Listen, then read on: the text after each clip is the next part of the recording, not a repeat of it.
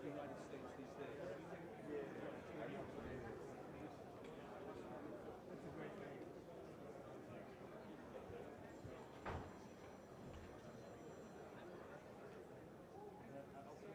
Okay, so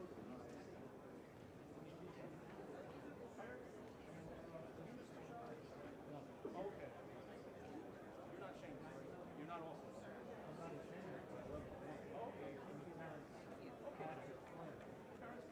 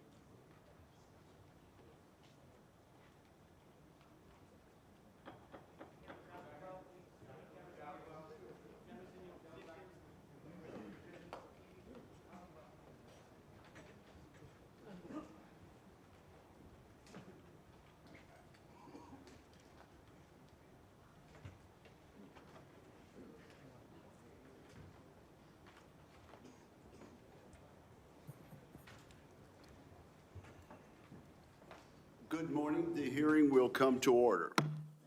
The Committee on Armed Services has convened this hearing to consider the pending nomination of Mr. Pete Hegseth to be Secretary of Defense.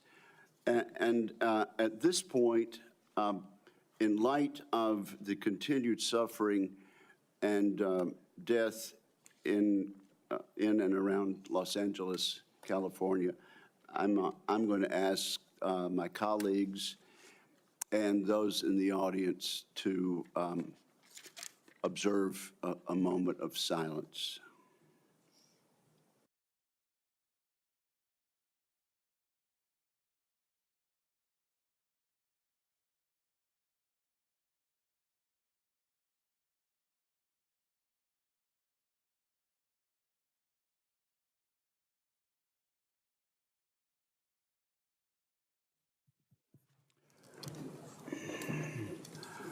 Good morning. The hearing will. He proved time after time that he cares deeply about national security and about the United States of America, and particularly the men and women who wear the uniform and stand watch both here and around the world to protect the United States. Senator Reid, I want to thank you of the continued suffering and death in and around Los Angeles, California. I'm going to ask my colleagues and those in the audience to observe a moment of silence.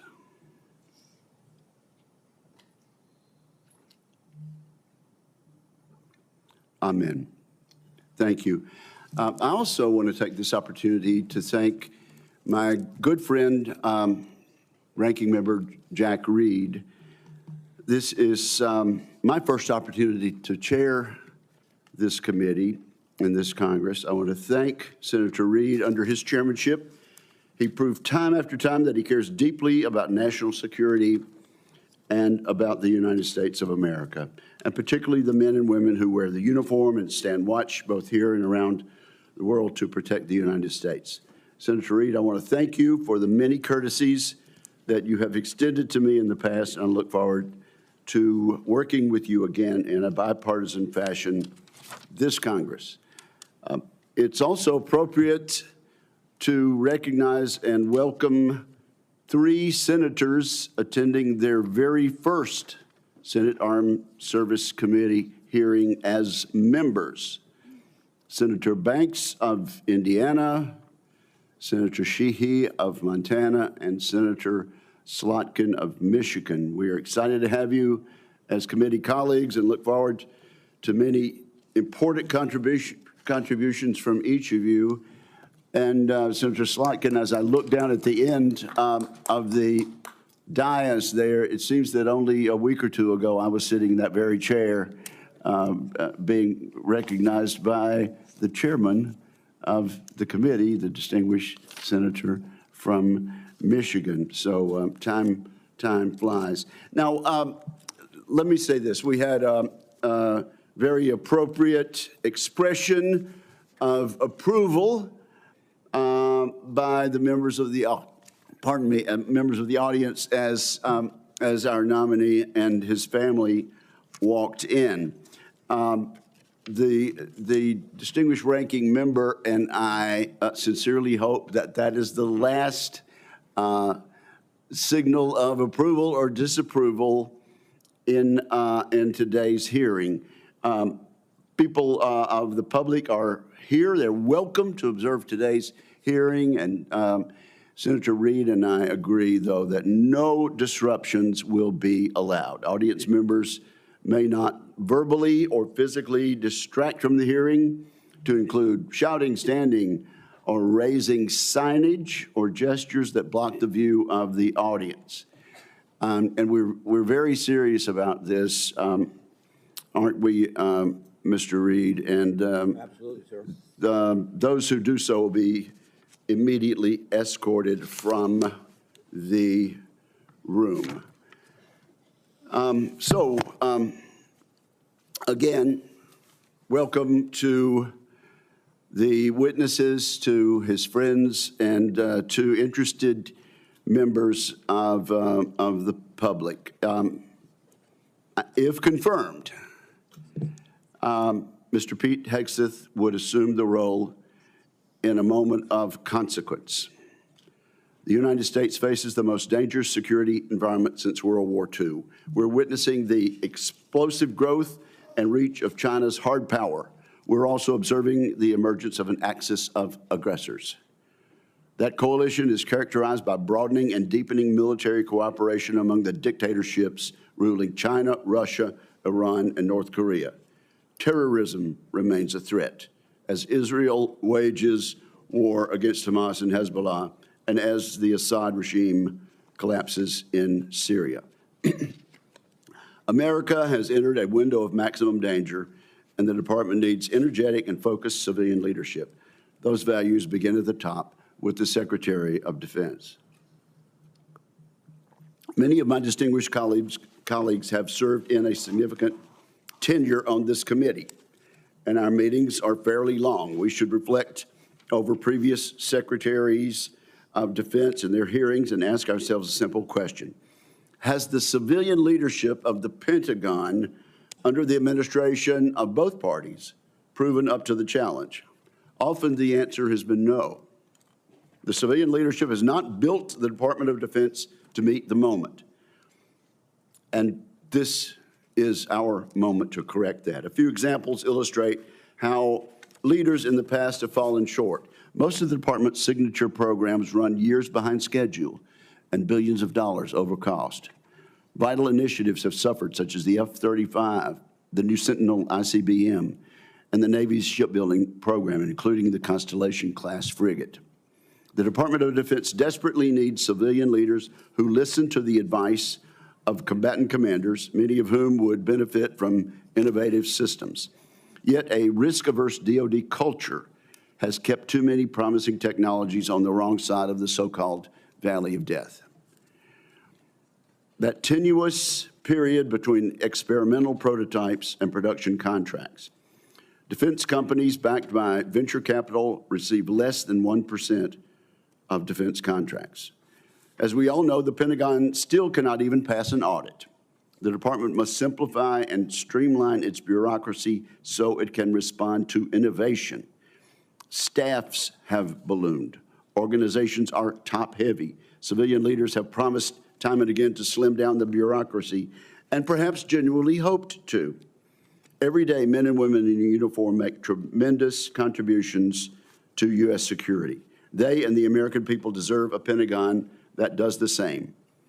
Today's Department of Defense is no longer prepared for great power competition.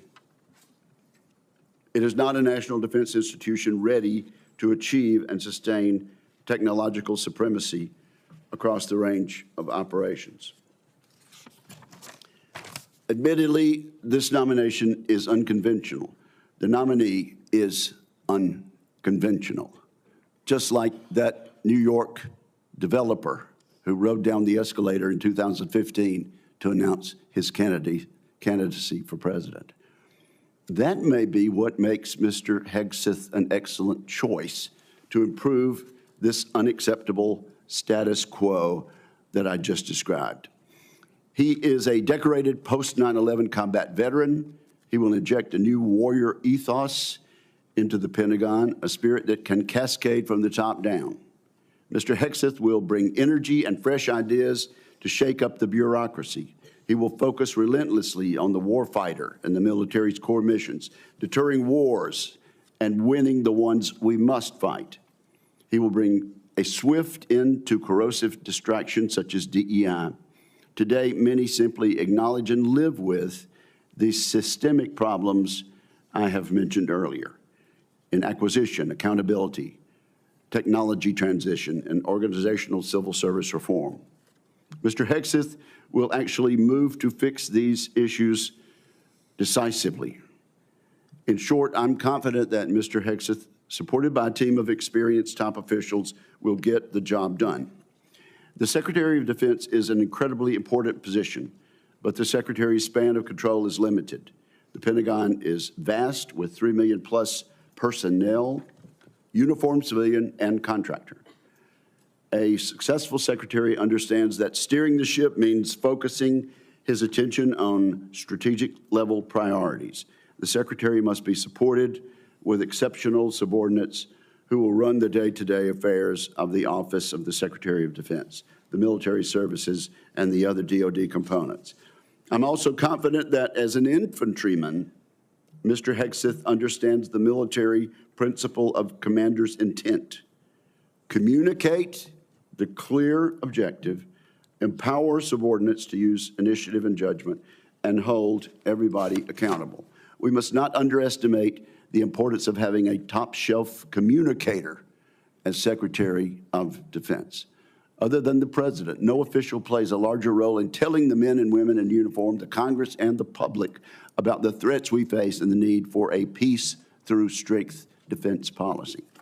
I have no doubt Mr. Hegseth will excel in a skill in which many of his predecessors have fallen short. Much has been made of both Mr. Hegseth's personal life and some of his policy pronouncements. Regarding his personal conduct, Mr. Hegseth has admitted to falling short, as we all do from time to time. It is noteworthy that the vast majority of the accusations leveled at Mr. Hegseth have come from anonymous sources.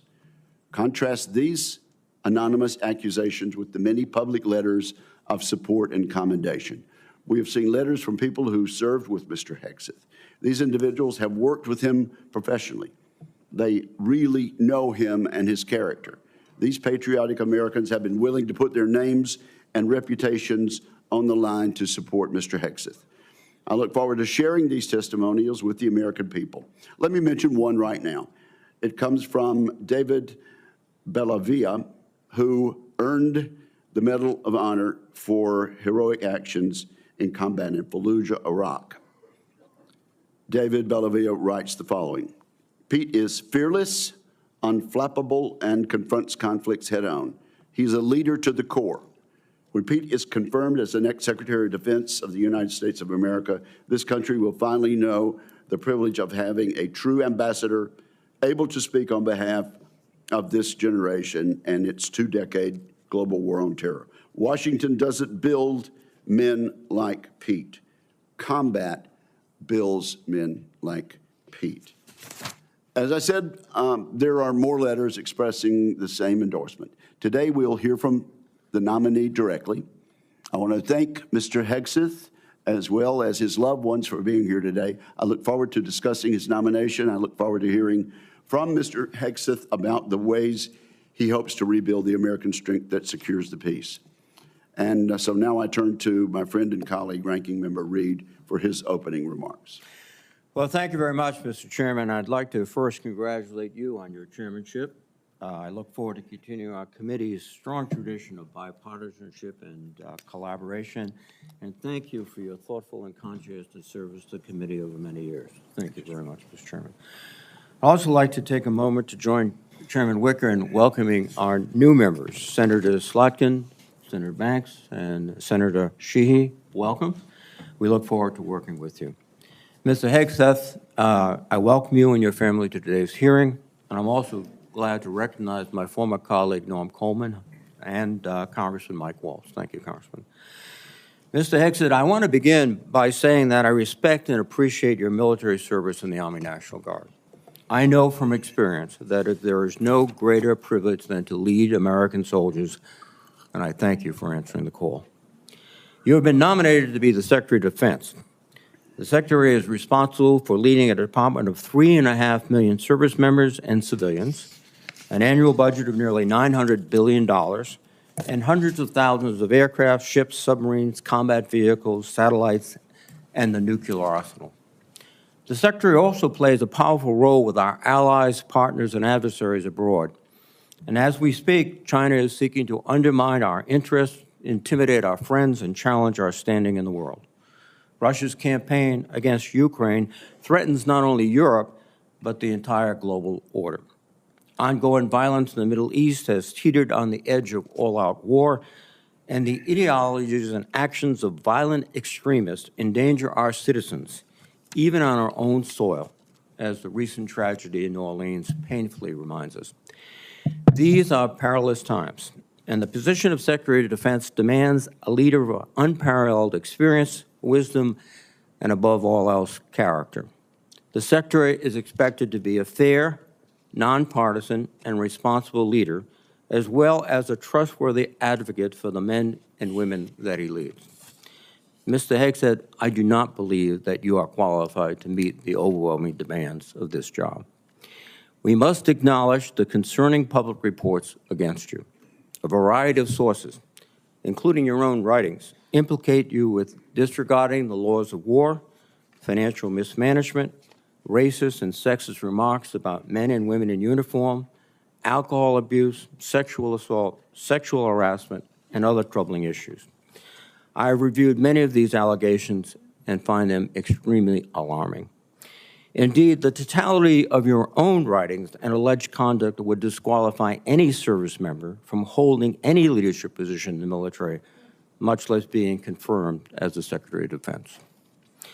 Nonetheless, I understand that you reject many of these reports as they involve whistleblowers, non-disclosure agreements, and anonymous, although numerous, sources, including those who have faced political intimidation for sharing their experiences. I hope you will address each of these allegations thoroughly and truthfully during your testimony. Just as importantly, I hope you will pledge to prevent any repercussions for whistleblowers, both civilian and military, if confirmed. Mr. Hegseth, during our meeting last week, you said that if confirmed, your top priority would be, quote, restoring a warrior culture to the Department of Defense, because you believe the U.S. military has been weakened by political correctness. Over the years, you have made clear your opinion of the military's diversity initiatives. As you have said, quote, diversity is not our strength, unity is. And on a recent podcast, you said, quote, I'm straight up just saying we should not have women in combat roles. When I joined the Army as a young officer in the 1970s, the U.S. military was rife with racial tension. Women were prohibited from serving in most roles. Gay service members were banned, and we relied on a national draft to fill our ranks. The soldiers I served with were proud to do so, but it was certainly not the nation's most capable military by any standard. We have made great progress since then. Today, the Department of Defense is fully integrated. Every race and religion is accepted. Women serve in all combat roles and leadership positions. Sexual orientation is irrelevant to service, and the all-volunteer force visibly reflects the nation it protects. Our military is more diverse than it has ever been, but more importantly, it is more lethal than it has ever been. This is not a coincidence. Mr. Hegseth, I hope you will explain why you believe such diversity is making the military weak and how you propose to undo that without undermining military leadership and harming readiness, recruitment, and retention. Mr. Hegseth, another reason I'm deeply concerned about your nomination is your disregard for the law of armed conflict and your support for service members who have been convicted of war crimes. You have championed the pardoning of military members who were turned in by their fellow soldiers and SEALs. And let me emphasize that. They weren't discovered by reporters. They were turned in by fellow soldiers and fellow SEALs. And also pardoning of military contractors convicted of killing 14 Iraqi citizens without cause. You have also advocated for the restitution of interrogation methods like waterboarding that have been defined as torture, and you have belittled the advice and counsel of the Judge Advocates General while on deployment. In your book, The War on Warriors, you write, quote, should we follow the Geneva Convention? If our warriors are forced to follow rules arbitrarily and asked to sacrifice more lives so that international tribunals feel better about themselves, aren't we just better off in winning our wars according to our own rules? Mr. Hegseth, I would ask that you explain how you, if confirmed, would maintain good order and discipline within our forces and the support of our allies and partners by rejecting international law and the law of war. I'm also concerned about your abilities as a competent manager of organizations far less complex than the Department of Defense. From 2008 to 2010, you led the organization Veterans for Freedom, which had an annual budget of less than $10 million. In each year you were in charge, expenses far exceeded revenues until the organization teetered on bankruptcy and had to be merged with another group. In fact, according to public reporting, an independent forensic accountant reviewed the organization's finances and discovered evidence of gross financial mismanagement. I would note that this report has not been made available to any government agencies, which is, I think, alarming. But a Republican advisor to you during your tenure at the organization, who read the report, stated, and I quote, "I watched him run an organization very poorly, lose the confidence of donors. The organization ultimately folded and was forced to merge with another organization who individuals felt could run and manage funds on behalf of donors more responsibly than he could.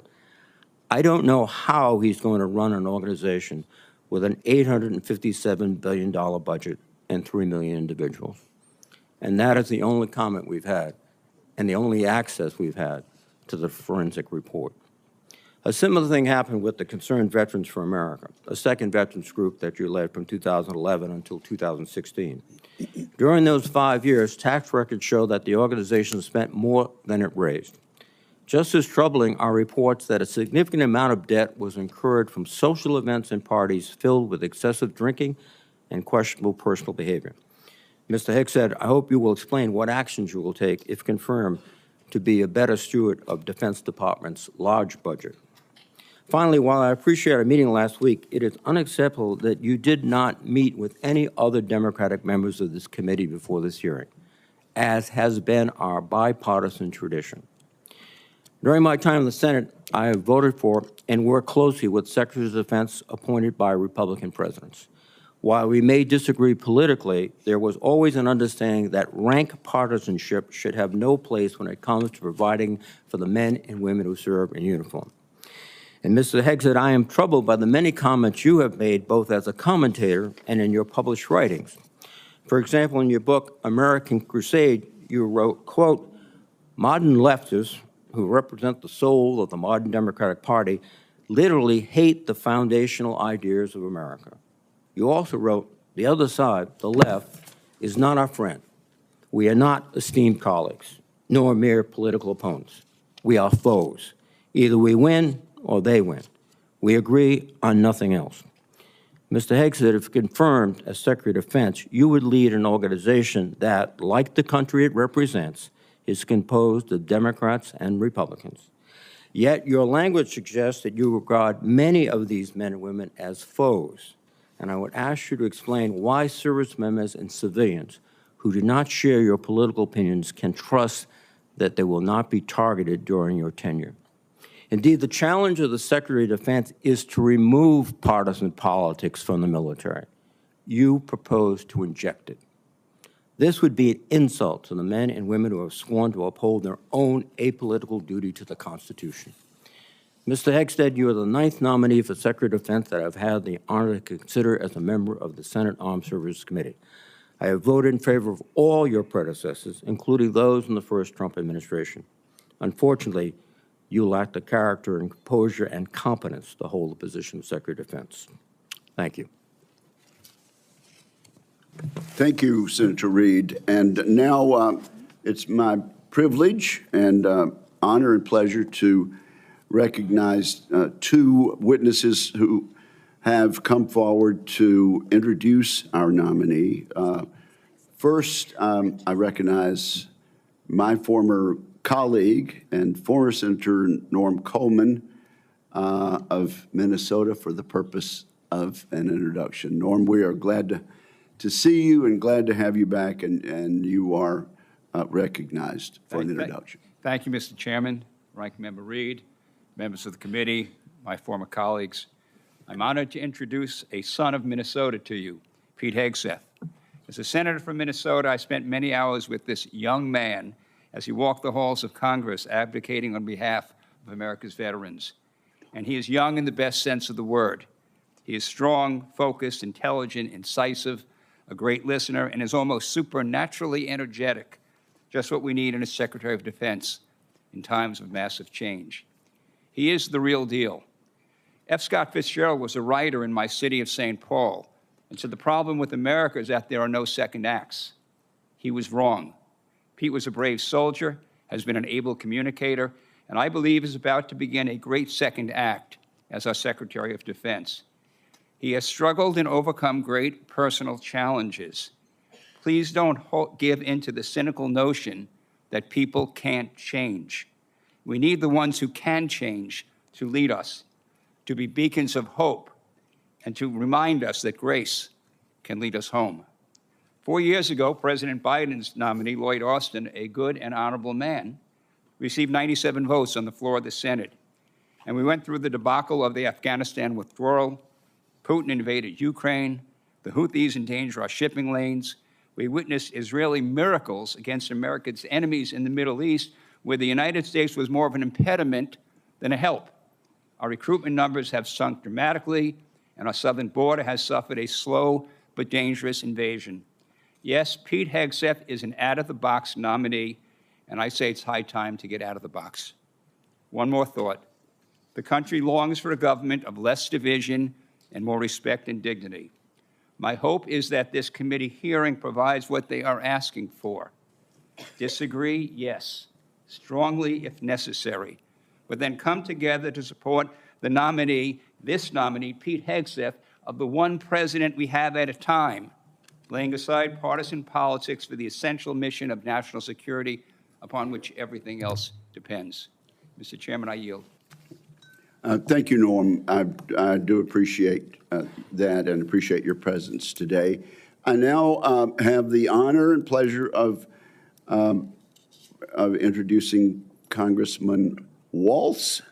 I understand, Congressman, you are still a member of the House for another day or two. Another day or two. Okay, and I now recognize Congressman Waltz for whatever opening statement and introduction he might make. Well, thank you, Chairman Wicker, and Chairman has a very nice ring to it, so congratulations, Ranking Member Reed, distinguished members of this committee. It is a privilege to appear before you today and urge the members of this committee to confirm Pete Hegseth as our next Secretary of Defense. And I'm not here today just to advocate on behalf of a future colleague, but to speak on behalf of someone I consider a dear friend for over a decade now. Like Pete, I served in the U.S. Army. Like Pete, I'm a veteran. We deployed to Afghanistan and all over the world at the height of the war on terror, which is the war of our generation. And like thousands of other warfighters, we've witnessed the hardships of war. We've experienced the loss of friends in combat. We've endured too much time away from family and friends, and no one, I can promise you this, no one hates war more than those who have had to go fight it. No one does. Pete's story, though, isn't that much different from the millions of other veterans, and they know it, and they appreciate him for the experiences that he's gone through. And after our country was brutally attacked on 9/11, Pete Hegseth answered the call of duty like so many others. He put the interests of this country ahead of his own.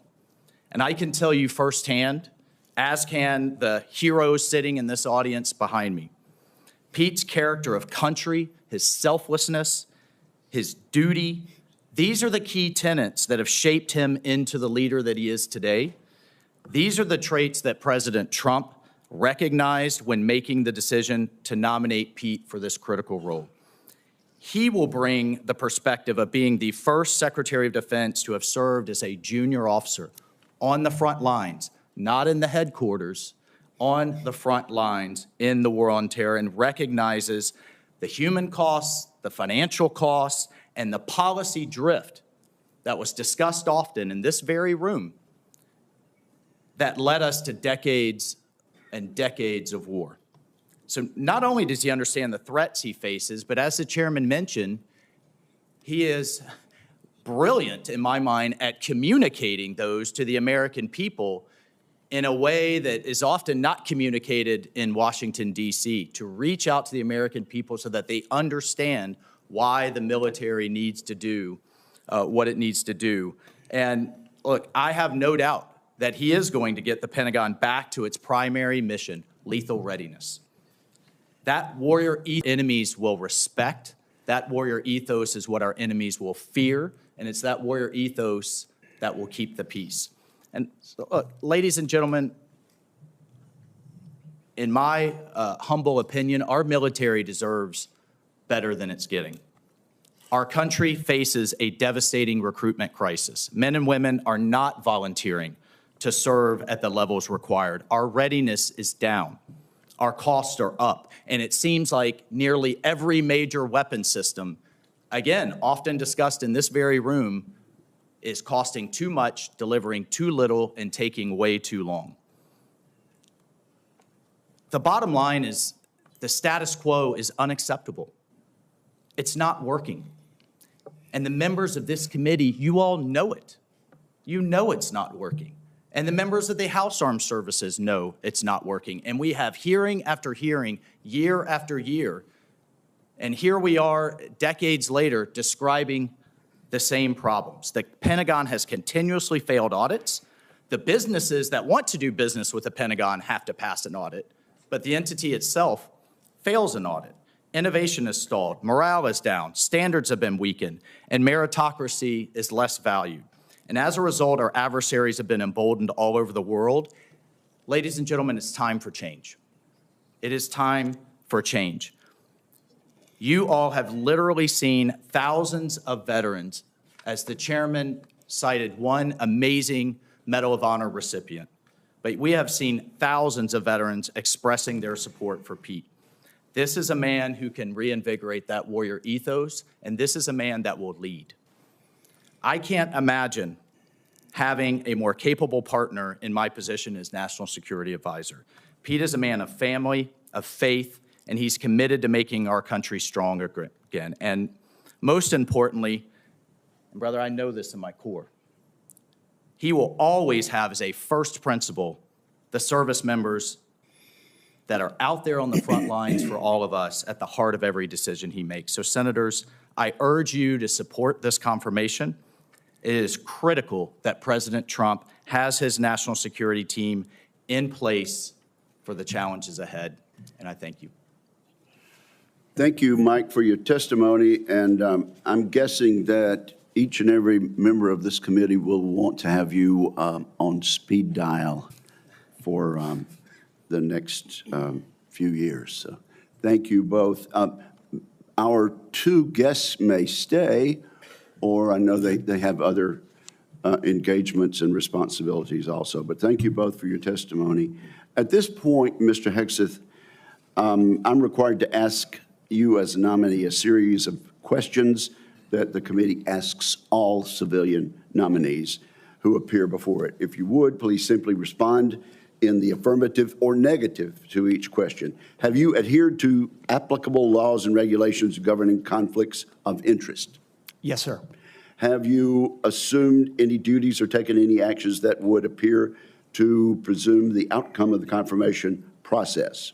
No, sir.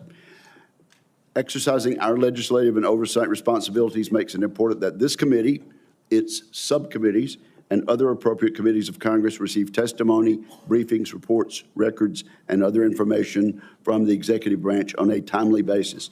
Do you agree, if confirmed, to appear and testify before this committee when requested? Yes, sir. Do you agree to provide records, documents, and electronic communications in a timely manner when requested by this committee, its subcommittees, or other appropriate committees of Congress, and to consult with the requester regarding the basis for any good faith delay or denial in providing such records? Yes, sir. Will you ensure that your staff complies with deadlines established by this committee for the production of reports, records, and other information, including timely responding to hearing questions for the record? Yes, sir. Will you cooperate in providing witnesses and briefers in response to congressional requests? Yes, sir. Will those witnesses and briefers be protected from reprisal for their testimony or briefings? Yes, sir. All right. So at this point, Mr. Hegseth, you are recognized for your opening statement. Well, thank you, Chairman Wicker, Ranking Member Reed, and all the members of this committee for this opportunity today. I'm grateful for and have learned a great deal from this advise and consent process. Our founders knew what they were doing. Should I be confirmed, I look forward to working with this committee, senators from both parties, to secure our nation. I want to thank the former senator from Minnesota, Norm Coleman, for his mentorship and friendship in this process, and the incoming National Security Advisor, Congressman, and more importantly for our purposes, Colonel Mike Waltz, for his powerful words. I'm grateful to them both. Thank you to my incredible wife, Jennifer, who has changed my life and been with me throughout this entire process. I love you, sweetheart, and I thank God for you. And as Jenny and I pray together every morning, all glory, regardless of the outcome, belongs to our Lord and Savior, Jesus Christ. His grace and mercy abounds each day. May his will be done. Thank you to my father, Brian, and mother, Penny, as well as our entire family, including our 7 wonderful kids, Gunnar, Jackson, Peter Boone, Kensington, Luke, Rex, sorry, it's a lot of them, and Gwendolyn. Their future safety and security is in all of our hands. And to all the troops and veterans watching and here in the room, Navy SEALs, Green Berets, soldiers, pilots, sailors, Marines, Gold Stars, and more, too many friends to name. Officers, enlisted, black and white, young and old, men and women, all Americans, all warriors. This hearing is for you. Thank you for figuratively and literally having my back. Not only that, you are a Christian Zionist, and you support the war in Gaza by the Zionists. I want to thank the authorities for their swift reaction to that outburst and state that similar interruptions will be treated in like manner. Mr. Hegseth, you may continue. Well, as I'll say again, thank you for figuratively and literally having my back. I pledge to do the same for all of you. It's an honor to come before this committee today as President Donald Trump's nominee for the office of Secretary of Defense. 2 months ago, 77 million Americans gave President Trump a powerful mandate for change, to put America first, at home and abroad.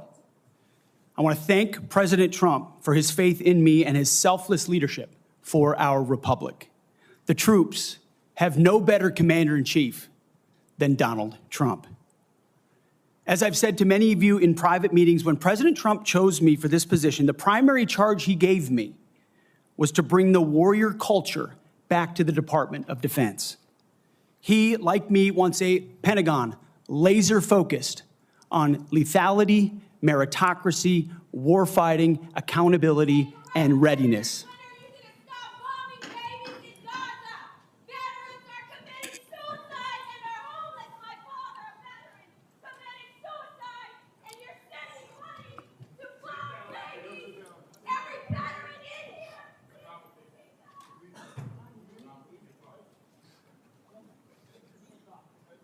You may continue, sir.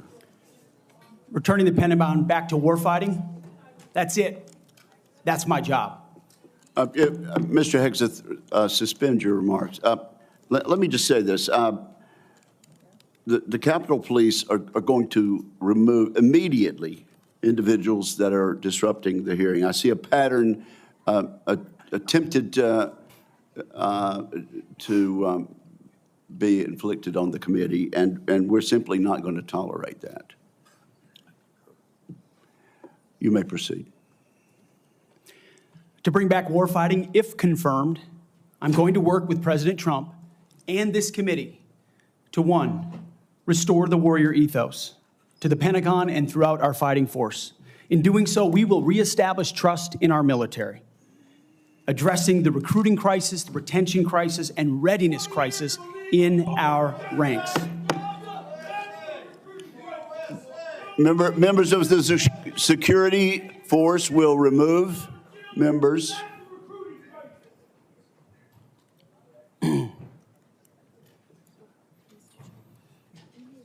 Mr. Hegseth, you may. The strength of our military is our unity and our shared purpose, not our differences. Number two, we're going to rebuild our military, always matching threats to capabilities. This includes reviving our defense industrial base, reforming the acquisitions process. As you mentioned, Mr. Chairman, no more valley of death for new defense companies, modernizing our nuclear triad, ensuring the Pentagon can pass an audit, and rapidly fielding emerging technologies. And number three, we're going to reestablish deterrence. First and foremost, we will defend our homeland, our borders, and our skies. Second, we will work with our partners and allies to deter aggression in the Indo-Pacific from the Communist Chinese. And finally, we will responsibly end wars to ensure that we prioritize our resources to reorient to larger threats. We can no longer count on reputational deterrence. We need real deterrence. The Department of Defense under Donald Trump will achieve peace through strength. And in pursuing these America First national security goals, will remain patriotically apolitical and stridently constitutional. Unlike the current administration, politics should play no part in military matters. We are not Republicans. We are not Democrats. We are American warriors. Our standards will be high and they will be equal, not equitable. That's a very different word. We need to make sure every warrior is fully qualified on their assigned weapons system, every pilot's fully qualified and current on the aircraft they are flying, and every general or flag officer is selected for leadership or promotion purely based on performance, readiness, and merit. Leaders at all levels will be held accountable, and warfighting and lethality and the readiness of the troops and their families will be our only focus. This has been my focus ever since I first put on the uniform as a young Army ROTC cadet at Princeton University in 2001. I joined the military because I love my country and felt an obligation to defend it. I served with incredible Americans in Guantanamo Bay, in Iraq, in Afghanistan, and on the streets of Washington, D.C., many of which are with me here today. This includes enlisted soldiers I helped become American citizens, and Muslim allies I helped immigrate from Iraq and Afghanistan. Because when I took off the uniform, my mission never stopped. Now, it is true and has been acknowledged that I don't have a similar biography to defense secretaries of the last 30 years. But as President Trump also told me, we've repeatedly placed people atop the Pentagon with supposedly the right credentials, whether they are retired generals, academics, or defense contractor executives. And where has it gotten us? He believes, and I humbly agree, that it's time to give someone with dust on his boots the helm. A change agent, someone with no vested interest in certain companies or specific programs or approved narratives. My only special interest is the warfighter. Deterring wars, and if called upon, winning wars by ensuring our warriors never enter a fair fight. We let them win, and we bring them home. Like many of my generation, I've been there. I've led troops in combat. I've been on patrol for days. I've pulled a trigger down range, heard bullets whiz by, flex-cuffed insurgents, called in close air support, led medevacs, dodged IEDs, pulled out dead bodies, and knelt before a battlefield cross. This is not academic for me. This is my life. I led then, and I will lead now. Ask anyone who's ever worked for me or with me. I know what I don't know. My success as a leader, and I very much look forward to discussing my organization's successes at Vets for Freedom and Concerned Veterans for America. I'm incredibly proud of the work that we've done. But my success as a leader has always been setting a clear vision, hiring people smarter and more capable than me, empowering them to succeed, holding everyone accountable, and driving toward clear metrics. Build the plan, work the plan, and then work harder than everyone else around you. I've sworn an oath to the Constitution before, and if confirmed, I will proudly do it again. This time, for the most important deployment of my life. I pledge to be a faithful partner to this committee, taking input and respecting oversight. We share the same goals: a ready, lethal military, the health and well-being of our troops, and a strong and secure America. Thank you for the time, and I look forward to your questions. Thank you very much, Mr. Hegseth. Before we begin with member questions, I would like to remind my colleagues that, consistent with the bipartisan staff agreement from December, and in concert with exactly how this committee dealt with the last Secretary of Defense nominee, each member will be recognized for one round of 7 minutes to question the nominee. Out of respect for the time of all members of this committee, the time limits will be tightly enforced. We've now been here 45 minutes, and I think we've done very well with the time. But at this point, I will begin my questioning of the nominee. Mr. Hegseth, you and your family have endured criticism of your nomination since it was announced in November. Let's get into this allegation about sexual assault, inappropriate workplace behavior, alcohol abuse, and financial mismanagement during your time as a nonprofit executive. I should note that the majority of these have come from anonymous sources in liberal media publications. But I want to give you an opportunity to respond to these allegations, sir. Mr.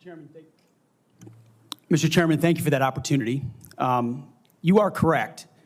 We undertook this responsibility with an obligation to the troops to do right by them for our warfighters. And what became very evident to us from the beginning, there was a coordinated smear campaign orchestrated in the media against us. That was clear from moment one. And what we knew is that it wasn't about me. Most of it was about President Donald Trump, who's had to endure the very same thing for much longer amounts of time, and he endured it in incredibly strong ways. So we, in some ways, knew it was coming. We didn't understand the depth of the dishonesty that would come with it. So from story after story in the media, left-wing media, we saw anonymous source after anonymous source based on second or third-hand accounts. And time again, stories would come out, and people would reach out to me and say, you know, I've spoken to this reporter about who you really are, and I was willing to go on the record. But they didn't print my quote. They didn't print any of my quotes. Or, I've worked with you for 10 years, or I was your accountant, or I was your chief operating officer, or I was your board member, or I was with you on 100 different tour stops for Concerned Veterans for America. No one called me. No one asked about your conduct on the record or off the record. Instead, a small handful of anonymous sources were allowed to drive a smear campaign, an agenda about me, because our left-wing media in America today, sadly, doesn't care about the truth. All they were out to do, Mr. Chairman, was to destroy me. And why do they want to destroy me? Because I'm a change agent and a threat to them, because Donald Trump was willing to choose me, to empower me, to bring the Defense Department back to what it really should be, which is warfighting. So I'm willing to endure these attacks. But what I will do is stand up for the truth and for my reputation. False attacks, anonymous attacks, repeated ad nauseum, printed as nauseum, as facts. We have provided to the committee, Mr. Chairman, and I know you're going to share, on-the-record statement after on-the-record statement from people who have served with me, worked with me at Fox News, Concerned Vets, Vets for Freedom, you name it, from the top of the chain to the bottom, who will say, I treat them with respect, with kindness, with dignity. That's men, that's women, that's black, that's white, that's every background. I have prided myself as a leader of respecting people, being professional. That is the balance of mine. I'm not a perfect person, as has been acknowledged. Saved by the grace of God, by Jesus and Jenny. I'm not a perfect person, but redemption is real. And God forged me in ways that I know I'm prepared for. And I'm honored by the people standing and sitting behind me, and look forward to leading this Pentagon on behalf of the warfighters. Thank you, Mr. Hegseth. And frankly, I'm sure there are millions of Americans watching who would agree that they've experienced that same sort of redemption. So I do appreciate that. I realize that it involves a little bearing of the soul, but thank you for that. Now let's talk about top-line defense spending. I have a plan. I think you've read it. I issued another plan for Freedom's Forge, which you've also had a chance to look at. And you have noted correctly that the current trend line of defense spending falling below 3% of our GDP is a threat to national security. You also said building the strongest and most powerful military in the world must be done responsibly, but it cannot be done on the cheap. You still agree with that, do you not? Yes, sir, I do. Tell us what you think about, particularly about my plan to make the Defense Department less bureaucratic, less top-heavy, cut out some of the bureaucracy and layers, make it more friendly to startups and to new ideas, contained in my 20 or so page white paper, Defending Freedom's Forge. Senator, I've had a chance to review the Forged Act, that paper. Those are precisely the kinds of ideas that need to be pursued. And I look forward to working with this committee to ensure we cut the red tape, we incentivize innovation, we rebuild the defense industrial base, cut out the bureaucracy, all the things that are preventing the platforms and the tools from getting rapidly from our great defense companies here that should, and those that want to compete, into the hands of warfighters. But past his prologue on this, sir, and I would just look at what President Trump did after the drawdowns of Lead from Behind under President Obama. President Trump rebuilt our military. He didn't start wars, he ended them, and he didn't allow wars to start on his watch. We've had the same kind of defense cuts under the Biden administration. And so, look, I would present to the committee the reputation of President Donald Trump and me coming alongside him to ensure we have peace through strength by rebuilding our military, investing as necessary. Going under 3%, Mr. Chairman, is very dangerous. Okay, we got 45 seconds. Tell us, in that point, get us started at least talking about deterring China and the Indo-Pacific. It starts with priorities. The 2017 National Defense Strategy was the first step in reorienting away from simply entanglement in the Middle East, which our generation knows a lot about, and reorienting the behemoth that is the Pentagon toward new priorities, specifically the Indo-Pacific. So that strategy has started and was barely followed through on under the Biden administration. So we're going to start by ensuring the institution understands that as far as threats abroad, the CCP is front and center, also obviously defending our homeland as well. Thank you very much, Senator Reed. You're recognized. Well, thank you very much, Mr. Chairman. Before I begin my questioning, I would like to make 3 requests. First, many of my members would like a second round. That has been the custom. Senator Hagel was afforded 3 rounds. Senator Ash Carter, 2 rounds. And that was done by a Republican chairman with the consent and the appropriate guidance of Democrats.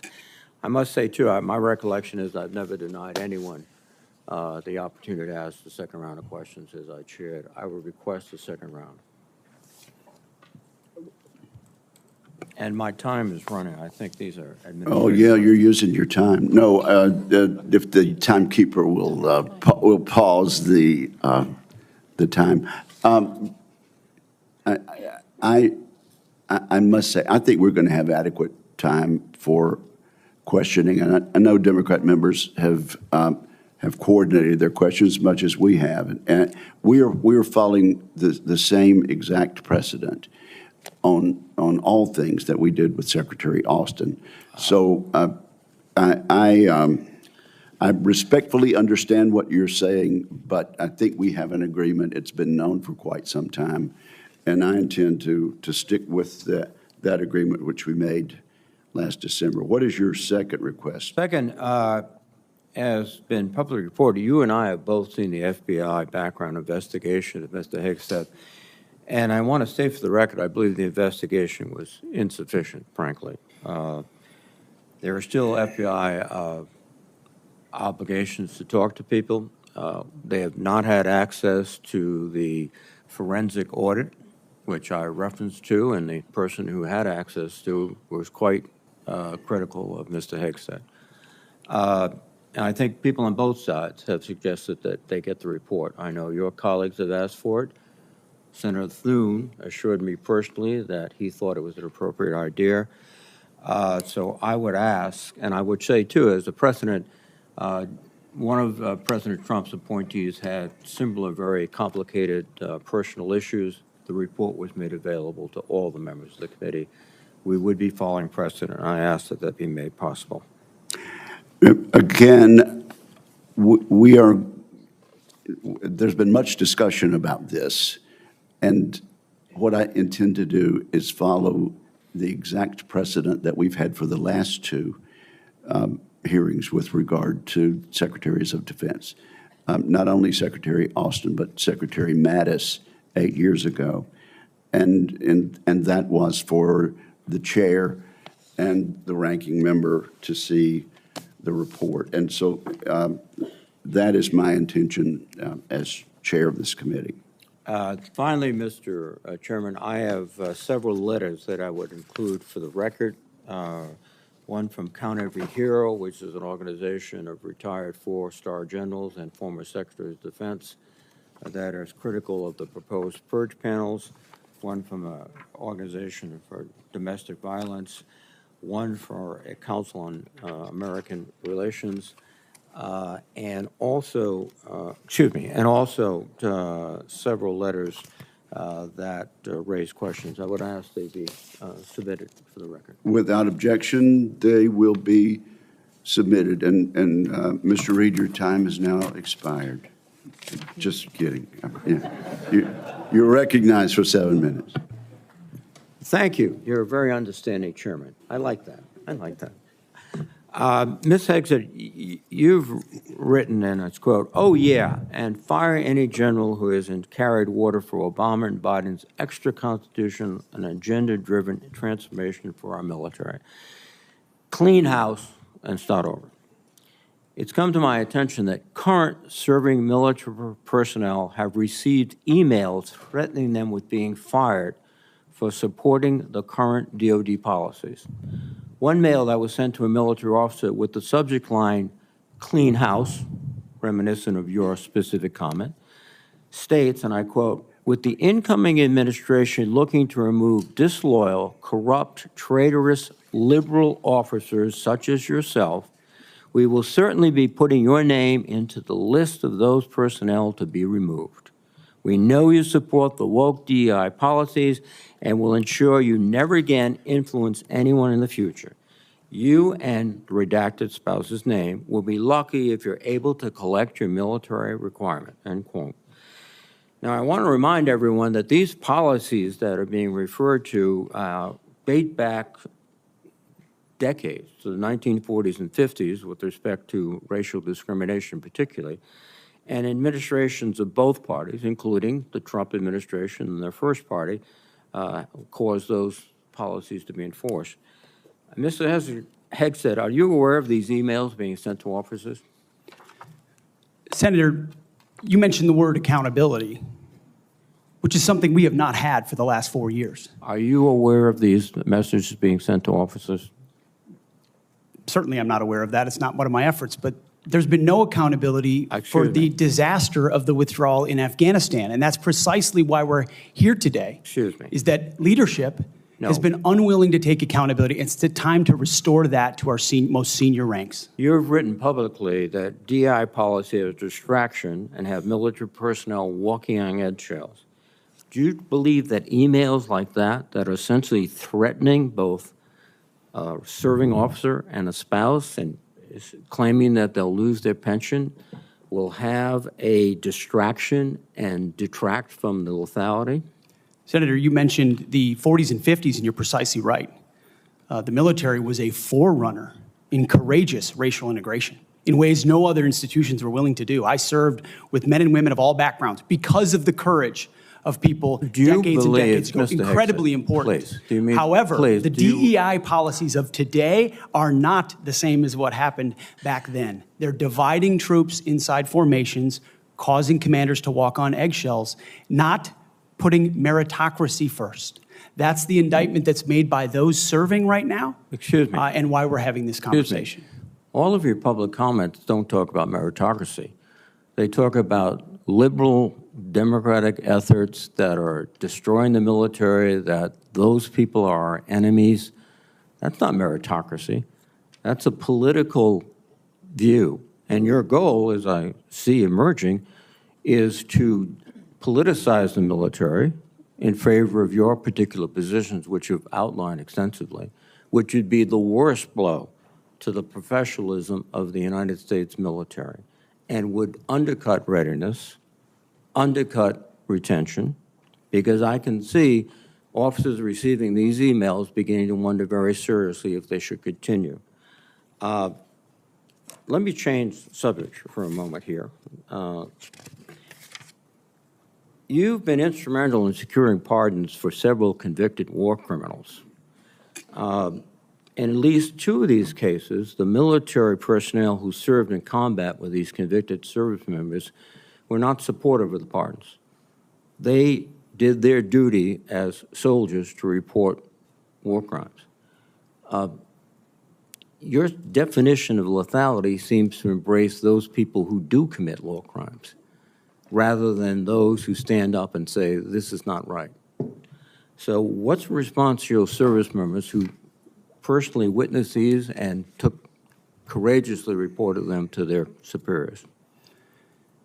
Senator, as someone who's led men in combat directly and had to make very difficult decisions, I've thought very deeply about the balance between legality and lethality, ensuring that the men and women on the front lines have the opportunity to destroy with and close the enemy, and that lawyers aren't the ones getting in the way. I'm not talking about disavowing the laws of war or the Geneva Conventions or the Uniform Code of Military Justice. Sir, I'm talking about restrictive rules of engagement that these men and women behind me understand they've lived with on the battlefield, which has made it more difficult to defeat our enemies. In many of the cases you're talking about in particular, sir, there was evidence withheld, there was prosecutorial misconduct, and as someone who looks case by case and defaults to the warfighter, to the men and women with dust on their boots, not the second guessers in air-conditioned offices in Washington, D.C. Excuse me. I look case by case and was proud to work with President Trump to understand those cases and ensure that our warriors are always looked out for. Those cases were adjudicated by who? People in Washington or fellow non-commissioned officers who had also served, sacrificed, and believed in the ethic of the military? Who were the court-martial? Senator, in multiple cases, they were actually acquitted, but some charges cases, lingered. yes, Regardless but of where those some were convening convic- authorities were, yes, sir. Some were, but others were convicted, and you asked for pardon. That's the only reason you asked for pardon, because they were convicted. But the other factor, too, is you've already disparaged in writing the Geneva Convention, the rules of law, all of these things. How will you be able to effectively lead a military in which one of the principal elements is discipline, respect for lawful authority? You have made statements to your platoon after being briefed by a JAG officer. Well, by the way, would you explain what a JAG-off is? I don't think I need to, sir, Why not? because the men and women watching understand. Well, perhaps some of my colleagues don't understand. It would be a JAG officer who puts his or her own priorities in front of the warfighters. Their promotions, their medals, in front of having the backs of those who are making the tough calls on the front lines. Thank you, Senator Reed. Interesting. Thank you, Senator Thank you Reed. very much. Senator Fisher. Thank you, Mr. Chairman, and welcome, Mr. Hegseth, to you and to your family. Thank you for the meeting that we had. We talked about a number of things. First and foremost was that nuclear weapons are foundational to our national defense, and having a safe, effective, and credible nuclear deterrent underpins our alliances, and as you know, it deters our adversaries. Nuclear deterrence has been, and you and I believe, agreed on this, it must continue to be unequivocally the highest priority mission of the Department of Defense. But deterrence only works if our adversaries believe our nuclear forces are effective and credible. All three legs of our triad are undergoing that generational recapitalization programs, and we cannot afford any more delays in those programs. Sir, do you believe and agree with President Trump's 2018 nuclear posture review that preventing adversary nuclear attacks is, quote, the highest priority of the United States? Senator, yes, I do. If confirmed, will you commit to supporting all three legs of the nuclear triad and to using every tool available to deliver these systems on schedule? Senator, yes, I do, because ultimately our deterrence, our survival is reliant upon the capability, the perception, and the reality of the capability of our nuclear triad. We have to invest in its modernization for the defense of our nation. While former secretaries of defense have stated that nuclear deterrence is the highest priority, we haven't really seen that translated into budget requests or using the tools like the Defense Production Act. You've spoken about increasing lethality. You've spoken about getting programs done faster. How would you actually implement a culture change so that we can see these delivery schedules move forward, be rewarded? I can tell you in most every briefing we have, the schedules we're on are too late. So what would you do? Well, ultimately focused first on the things that are most important, as we have discussed, Senator, the nuclear triad, understanding whether it's the B-21 or the Minuteman to the Sentinel, all aspects, or the Columbia-class submarines, ballistic missiles. What are the priorities that need to be focused on and ensure that in those particular cases, you mentioned it, Senator, the Defense Production Act, emergency powers. If we're at a place where our nuclear capabilities are perceived to not be what they are, that is an emergency. And we have an ally in our incoming commander-in-chief, in President Donald Trump, who has spoken about these things, understands the power and strength of nuclear deterrence, will not allow them It's the to be existential deprioritized. threat. It's the existential threat to this nation. How do you change the culture? It's not just the Production Act that's going to be able to do it. How are you going to move forward faster?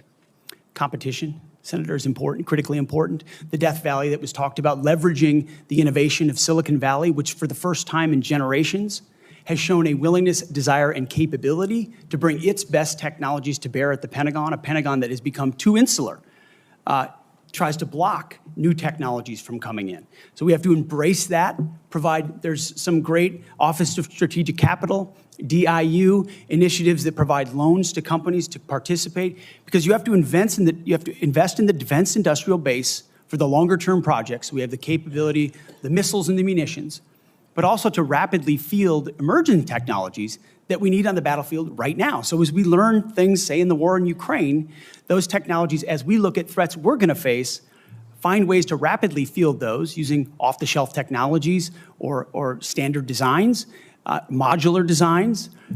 Another easy one, Senator, that became evident in the process is digital designs. The Pentagon often builds entire systems without first using a digital design. Okay. Which means you build prototypes and then scrap them and start over again. No private sector business could survive doing business that way. So there's a lot of innovation, and I'm going to hire a lot of smart people already have to help with that. In the 2025 NDAA, it was established to a new position, the Assistant Secretary of Defense for Nuclear Deterrence, Chemical and Biological Defense Policy and Programs. And that was established so we could cut through a lot of the bureaucratic stovepipes that we see in the office of the Secretary of Defense. If confirmed, will you direct the Department of Defense components to expeditiously implement this reform? It sounds, I would want to look directly at exactly what that reform is. It is I great. take your word that it's great, Senator. I will review it robustly, and I look forward to implementing it. Okay, thank you. During the first Trump administration, the 2018 Nuclear Posture Review concluded that the U.S. needed to once again develop and deploy a nuclear-armed sea-launched cruise missile known as SLICM to offset significant Russian and Chinese advantages in theater-range nuclear capabilities. Since then, Congress, on a strong bipartisan basis, has directed the Navy and the National Nuclear Security Administration to continue this effort. Do you support the SLICM program? As of right now, Senator, based on what I know, I do, but one of my answers I'll have repeatedly throughout this morning is getting an opportunity to look under the hood, classified material, get an understanding of true capabilities vis-a-vis enemy capabilities. Because what we know right now on the nuclear, Senator, what I know on the nuclear side is that Russia and China are rushing to modernize and build arsenals larger than ours. We need to match threats to capabilities, and the systems we elevate will be tied to whether those capabilities are needed based on the adversaries we face. Yes, ma'am. Would you ensure that this program is executed according to law? Absolutely. Absolutely, Senator. What, short here, what is your plan to revitalize the industrial base in this country? Needs to be real short. Real short. Serious investment targeted at systems that we truly need by also incentivizing competition and laser focus from the OSD, from the Office of Secretary of Defense, to all the particular strategic initiatives to revive them so it's not just one system, it's multiple systems. You may want to expand on that on the record. At this point, my colleagues, I would ask unanimous consent to enter into the record a letter organized by a group called Flag Officers for America, which has 120 retired generals and admirals offering their support for Mr. Hegseth's nomination. I ask unanimous consent. Without objection, it is entered into the record. Senator Shaheen. Good morning, Mr. Hegseth. Good morning, Senator. I was pleased when I was contacted on your behalf about meeting before this hearing. I've been on this committee since 2011, and during that time, I voted to confirm 6 nominees to be Secretary of Defense from 3 administrations, 2 Democratic and 1 Republican, the first Trump administration. Every one of those nominees met with me and my Democratic colleagues on this committee before the hearing. So, as you can imagine, I was disappointed when no one ever followed up. When we followed up with your office, you were not able to meet. Do you understand that if you're confirmed to be Secretary of Defense, that you will have a responsibility to meet with all members of this committee, not just Republicans? Senator, I very much appreciate and understand the traditionally bipartisan nature of this committee. Their national defense is not partisan. It should not be about Republicans or Democrats. And so I look forward to working together with you and your colleagues on priorities facing this nation. Yes. I think we would expect that. And one reason that I wanted to meet with you was because I thought it would be really helpful to better understand your views on women in the military. Because you've made a number of surprising statements about women serving in the military. As recently as November the 7th of 2024 on the Sean Ryan Show, you said, and I quote, "I'm straight up saying that we should not have women in combat roles. It hasn't made us more effective." The quote went on a little longer, but that was the gist of it. That was before you were nominated to be Secretary of Defense. Mr. Hegseth, do you know what percentage of our military is comprised of women? I believe it's 18 to 20%, Senator. It's almost 18%, and in fact, DOD's 2023 demographic report indicated that there are more women serving now, and there are fewer separations. So they make up a critical part of our military, wouldn't you agree? Yes, ma'am. Women in our military, as I have said publicly, have and continue to make amazing contributions across all aspects of our battlefield. Well, you also write in your book, The War on Warriors, with the chapter, The Deadly Obsession with Women Warriors, that, quote, "Not only are women comparatively less effective than men in combat roles, but they are more likely to be objectified by the enemy and their own nation in the moral realms of war. Mr. Hegseth, should we take it to believe that you believe that the two women on this committee who have served honorably and with distinction made our military less effective and less capable? I'm incredibly grateful for the two women who've served our military in uniform and including in the Central Intelligence Agency, contributions on the battlefield, indispensable contributions. Senator, I would like to clarify, when I'm talking about that issue, it's not about the capabilities of men and women, it's about standards. And this committee has talked a lot about standards. Standards that we, unfortunately, over time, have seen eroded in certain duty positions, certain schools, certain places, which affects readiness, which is what I care about the most, readiness on the battlefield. I appreciate that. And so my comments point time and time again to standards. Your statements publicly have not been to that effect. After your nomination, you did state to a group of reporters that you, quote, support all women serving in our military today who do a fantastic job across the globe, including combat. So what I'm confused about, Mr. Hegseth, is which is it? Why should women in our military, if you were the Secretary of Defense, believe that they would have a fair shot and an equal opportunity to rise through the ranks if on the one hand you say that women are not competent, they make our military less effective, and on the other hand you say, oh no, now that I've been nominated to be the Secretary of Defense, I've changed my view on women in the military. What do you have to say to the almost 400,000 women who are serving today about your position on whether they should be capable to rise through the highest ranks of our military? Senator, I would say I would be honored to have the opportunity to serve alongside you, shoulder to shoulder, men and women, black, white, all backgrounds, with a shared purpose. Our differences are not what define us. Our unity and our shared purpose is what define us, and you will be treated fairly and with dignity, honor, and respect, just like every man and woman in uniform, just like the men and women that I've worked with in my veterans organizations, to include when I was a headquarters and headquarters company commander in the Minnesota National Guard. Well, I appreciate your 11th well. hour conversion, but Mr. Chairman, for the record, I would like to submit Chapter 5, The Deadly Obsession with Women Warriors, for the record. Mr. Hegseth, Without objection, it will be submitted. and are you accepted. familiar with the Women, Peace, and Security agenda at the Department of Defense?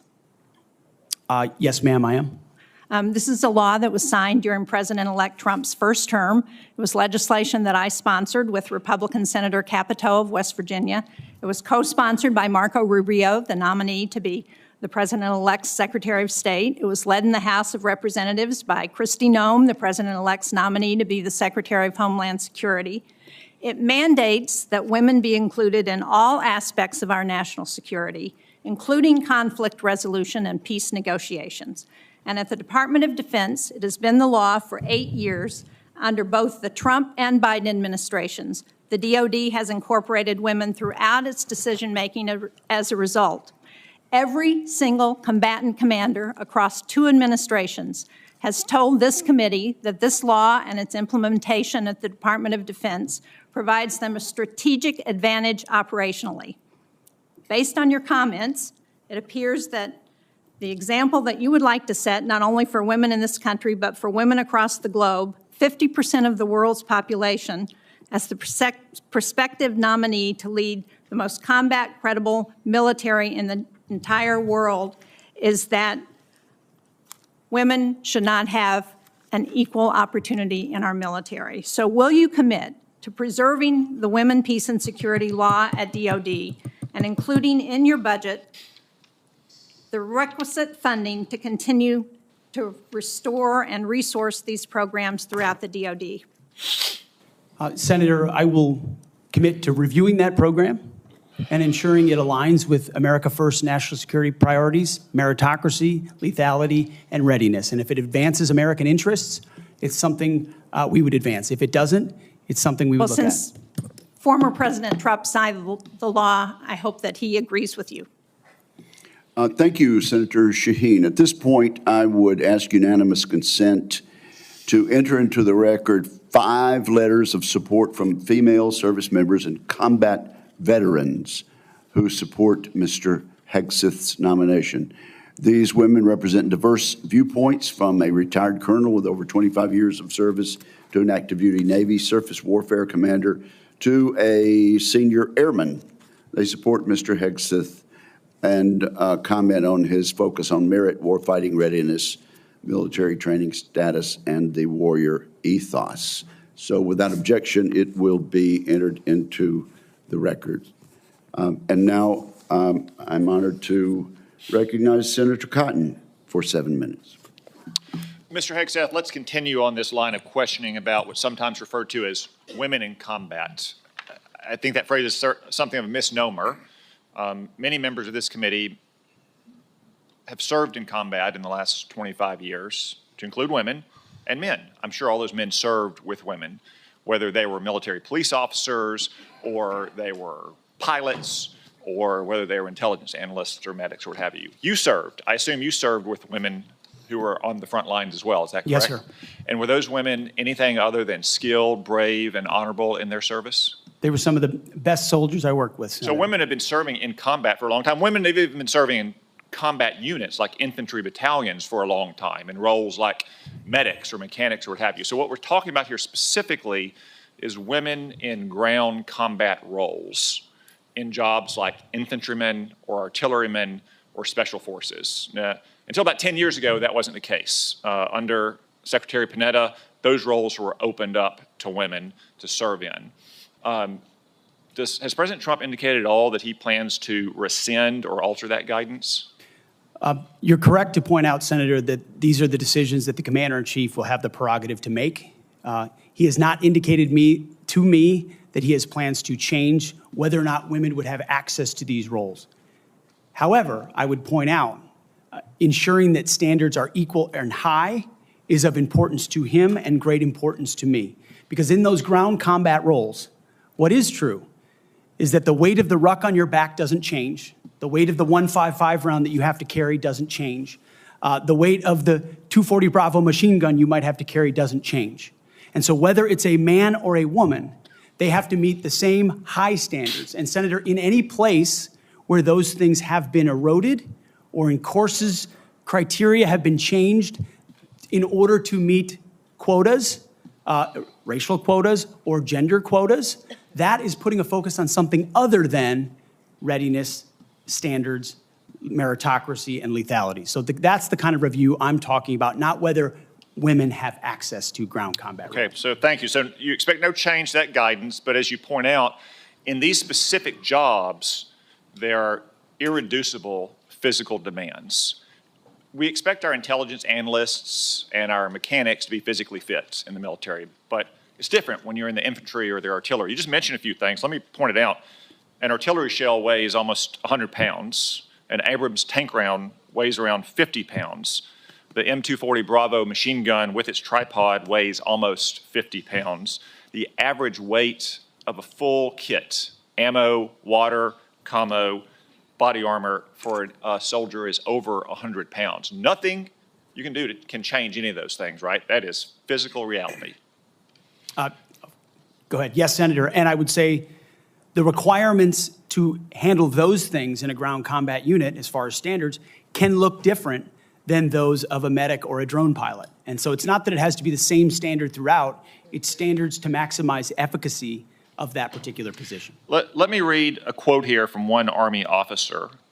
While it may be difficult for a 120-pound woman to lift or drag 250 pounds, the Army cannot artificially absolve women of that responsibility. It may still exist on the battlefield. The entire purpose of creating a gender-neutral test was to acknowledge the reality that each job has objective physical standards to which all soldiers should be held, regardless of gender.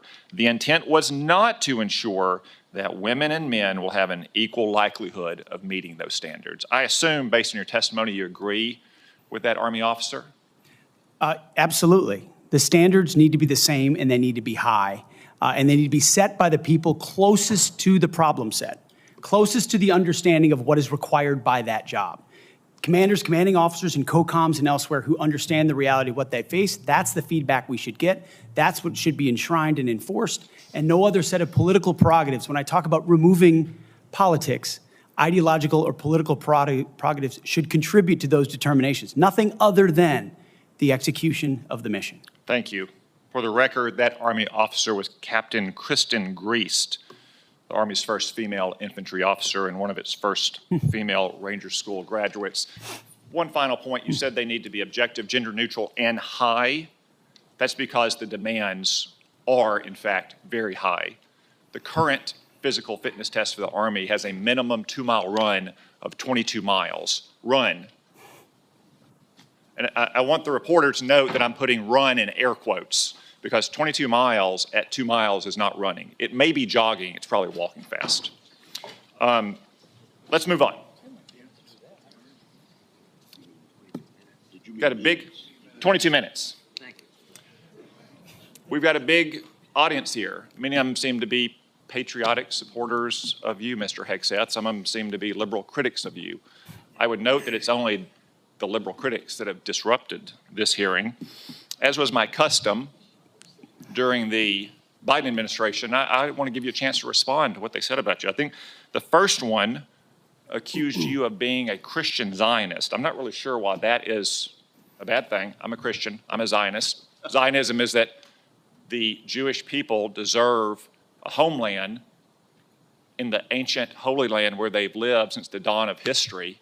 Do you consider yourself a Christian Zionist? Senator, I'm a Christian, and I robustly support the state of Israel and its existential defense, and the way America comes alongside them is their great ally. Thank you. Because another protester, and I think this one was a member of Code Pink, which, by the way, is a Chinese Communist front group these days, said that you support Israel's war in Gaza.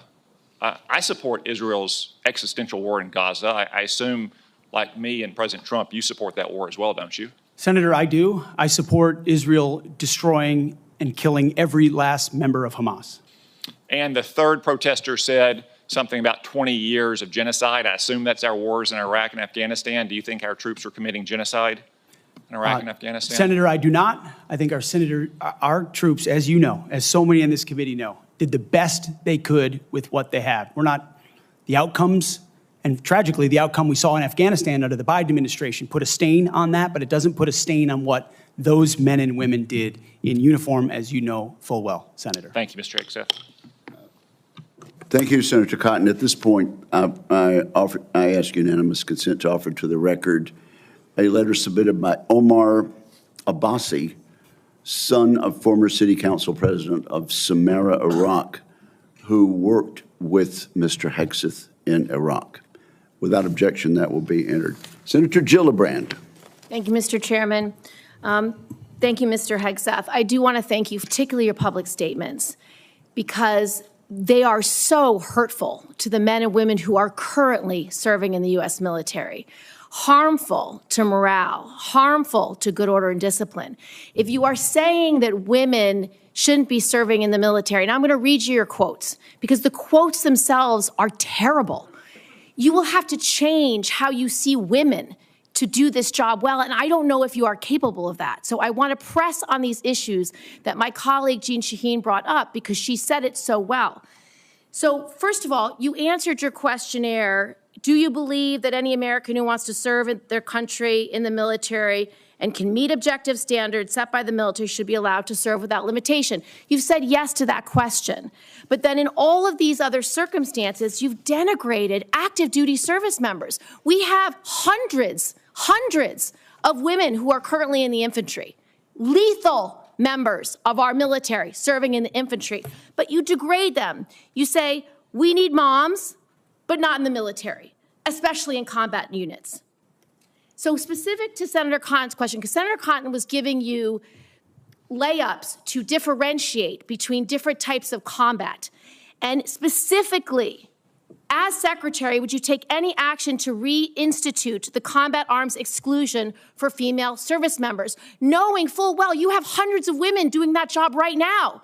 And the standards, your 2-mile run, Tom, is about the Army Combat Fitness Test. It is not the requirements to have an MOS 11 Bravo, which is the infantry. These are the requirements today for people serving in the industry, men and women. They are gender neutral, and they are very difficult to meet. They have not been reduced in any way, and our combat units, our infantry is lethal.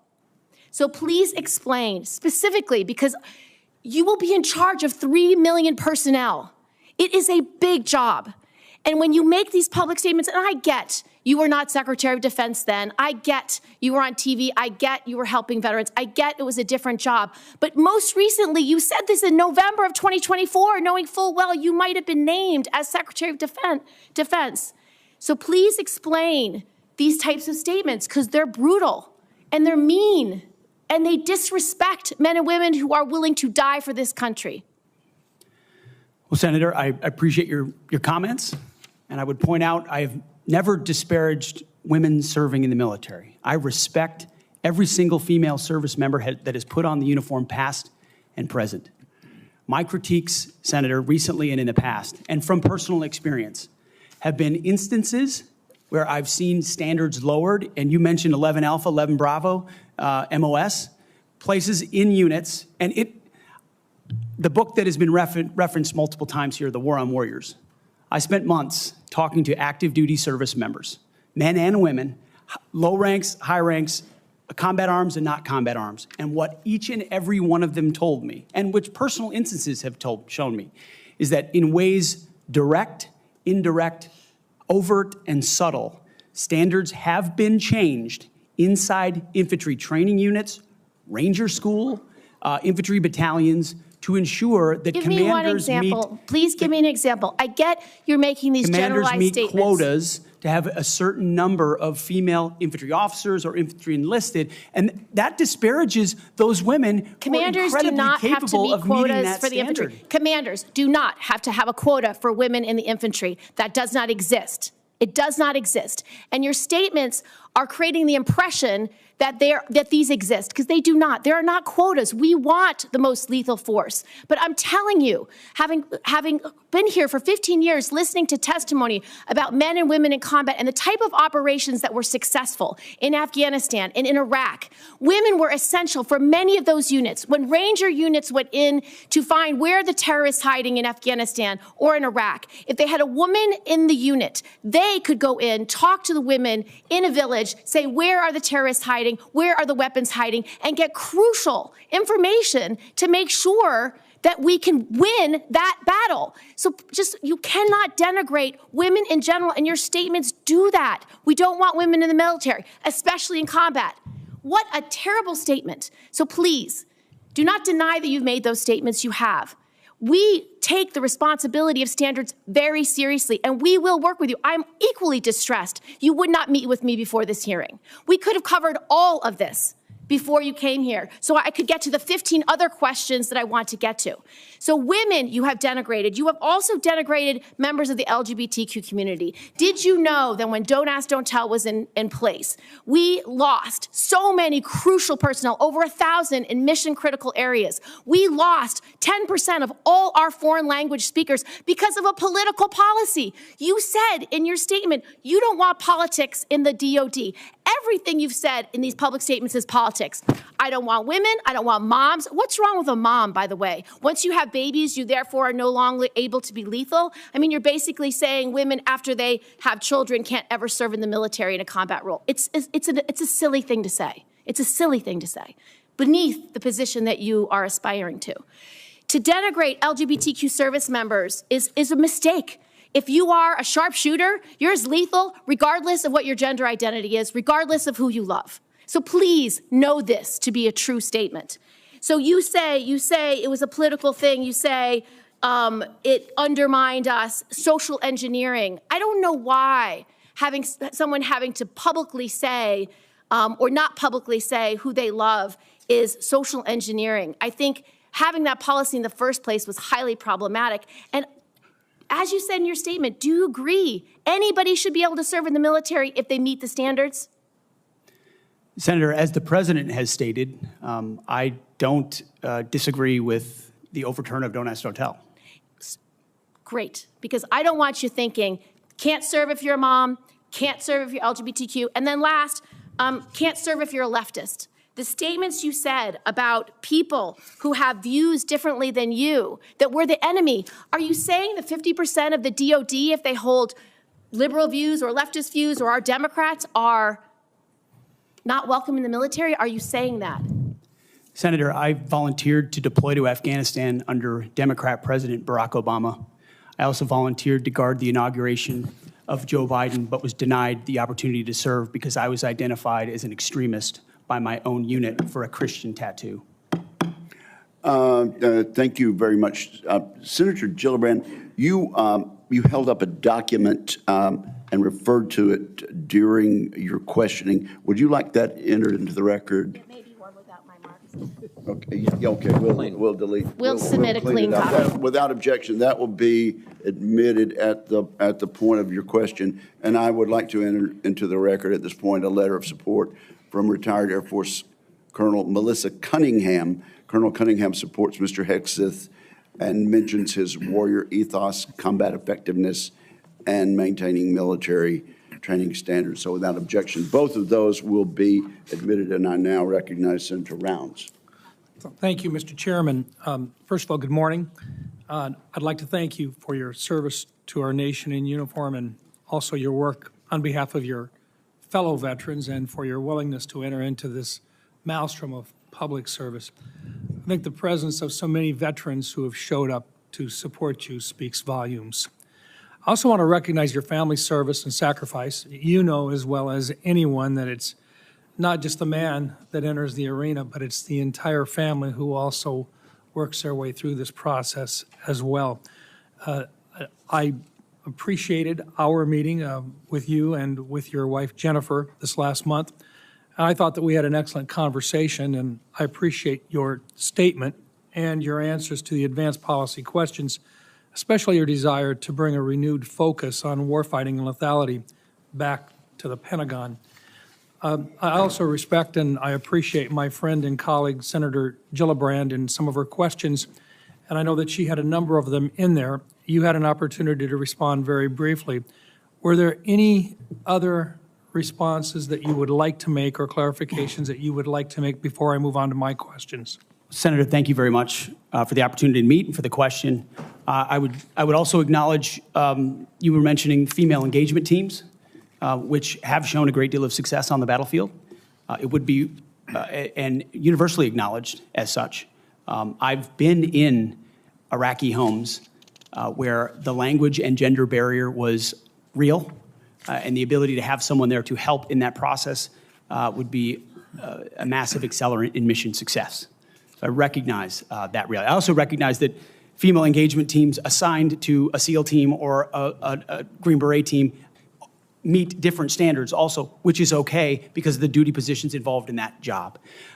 As far as politics, Senator, it has been the joy of my life to lead men and women in military outfits. When you're in combat or in training, there's a lot of conversations that happen. And you start to realize that a lot of people you're serving with share your political ideals or they don't. You find out there's Republicans, there's Democrats, there's libertarians, there's independents, there's vegetarians, everything in between.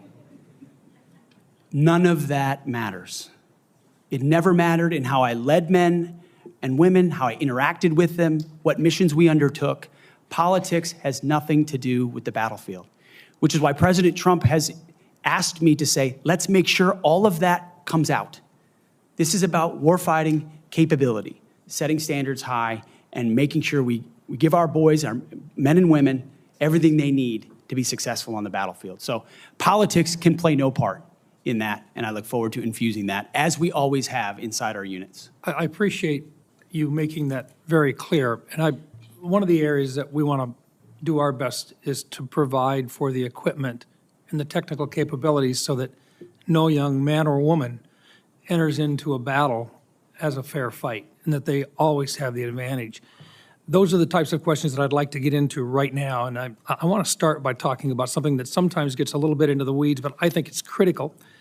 Mr. Hegseth, from what I've heard from 24 senior DOD officials in hearings over the last 2 years, including the Secretary of Defense, every service chief, and 8 combatant commanders, is that sharing the portion of the spectrum, and this is in the weeds, I know, but I'm going to ask it to get it on the record, the 3.1 to 3.5 gigahertz band would have extremely serious consequences and very costly consequences on our warfighting capabilities.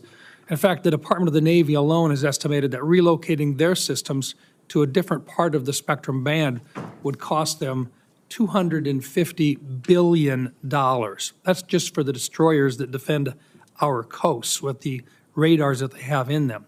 If confirmed, what will you do to make sure that the Department of Defense can maintain its access to and the use and to be able to maneuver within the electromagnetic spectrum at home and abroad?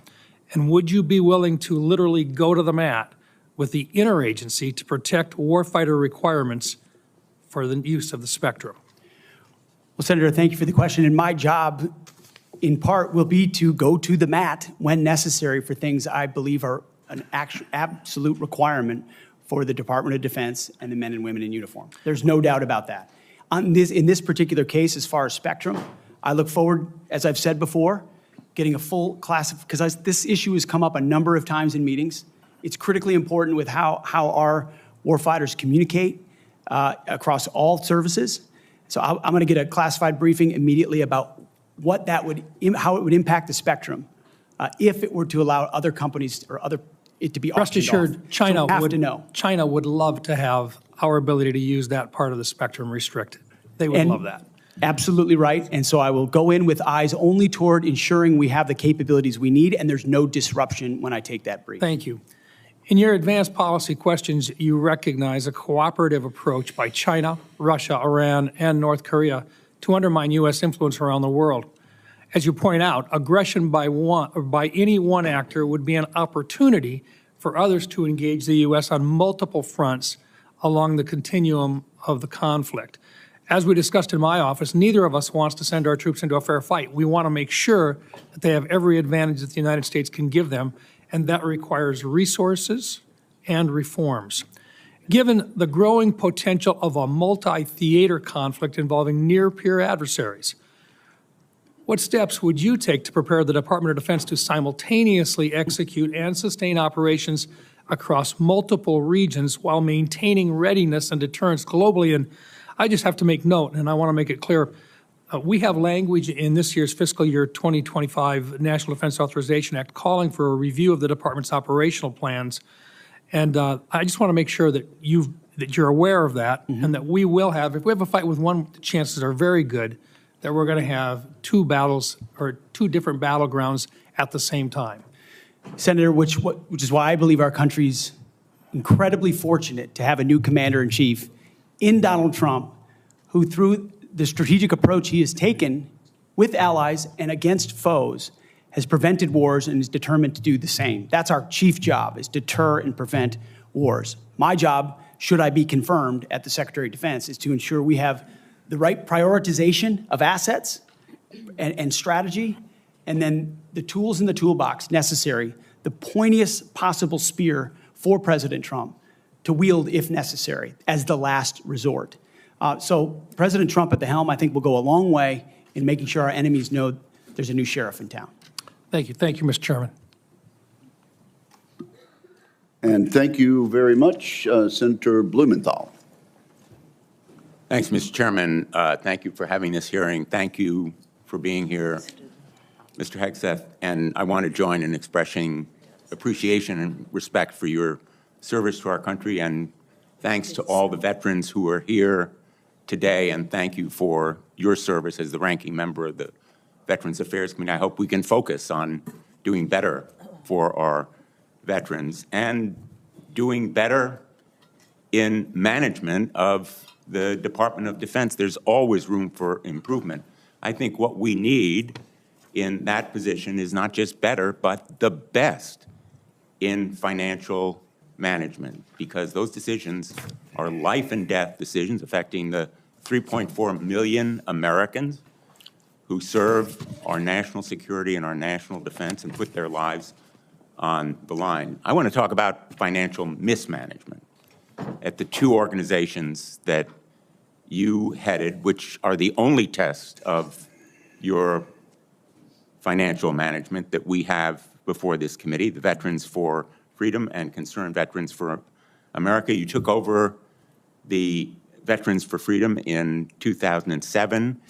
In 2008, you raised $8.7 million, but spent more than $9 million, creating a deficit. By January 2009, you told donors that the organization had less than $1,000 in the bank and debts of $434,000. By 2010, revenue at the Veterans for Freedom had dropped to about $265,000. In the next year, it had dropped further to $22,000. You don't dispute these numbers, do you? Senator, I'm extremely proud of the work me and my fellow vets did at Vets for Freedom. A bunch of young vets with no political experience, a small group, working hard I every single apologize for day. interrupting. We raised donor funds.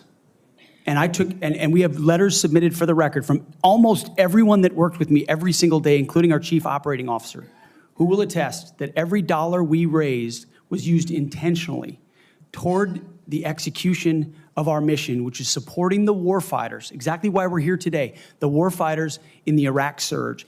There was a campaign in 2008, Senator. It was Barack Obama versus John McCain. If I can just ask you another we believed question, John McCain would be the right because person to I win, have and so we spent the tax more. returns from that organization. I'm glad they're for the record. I am going to ask to be entered into the record, Mr. Chairman. Without objection. These tax returns are yours. They have your signature. And I'm going to ask that members of the committee review them because they're the only documents. I've asked for others. I've asked for the FBI report that would presumably document, it should have documented, this kind of financial mismanagement. And these are the 990s from that organization. By the year of 2011, donors had become so dissatisfied with that mismanagement, they, in effect, ousted you. They merged that organization with Military Families United, and thereafter, you joined a second organization as executive director. In the between, Concerned Senator, I went Veterans- to Harvard I want to University ask for 2 you years and questions. Afghanistan. I want to ask you questions about Concerned Veterans for America. Again, another set of tax returns, the 990s from that organization. I ask they be made part of the record, Mr. Chairman. Without objection, both of those returns are now part of the record. 2011 to 2016.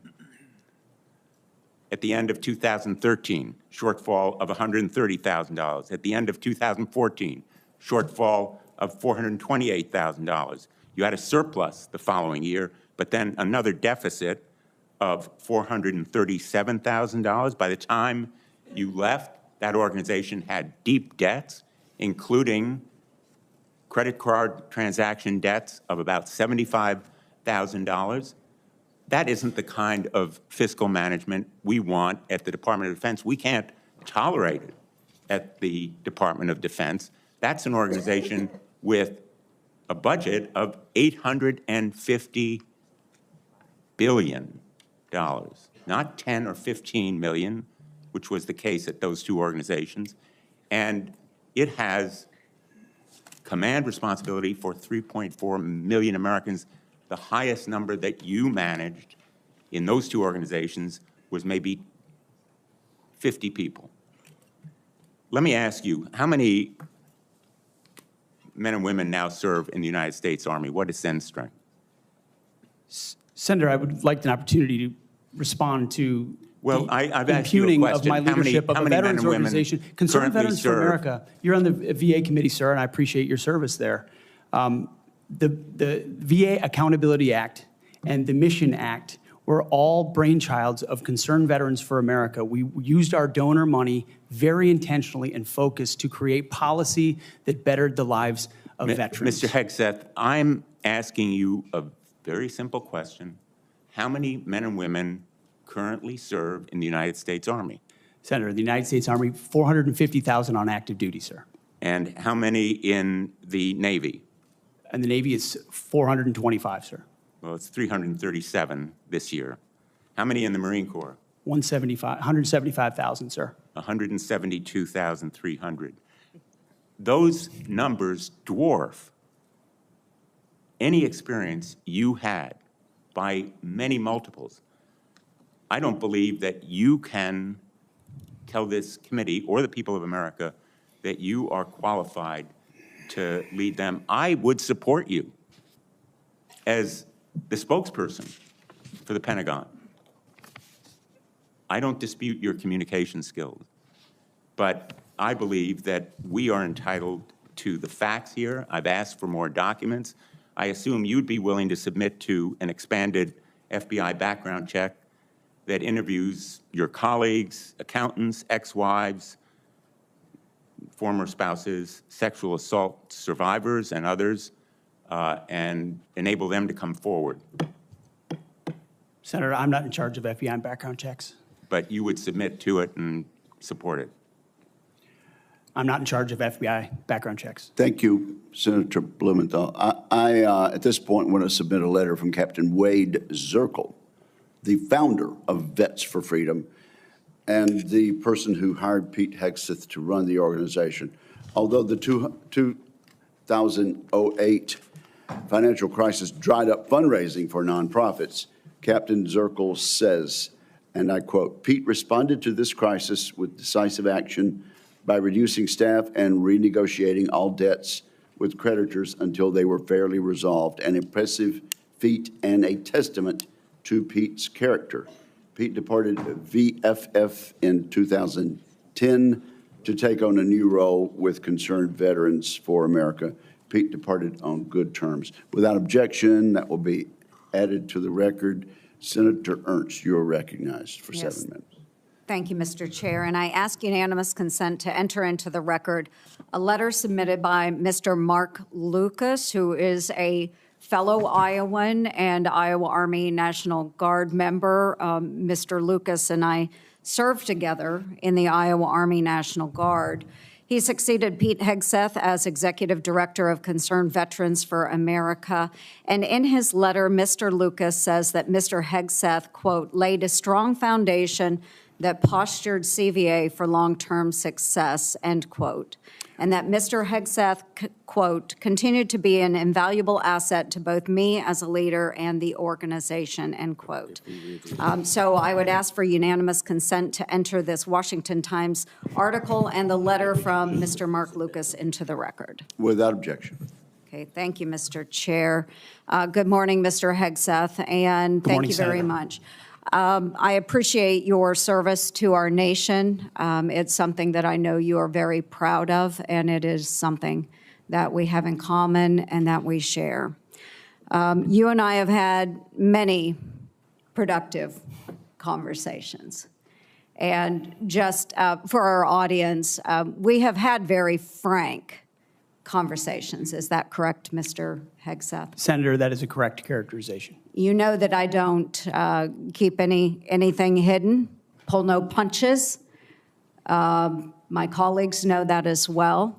So I do appreciate you sitting down and allowing me the opportunity to question you thoroughly on those issues that are of great importance to me. Just to recap those issues, 3 that are very important. One is the DOD and making sure that we have a clean audit. The second is women in combat, and we'll talk a little bit more about that in a moment. And the third was maintaining high standards and making sure that we are combating sexual assault in the military. Okay, so Mr. Hegseth, I'm going to address the issue because this will tie into some of the financial concerns that have been raised here as well. And it's why, you know, I, trusting my fellow Iowan, asked for unanimous consent of his letter to go into the record. But like me, a lot of Iowans are really, really concerned and upset about the wasteful Washington spending and, of course, in our Pentagon. It's an issue that I have been combating for years. So there's significant room for greater efficiency and cost cutting within the department. And the DOD is the only federal agency that has never passed an audit. As the Senate Doge Caucus Chair and founder, that's unacceptable to me, and it should be unacceptable to you as well. So I appreciate that you mentioned that in your opening statement. What are those steps that you will take to ensuring the Pentagon has a clean audit by the year 2028? Senator, I appreciate your work on this topic, which you've been involved in for a long time. You mentioned Concerned Veterans for America. I just want to clarify, we have very generous donors who set a very clear budget that we stuck to every single year. So the latitude there was restricted, and we worked very hard and diligently inside it. You've also been a leader on the Pentagon audit for a very long time. I think when we met, Senator, I said 2014 was the first year. We discovered a 2013 op-ed I wrote about the need for a Pentagon audit, because an audit is an issue of national security and frankly, respect to American taxpayers who give $850 billion over to the Defense Department and expect that we know where that money goes. And if that money is going somewhere that doesn't add to tooth and instead goes to fat or tail, we need to know that. Or if it's wasted, we need to know that. So I think previous secretaries of defense, with all due respect, haven't necessarily emphasized the strategic prerogative of an audit.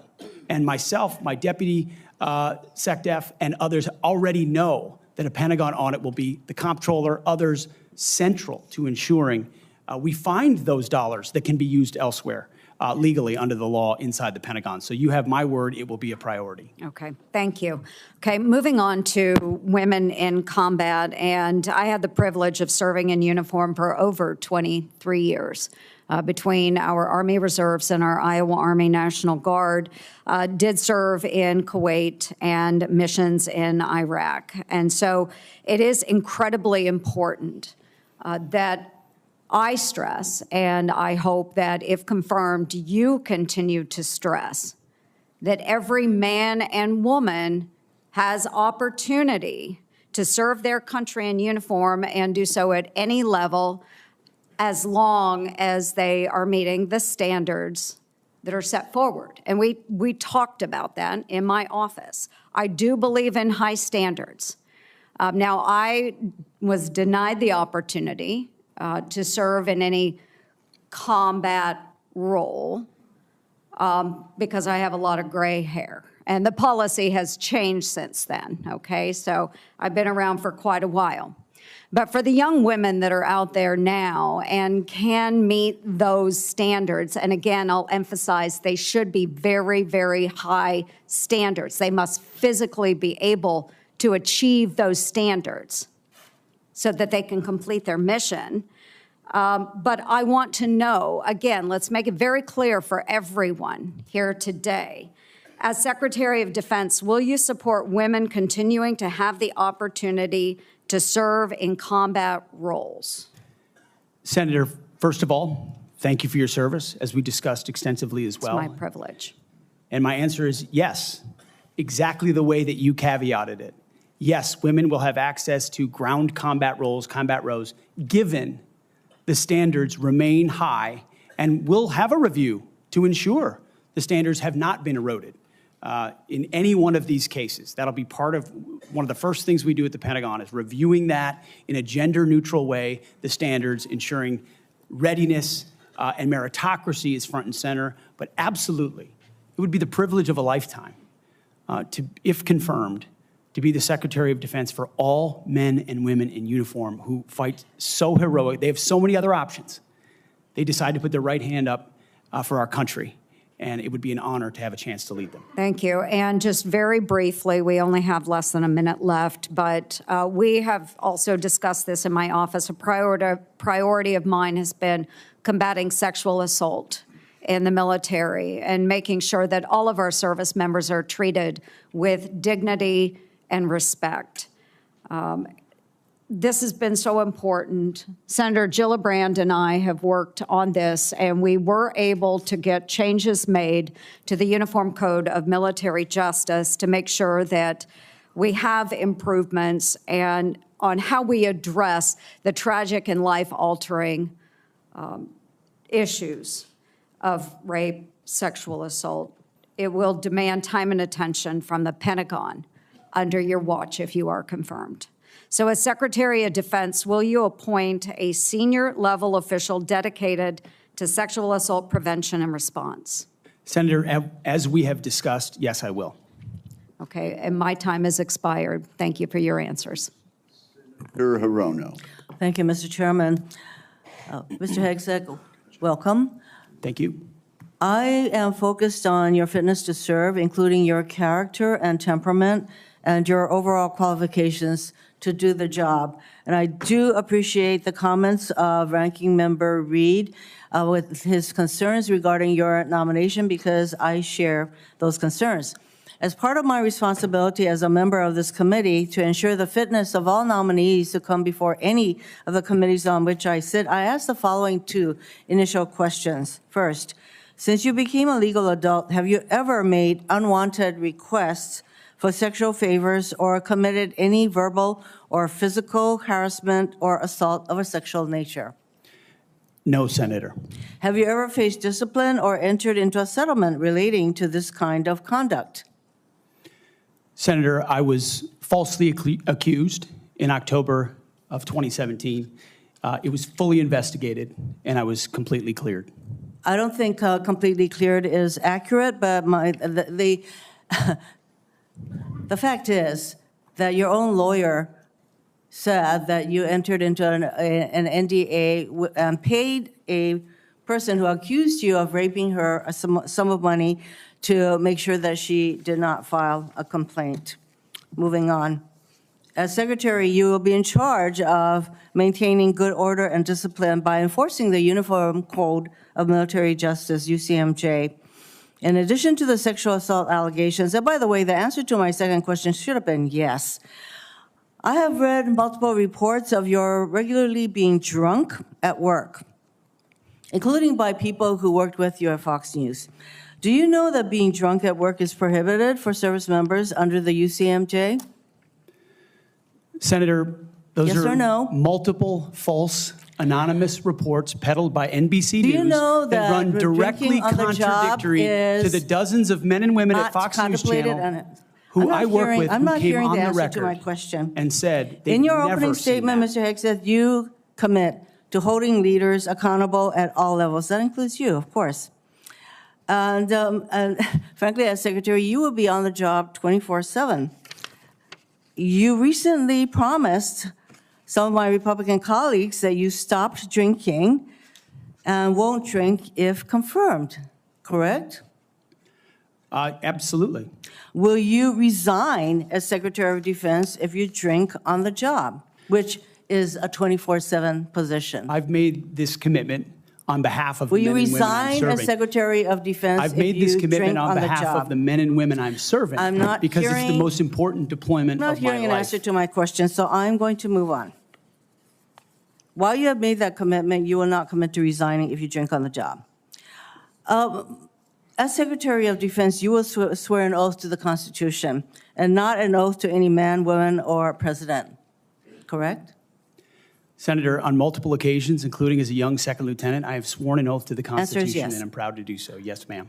In June of 2020, then President Trump directed former Secretary of Defense Mark Esper to shoot protesters in the legs in downtown D.C., an order Secretary Esper refused to comply with. Would you carry out such an order from President Trump?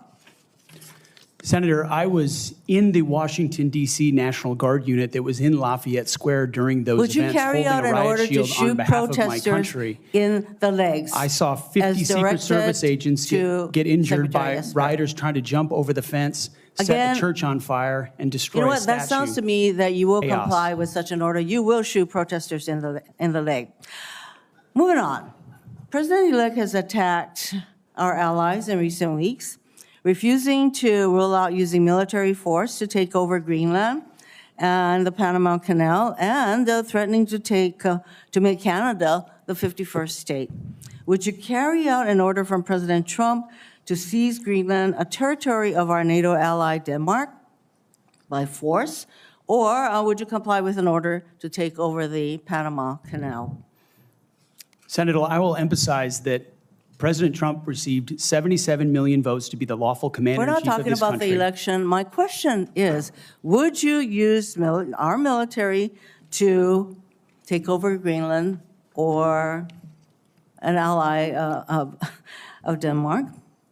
Senator, one of the things that President Trump is so good at is never strategically tipping his hand.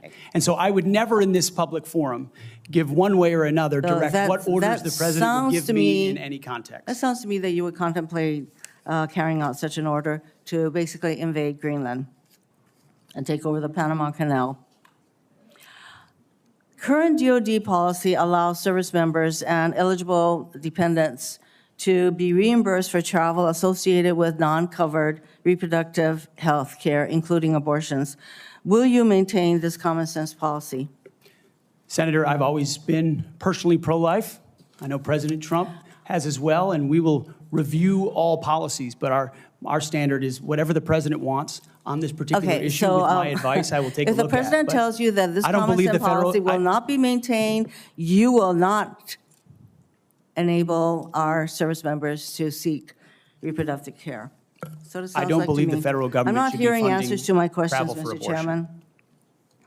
I just want to note that the other area that of serious concern to me is President Trump saying that he wants to use the military to help with mass deportations, which will cost billions of dollars. And what that will do to readiness is very, very concerning. Mr. Hegseth, I have noticed a disturbing pattern. You previously have made a series of inflammatory statements about women in combat, LGBTQ service members, Muslim Americans, and Democrats. Since your nominations, however, you have walked those back on TV in interviews and most recently in your opening statements. You are no longer on Fox and Friends, Mr. Hegseth. If confirmed, your words, actions, and decisions will have real impacts on national security and our service members' lives. There are close to 3 million personnel in the Department of Defense, $900 billion budget. I hardly think you are prepared to do the job. Thank you, Mr. Chairman. Thank you. That wasn't a question, Mr. Hegseth. Thank you, Senator Rono. Senator Sullivan. Thank you, Mr. Chairman and Mr. Hegseth. Congratulations on your nomination, and thank you and your family for your service and sacrifice. Thank you, Senator. Now for the most important question you will receive all day. In 1935, before the Congress, the father of the United States Air Force, General Billy Mitchell, was testifying about a certain place in the world. He said, quote, "I believe that in the future, whoever holds this place will control the world. This location is the most strategic place in the world." What place was Billy Mitchell talking about? And let me give you a hint, it wasn't Greenland. I believe he was talking about the great state of Alaska. He was talking about the great state of Alaska. Great answer. If confirmed, will you commit to come with me to the great state of Alaska and meet our warriors who are on the front lines every day? Senator, I have, and as I mentioned to you in the past, I did a brief training exercise up at Fort Wainwright at a previous part of my military life. I look forward to returning. Great. And I will say, we are on the front lines with this new era of authoritarian aggression. In Alaska, the last 2 years, we've had Chinese and Russian naval task forces, joint strategic bomber task forces in our EEZ, in our ADIZ, and after his election, President Trump put out an extensive statement on Alaska, which included the following statement: "We will ensure Alaska gets even more defense investments as we fully rebuild our military, especially as Russia and China are making menacing moves in the Pacific." Mr. Hegseth, if confirmed, will you work with me, this committee, and the incoming Commander-in-Chief on continuing to build up our military assets and infrastructure in Alaska to reestablish deterrence in the Arctic and in the Indo-Pacific? If confirmed, Senator, it would be a pleasure to work alongside you and this entire committee to recognize the very real threat in the Indo-Pacific, the very real ways, even these past couple of weeks, that Russia has attempted to probe and push in and around Alaska, and also the very real strategic significance of Alaska vis-a-vis shipping lanes through the Arctic. There are many, many ways in which Alaska is strategically significant, and with a necessary shift toward Indo-PACOM, Alaska, by necessity, will play an important role in that. Thank you, Ms. Hegseth. I very much appreciate your focus on lethality and warfighting. We desperately need it. I want to provide a few examples of the Biden woke military, which is not focused on readiness or lethality, and want to get your comments on it. Nobody wants an extremist or racist in our military, but one of the most disgraceful and shameful things I've seen over the past 4 years as a senator on this committee and as a Marine Corps Reserve officer was on day one, the Biden administration played up a false and insulting narrative that our military was chock full of racist and violent extremists. This reached a pinnacle in this committee when Biden's Undersecretary of Policy, Colin Kahl, the number 3 guy at the Pentagon, testified that one of his top goals would be to, quote, ending violent extremism and systemic racism within the ranks of the military. He had no data on this. The media loved it, fanned the flames, wrote baloney stories on this false narrative. Disappointingly, some of my colleagues on the other side of the aisle here reinforce this ridiculous narrative, one even suggesting that almost 10% of our uniformed military was extremists, 200,000 members. Ridiculous, by the way, from this committee on the other side of the aisle. Mr. Hegseth, unlike Undersecretary Kahl, you have a lot of experience with our military. Do you believe the military is a systemically racist organization? And if confirmed, will you commit to defend, not denigrate our troops? Senator, I was also offended by those comments because anyone who's been on active duty in the National Guard, man, woman, in units, understand that is fundamentally false. By the way, there's 3 studies, to his credit, Secretary Austin put out one of them, that said exactly what you just said. Fundamentally false. Senator, they knew it. Anyone who'd been in a unit knew it. One could argue that if not the least, one of the least racist institutions in our country is the United States military. That's Being right. a racist in our military has not been tolerated for a very long time. One of the Never in my greatest civil formations, rights never in other organizations in formations. America. Would you agree the U.S. military is one of the most forward-leaning, probably one of the greatest civil rights organizations in American history? No doubt. Let me turn to another one. Last year at a hearing before this committee, I called on the Biden Secretary of the Navy to resign because he's failing in his ability to build ships. We are being completely outbuilt in terms of ships by the Chinese, and yet this Secretary of the Navy has been focused on climate change, not building ships in lethality. Mr. Hegseth, if your Secretary of the Navy ends up focusing on climate change more than shipbuilding and lethality, will you commit to me to fire him? My Secretary of the Navy, should I be confirmed, sir, will not be focused on climate change in the Navy, just like the Secretary of the Air Force won't be focused on LG-powered fighter jets, or the Secretary of the Army will not be focused on electric-powered tanks. Let me ask, We're going to be focused on lethality and defeating our enemy. And I appreciate that. The other thing President Biden did, his first executive order as president, was to focus on transgender surgeries for active duty troops. This is all, I'm describing the woke military here under Biden over the last 4 years. If confirmed and you issue an order saying we are going to rip the Biden woke yoke off the neck of our military and focus on lethality and warfighting, how do you think the troops will react? Senator, I know the troops will rejoice. They will love it. They will love it. And we've already seen it in recruiting numbers. There's already been a surge since President Trump won the election of recruiting. The Army says Do you think our military will surpass its and our recruiting military goals. will follow that order?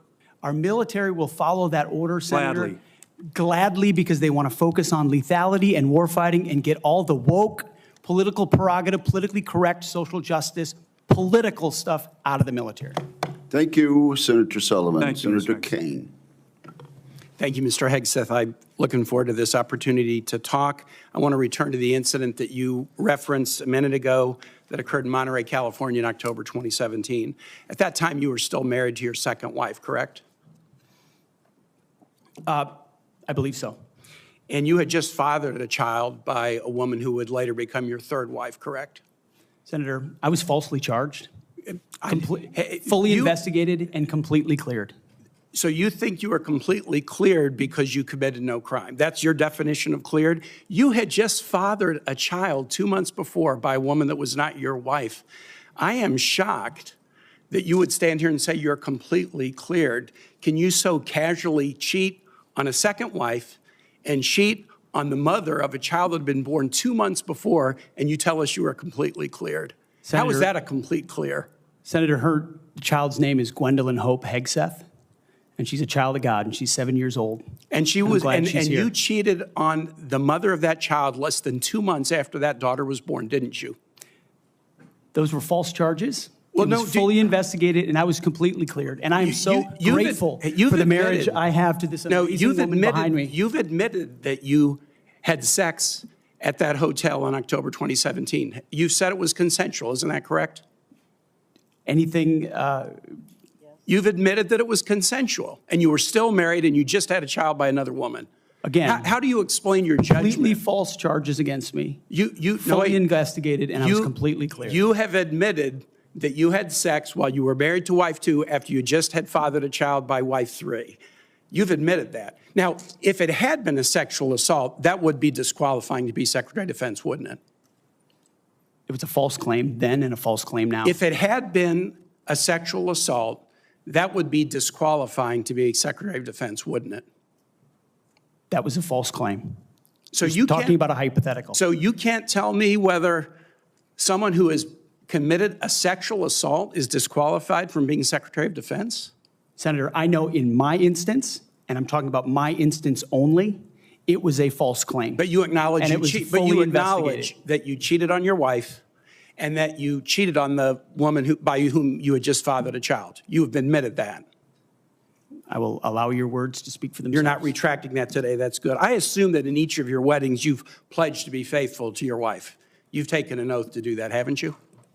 Senator, as I've acknowledged to everyone in this committee, I'm not a perfect person, not claiming to be. But no, I just asked a simple question. You've taken an oath, like you would take an oath to be Secretary of Defense in all of your weddings to be faithful to your wife. Is that correct? I have failed in things in my life, and thankfully I'm redeemed by my Lord and Savior, Jesus Christ. In finalizing divorces from your first and second wives, were there non-disclosure agreements in connection with those divorces? Senator, not that I'm aware of. If there were, would you agree to release those first and second wives from any confidentiality agreement? Senator, it's not something I'm aware of. But if there were, you would agree to release them from a confidentiality agreement? Senator, that's not my responsibility. Did you ever engage in any acts of physical violence against any of your wives? Senator, absolutely not. But you would agree with me that if someone had committed physical violence against a spouse, that would be disqualifying to serve as Secretary of Defense, correct? Senator, absolutely not have I ever done that. You would agree that that would be a disqualifying offense, would you not? Senator, you're talking about a hypothetical. I don't think it's a hypothetical. Violence against spouses occurs every day. And if you as a leader are not capable of saying that physical violence against a spouse should be a disqualifying fact for being secretary of the most powerful nation in the world, you're demonstrating an astonishing lack of judgment. The incident in Monterey led to a criminal charge, a criminal investigation, a private settlement, and a cash payment to the woman who filed the complaint. And there was also a non-disclosure agreement, correct? It was a confidential settlement agreement off of a nuisance lawsuit. Right.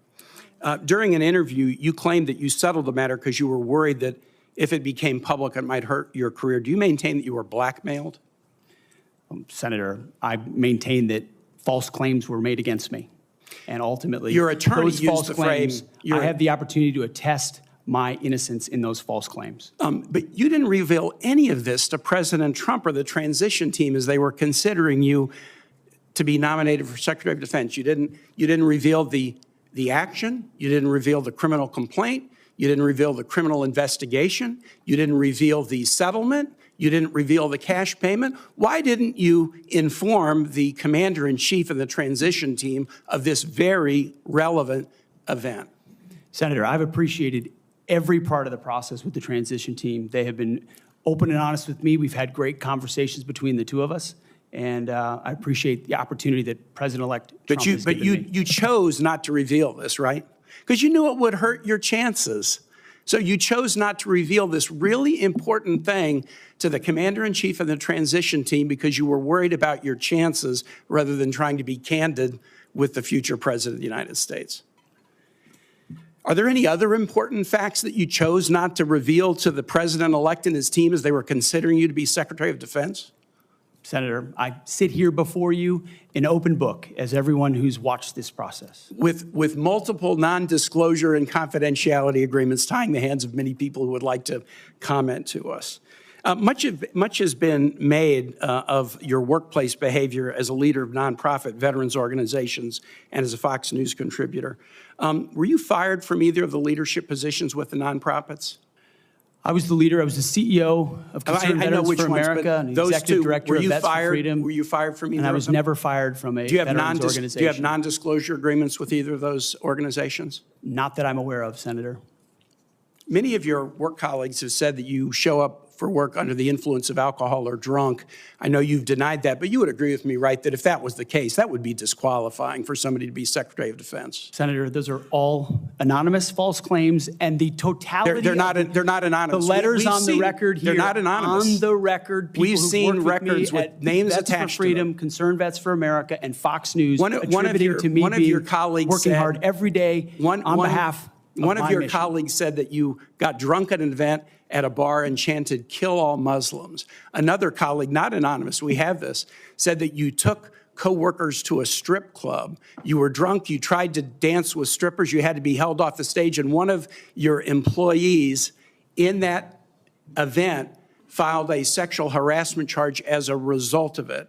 Now, I know you denied these things, but isn't that the kind of behavior that, if true, would be disqualifying for somebody to be Secretary of Defense?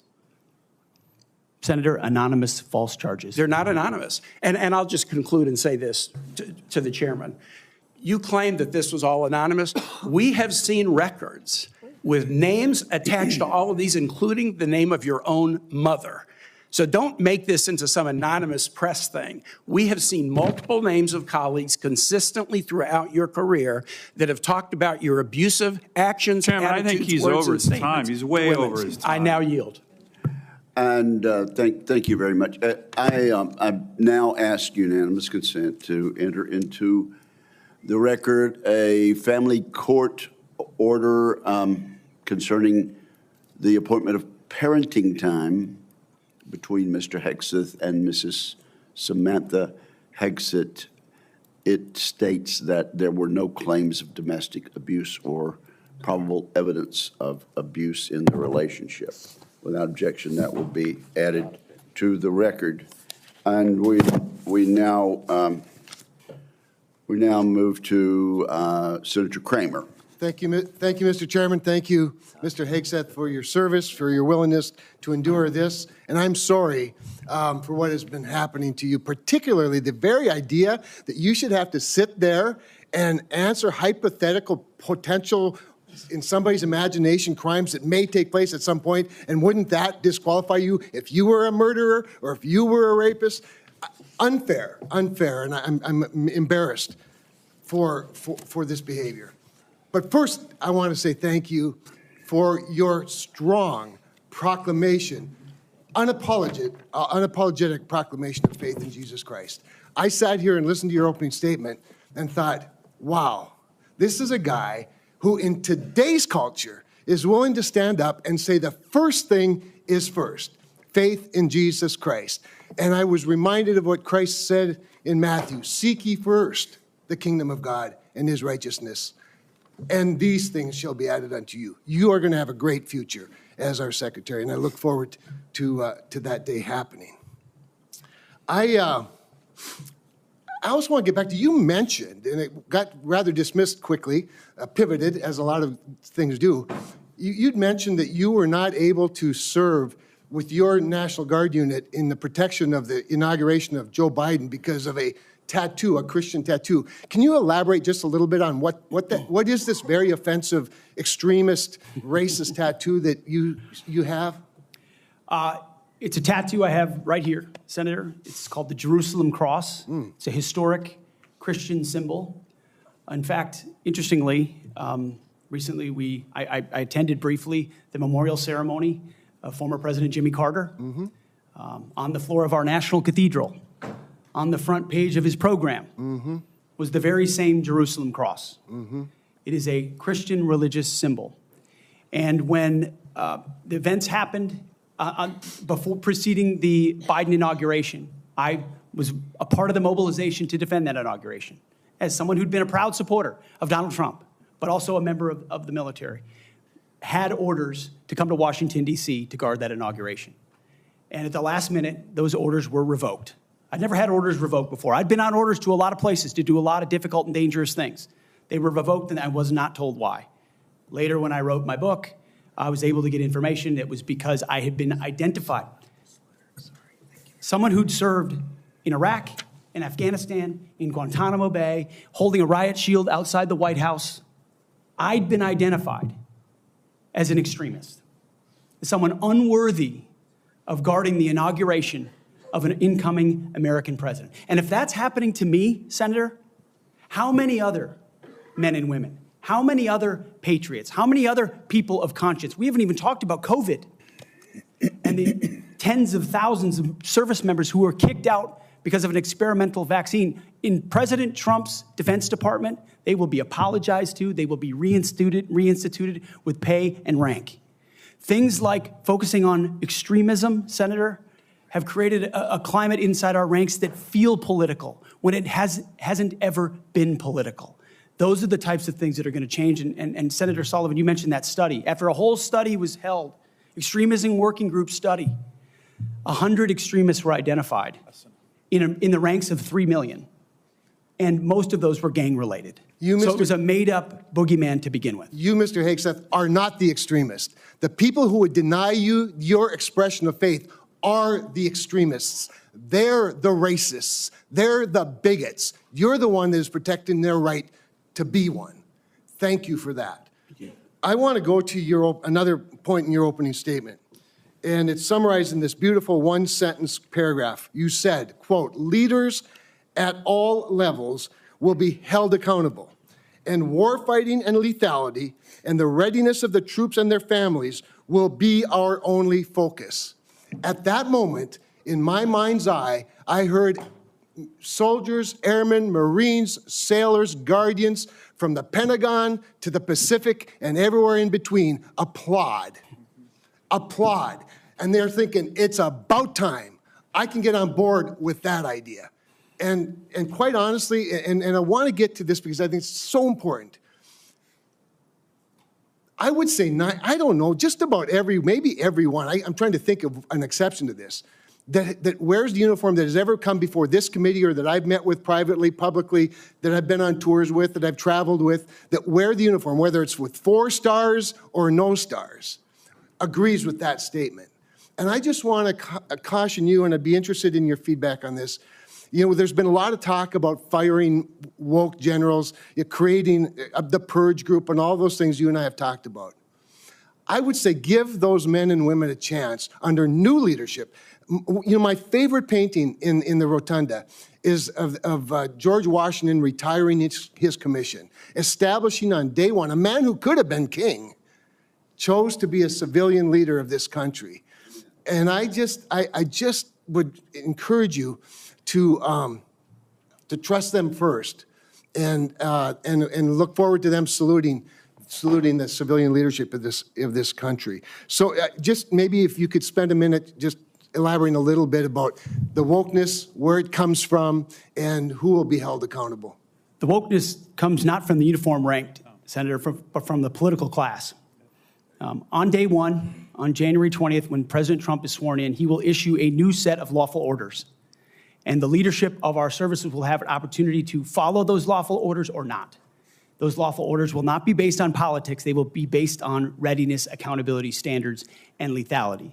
That is the process by which leaders will be judged. And accountability is coming because everybody in this room knows if you're a rifleman and you lose your rifle, they're throwing the book at you. But if you're a general who loses a war, you get a promotion. That's not going to happen in Donald Trump's Pentagon. There will be real standards for success. Everyone from the top, from the most senior general to the most lowly private, will ensure that they're treated fairly, men and women, inside that system. I also just want to commend you for your answers to Senator Fisher's questions about nuclear deterrence, but I also appreciate the fact that you emphasize reputational deterrence, because deterrence is not a weapon system, it is an attitude, and you project an attitude of deterrence. Thank you. Thank you, Mr. Chairman. Thank you, Senator Kramer. Senator King. Thank you, Mr. Chairman. Mr. Hessek, welcome to the committee. Thank you, Senator. You've made several references to your religion today. I share that devotion to Christianity, but I must say I've been reminded somewhat of Saul on his way to Damascus. You seem to have been converted over the last several weeks and several months. You wrote in your book just last year that, but if we're going to, this is the book, War on Warriors, but if we're going to send our boys to fight, and it should be boys, we need to unleash them to win. Later on, our boys should not fight by rules written by dignified men. Which is it? Is it only boys can fight? I mean, you've testified here today that you believe in women in combat, but you didn't just last year. How do you explain your conversion? Senator, my testimony is clear. Writing a book is different than being Secretary of Defense, and I look forward to leading the men and women of our military. And my comment there, Senator, was about the burdensome rules of engagement that members of our generation, men and women, have seen on the battlefield. And one thing President Trump changed in meaningful ways that led to meaningful developments on the battlefield. When President Trump took control in the first term, ISIS was raging across Iraq. And as someone who spent a lot of time there with other men and women who invested in that mission, it was a very difficult moment to see the black flag of ISIS fly. And what President Trump did was untie the hands of warfighters. He changed the rules of engagement, untied the hands of warfighters, and allowed them to complete their mission and crush ISIS. It has not just tactical implications, operational and strategic implications, how you allow warfighters to go about winning and fighting their wars. President Trump understands that, and within the laws of war and the Uniform Code of Military Justice, we are going to unleash warfighters to win wars so that wars don't drag on forever, as our generation has seen. So are you rejecting Title 18 and Title 42, I think, also has provisions that incorporate the Geneva Convention and the laws of armed combat? Are you saying that those laws should be repealed? That is the law of the land right now. Senator, we have laws on the books from the Geneva Conventions into the Uniform Code of Military Justice, and then underneath that you have layers in which standard or temporary rules of engagement are put into place. We fight enemies also, Senator, as our generation understands, that play by no rules. They use civilians as human shields. So are you saying they target that women and children? The Geneva Convention should not be observed? We follow rules. We follow rules, but we don't need burdensome rules of engagement that make it impossible for us to win these wars. You're saying two different things. You're saying we follow rules, but we don't have to follow the rules in all cases. Is that correct? Senator, I'm making an important tactical distinction that warfighters will understand, that there are the rules we swear an oath to defend, which are incredibly important, and this committee understands and helps set them. And then there are those echelons above reality, from, corps to division to brigade to battalion, and by the time it trickles down to a company or a platoon or a squad level, you have a rules of engagement that nobody recognizes. And then it makes you incredibly difficult to actually do your job on the battlefield. That's the kind of assessment and look that an Army major will give to this process if I was confirmed to be the Secretary of Defense. Your quote is true understanding of that. Your quote in 2024, our boys should not fight by rules written by dignified men in mahogany rooms 80 years ago. That would be the Geneva Convention. America should fight by its own rules, and we should fight to win or not go in at all. are you saying that the Geneva Convention provisions, which clearly outlaw torture of prisoners, should not apply in the future? Senator, how we treat our wounded, how we treat our prisoners, the applications of the Geneva Conventions are incredibly important. But we would all have to acknowledge that the way we fought our wars back when the Geneva Conventions were written are a lot different than the asymmetric, non-conventional environment of counterinsurgency that I confronted in Iraq and Afghanistan. I was the senior counterinsurgency instructor in Afghanistan. My job was to understand how the Taliban and al-Qaeda operated so that NATO units coming in could be informed of what was happening. They knew our rules of engagement, and when they were more restrictive, they took advantage of them, and it put our men and women in a more dangerous and difficult place. And you believe For that future wars we fight, we need to have someone atop the Pentagon, sir, who understands how those ripple effects Well, I just want impact to the men and women understand in your uniform. position. Your position is torture's okay. Is that correct? Waterboarding, torture is no longer prohibited given the circumstances of whatever war we're in. Is that correct? Senator, that is not what I said. I've never been party to torture. We are a country that fights by the rule of law, and our men and women always do. And yet we have too many people here in air-conditioned offices that like to point fingers at the guys in dark and dangerous places, the gals in helicopters in enemy territory who are doing things that people in Washington, D.C. would never dare to do, or send, in many cases. In one of your interviews, you said they're willing to do this. You're talking about Donald Trump and Senator Cruz. They're willing to do something like waterboarding if it's going to keep us safe. Are you okay with waterboarding? Senator, the law of the land is that waterboarding is not legal. So the statement that you made, you now recant. Is that correct? They are willing to do something like waterboarding if it's going to keep us safe. You expressed that with approval. Senator, I'm very familiar with that as a concept, having spent a year at Guantanamo Bay, Cuba, guarding 700 of those that attacked us on 9/11. I just want to be clear. Are we going to abide by the Geneva Convention and the prohibitions on torture, or are we not? Is it going to depend on the circumstances? As I've stated multiple times, the Geneva Conventions are what we base ours. But what an American first national security policy is not going to do is hand its prerogatives over to international bodies that make decisions about how our men and women make decisions on the battlefield. America First understands we send Americans for a clear mission and a clear objective. We equip them properly for that objective. We give them everything they need, and then we stand behind them with the rules of engagement that allow them to fight decisively to defeat America's enemies, which is why we say I just have a few quietly and seconds left, peacefully Mr. in this Husbeck, if you could. I was very disturbed in your opening statement where you talked about the priorities that you have. We will work with our partners and allies to deter aggression in the Indo-Pacific from the Communist Chinese. There's not a single mention in this statement about Ukraine or Russia. Is this code for we're going to abandon Ukraine? Senator, the president, that's a presidential level policy decision. He's made it very clear that he would like to see a end to that conflict. We know who the aggressor is. We know who the good guy is. We'd like to see it as advantageous for the Ukrainians as possible, but that war needs to come to an end. You talk a lot about deterrence of China. I would submit that Xi Jinping is watching what we do very carefully. If we abandon Ukraine, that would be the strongest signal possible to Xi Jinping that he can take Taiwan without significant resistance from this country. Thank you, Senator King. Senator Scott of Florida. Mr. Chairman, I'd like to enter into the record two letters which testify to Mr. Hegseth's leadership record at Concerned Veterans for America. The first letter submitted by Mr. Darren Selnick, a senior advisor at CFA, stated that there's been no better leader, policy champion, or fighter for the military and veterans than Pete. He was instrumental in 2014 and 2017 in ensuring that veterans had health care choice.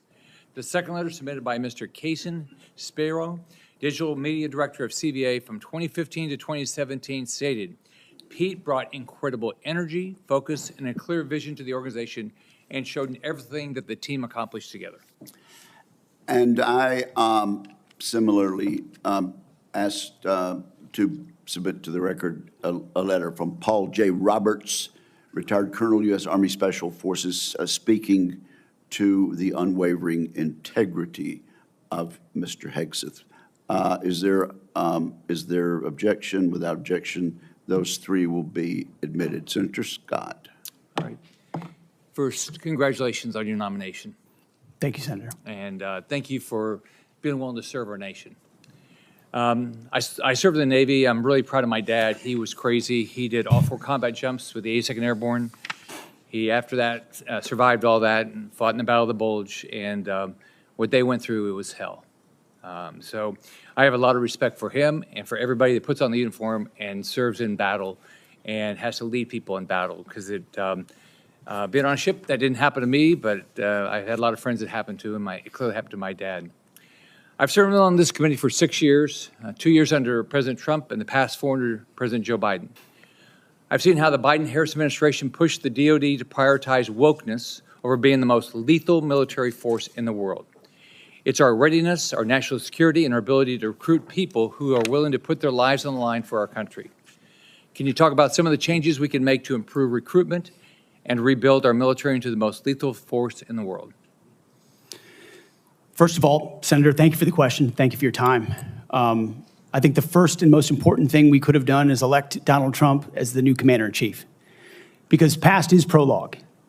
Our warfighters understand what kind of commander-in-chief they're going to get in President Donald Trump, someone who stands behind them, someone who gives them clear missions, someone who ends wars decisively, and the issue of Ukraine was mentioned, and ensures new wars are not started.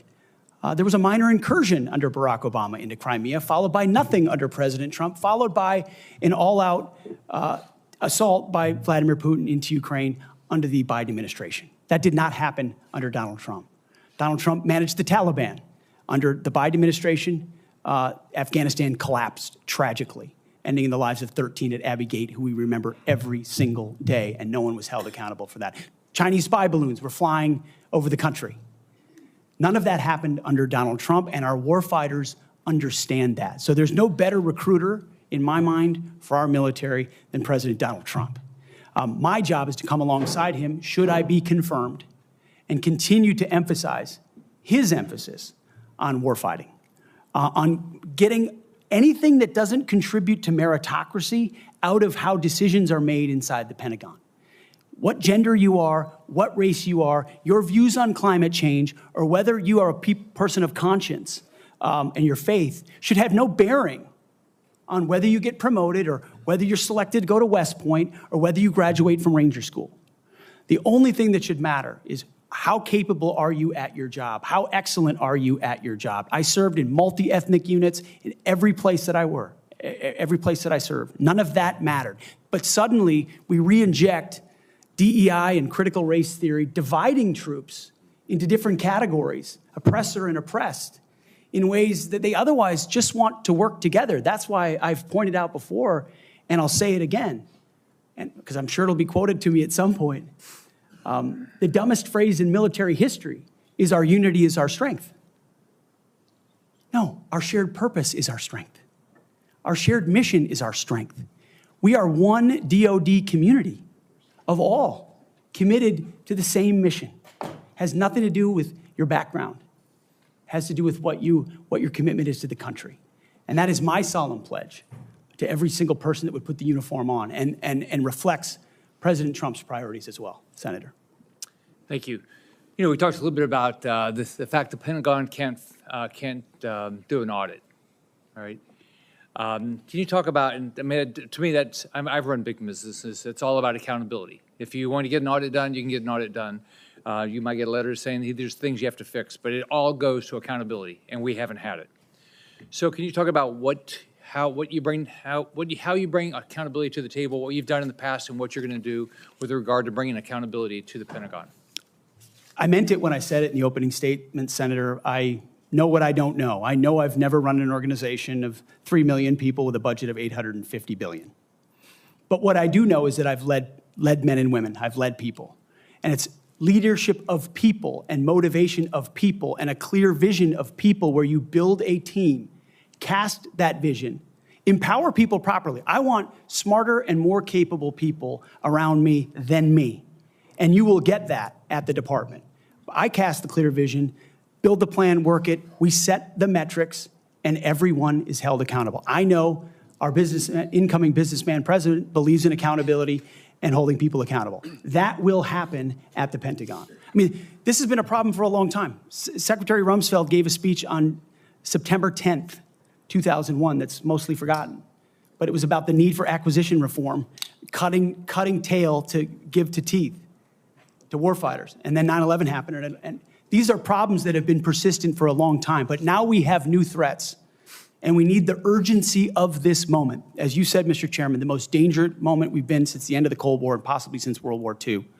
The urgency to do everything possible to get the capabilities into the hands of warfighters, Emergency Powers Defense Production Act, whatever it takes, and an audit is certainly part of it. Why do you want to do this? Why do you want to do this job? What drives you? You have 30 seconds.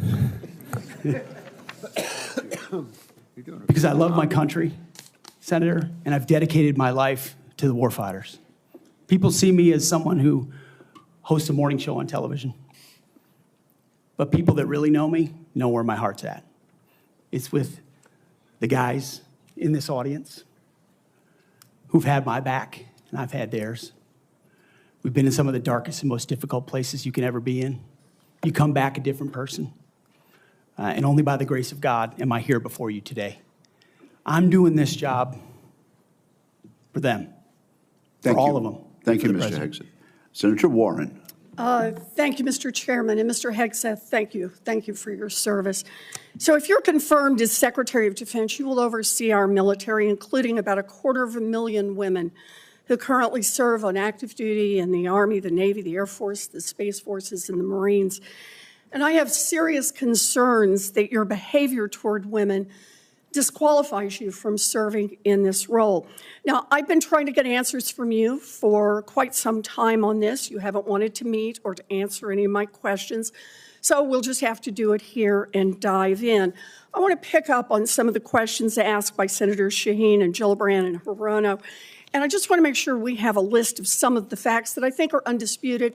I'm not going to talk about anonymous sources. I'm just going to quote you directly. We've got the video. We've got it in print. So going back to January 2013, you told a Fox News interviewer that women in the military simply couldn't measure up to men in the military, saying that allowing women to serve in combat roles would force the military to lower the bar. You picked up on that same theme in 2015, making remarks on Fox News, referring to women in combat as, quote, it would erode standards. June 2024, you said on Ben Shapiro's podcast, quote, women shouldn't be in combat at all. And then, of course, we've talked about it in 2024. You published a book, and you say on page 26 of your book, we need moms, but not in the military, especially in combat units.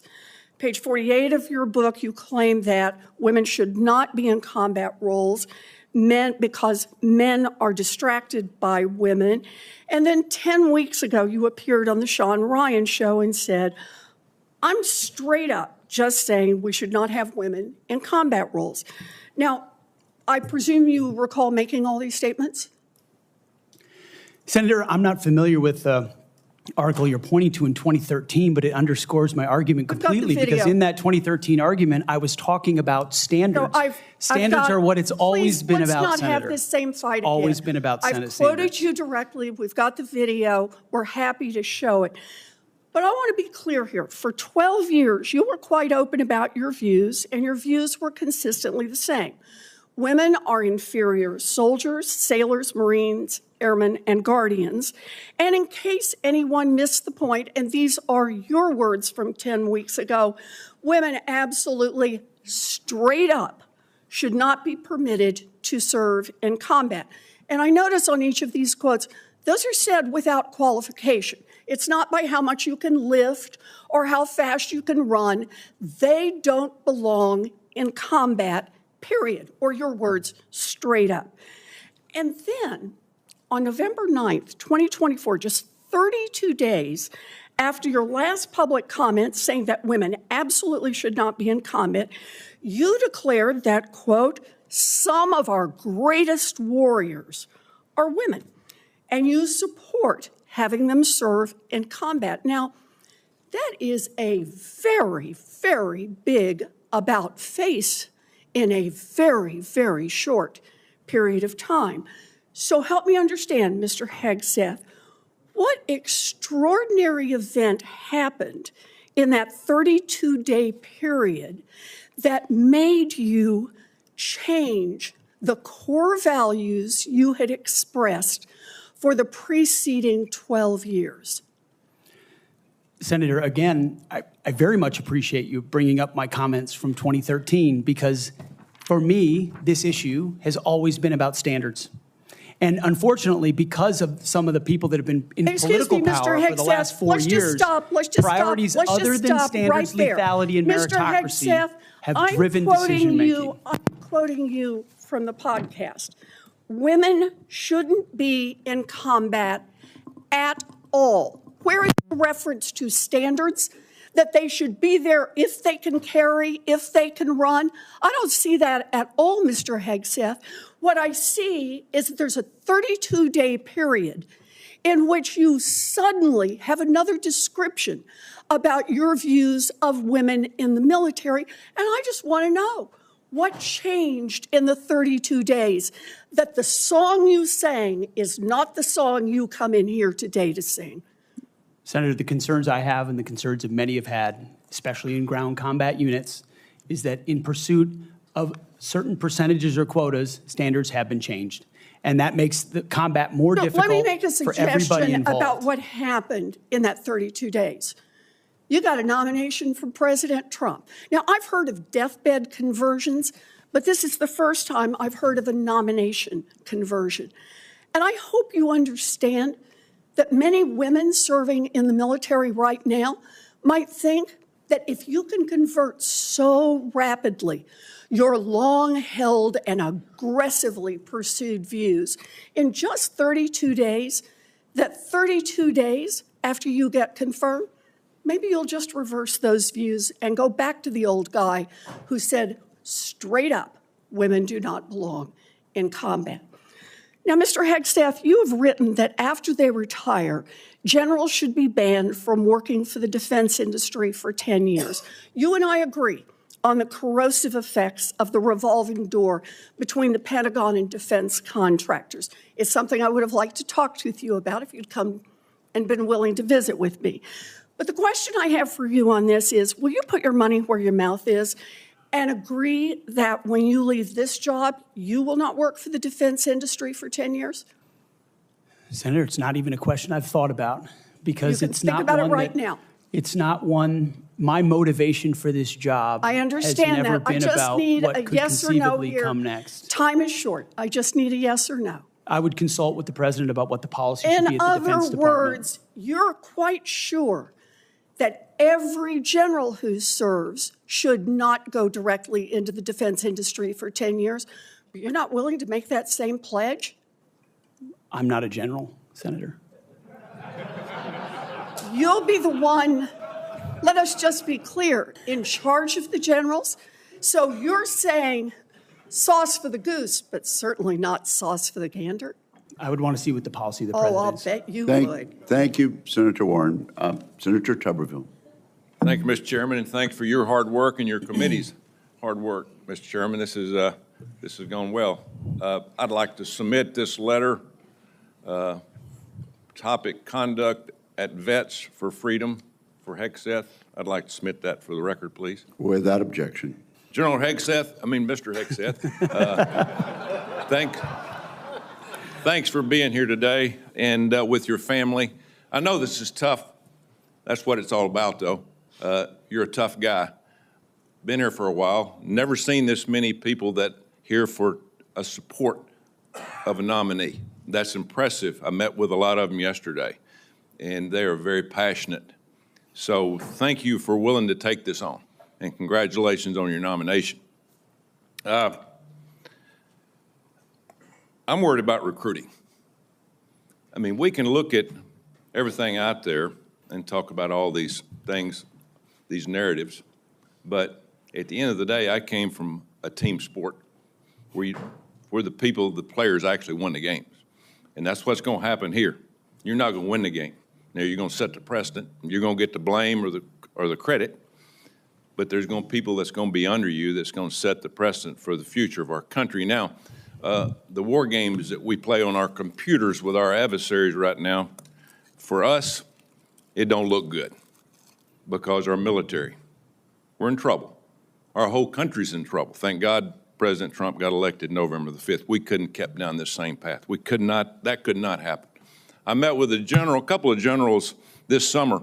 Coach, we're spending more money on transgender restrooms than we are coverings for $100 million airplanes. That's not acceptable. We can't do that. That's not what this is about. Met with a couple of Navy SEALs not too long ago. They just got back from crawling around in the mud and the muck overseas, unknown places. Couldn't tell you where they've been, carrying a weapon, obviously protecting us and our allies. And the first week they're back, what'd they do? They had to go through a week of DEI training. Both are now out. They give it up. It was embarrassing to them of what they had to do.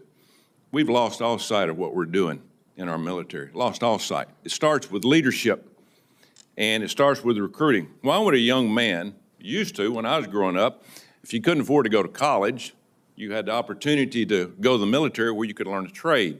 You could learn, you could make a living for your family, and eventually possibly get an education. That was a good alternative. We've forgotten that. We've forgotten it. We can't give up on our young people. Young people are our number one commodity in this country, and they're the ones that's going to live and die for the freedom of this country in the future. So, again, thank you for taking this on. Recruiting.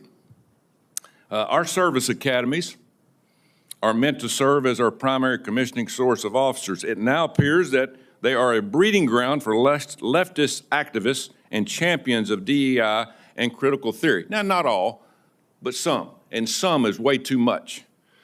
How are we going to eliminate this, Mr. Exton? How are we going to get this back on track to where we grow our leaders? I had a young man that forever he wanted to go to West Point.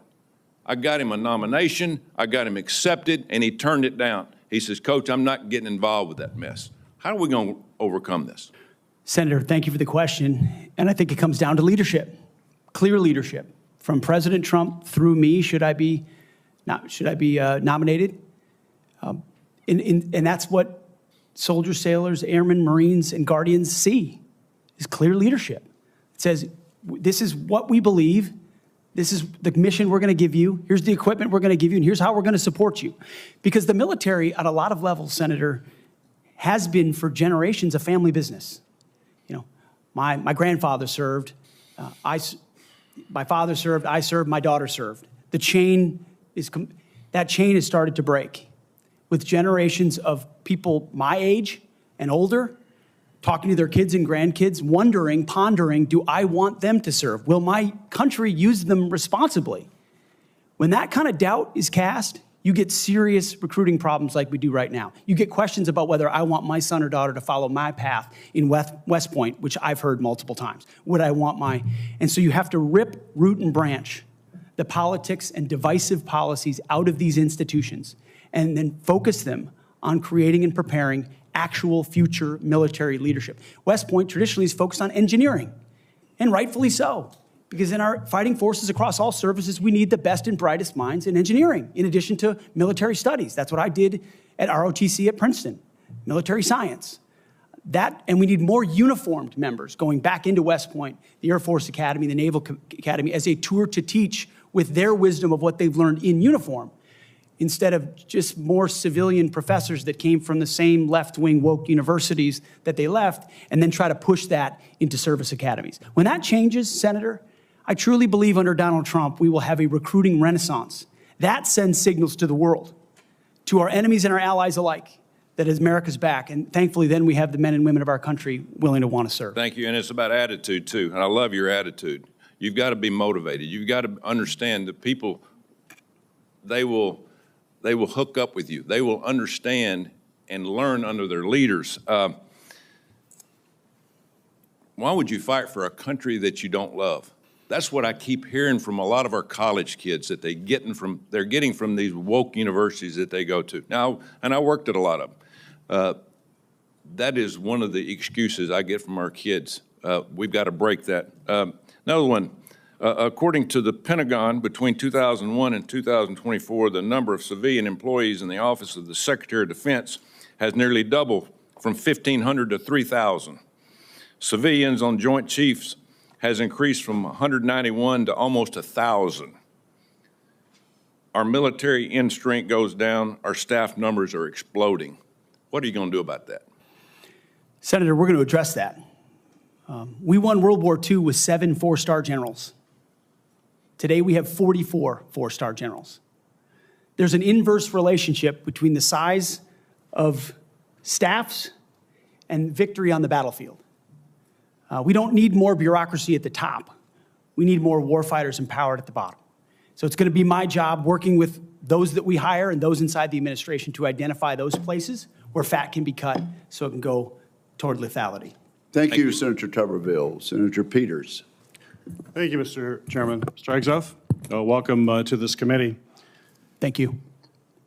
You know, we have far too much partisanship in our country right now. I think it's eating away at the fabric of what has always made this country great, about bringing people together from all sorts of backgrounds, all sorts of experiences. And we know that in our motto, together as one, we are strong.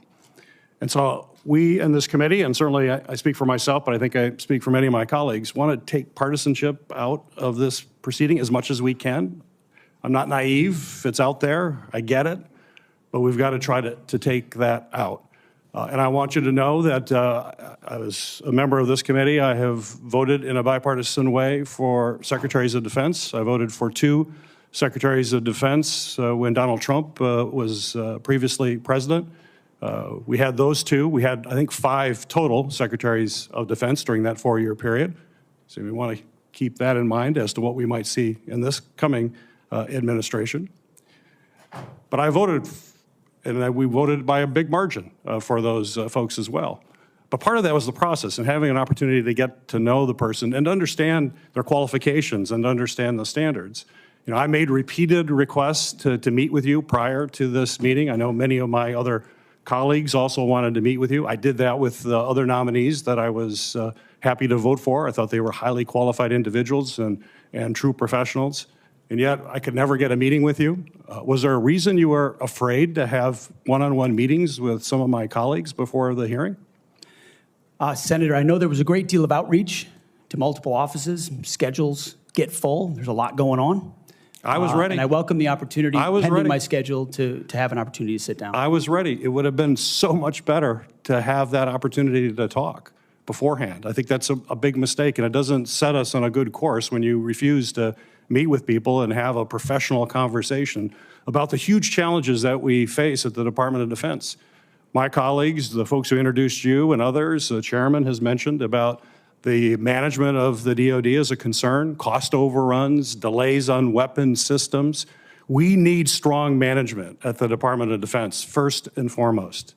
We've got to have someone who's going to grab the reins and give the taxpayers value for having the most lethal fighting force in the world that defends freedoms, but we've got to do it in an efficient way. I've heard about the jobs you've had in the past. Let's just talk about qualifications. I know you had 2 previous positions. How many people reported to you in those positions?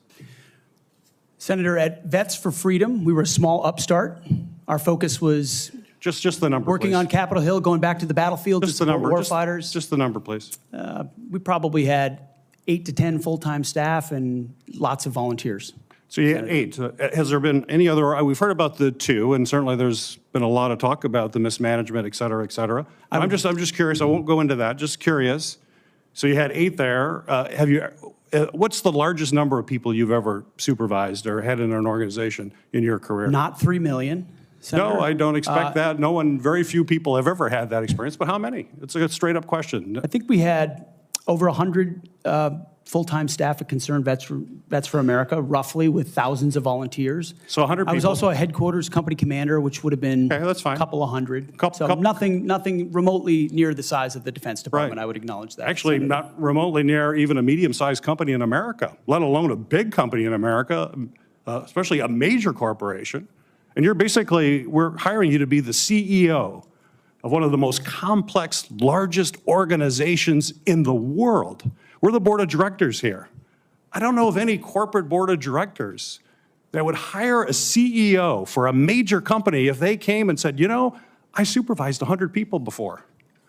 They'd ask you, well, what kind of experiences you had? We need innovation. Can you give me an experience or your actual experience of driving innovation in an organization? Give me an example of where you have done that. Oh, my goodness, Senator, absolutely. At Concerned Veterans for America, we created the Fixing Veterans Healthcare Task Force, a bipartisan task force that never been done before, to create policy, to drive policy change on Capitol Hill that organizations fought ferociously against. We got the VA Accountability Act passed and the Mission Act passed in a way that a nonprofit of our size, veterans organization, has never done. And that's testified in all the letters that we put forward to the committee, which are on the record. Okay, I have limited time. Thank you for that.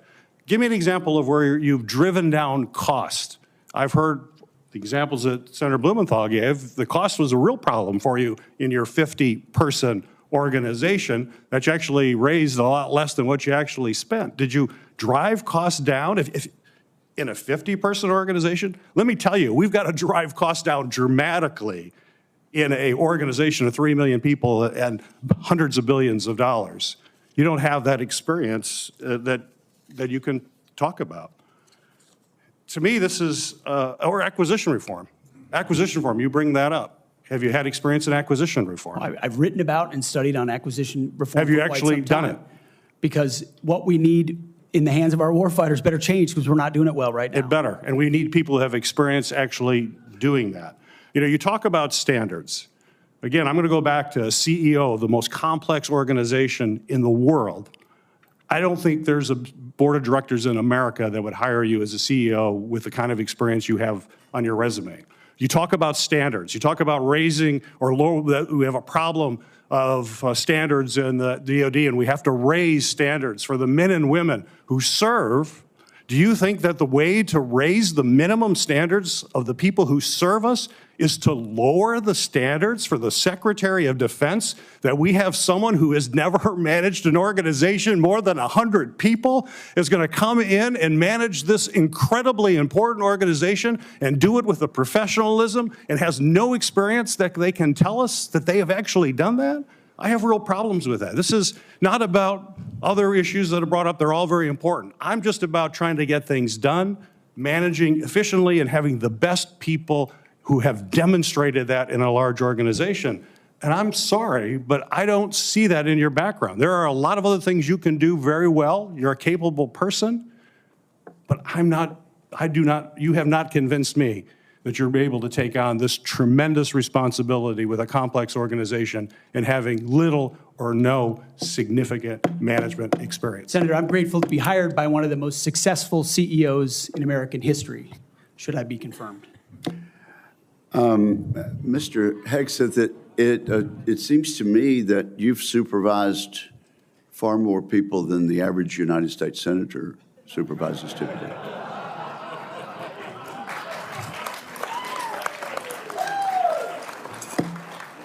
And except for former governors, Mr. Chairman. Senator Mullen, I understand you are yielding back your time and do not wish to ask a question. I was misinformed. Senator Mullen, okay. that's right. Caught me totally off guard there. I'd like to submit for the record signatures by 32 members of the House of Representatives who are veterans. The signatures call on the Senate to honor the constitutional duty of advise and consent by conducting a fair, thorough confirmation process that evaluates his nomination solely on the substance and merits. His distinguished military service, academic credentials, and a bold vision for revitalizing the national defense. I ask unanimous consent to enter into the record. Without objection. You know, there's a lot of talk going about talking about qualifications and then about us hiring him if we are the board. But there's a lot of senators here I wouldn't have on my board because there is no qualifications except your age, and you got to be living in the state and you're a citizen of the United States to be a senator. Other than the fact we got to convince a lot of people to vote for us. And then when we start talking about qualifications for if you're qualified for it, could the chairman tell me what the qualifications are for the Secretary of Defense? Mr. Chairman, could you tell me what the qualifications are for the Secretary of Defense?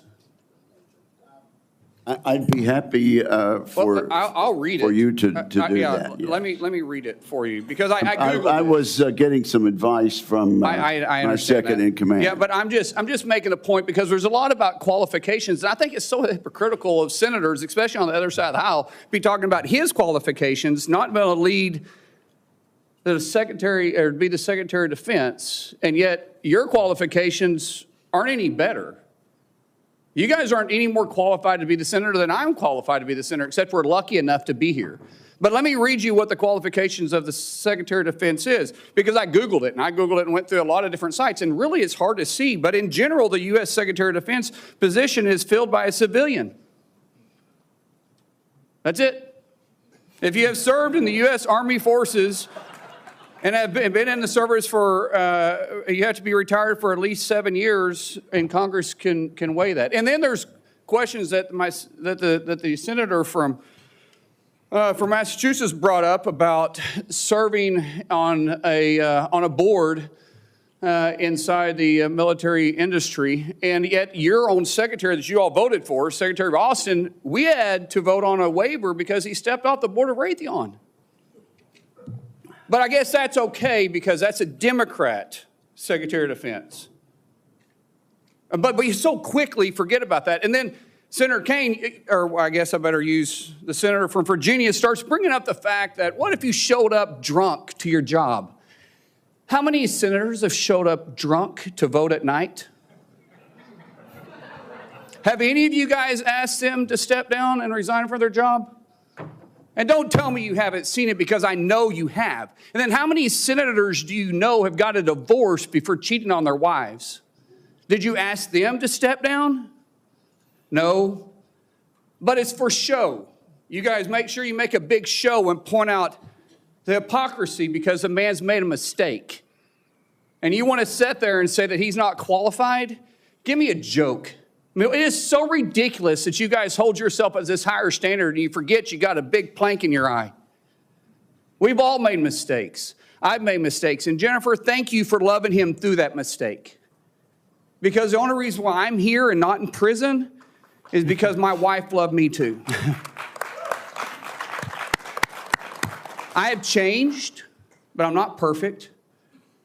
But I found somebody that thought I was perfect. And for whatever reason, you love Pete, and I don't know why.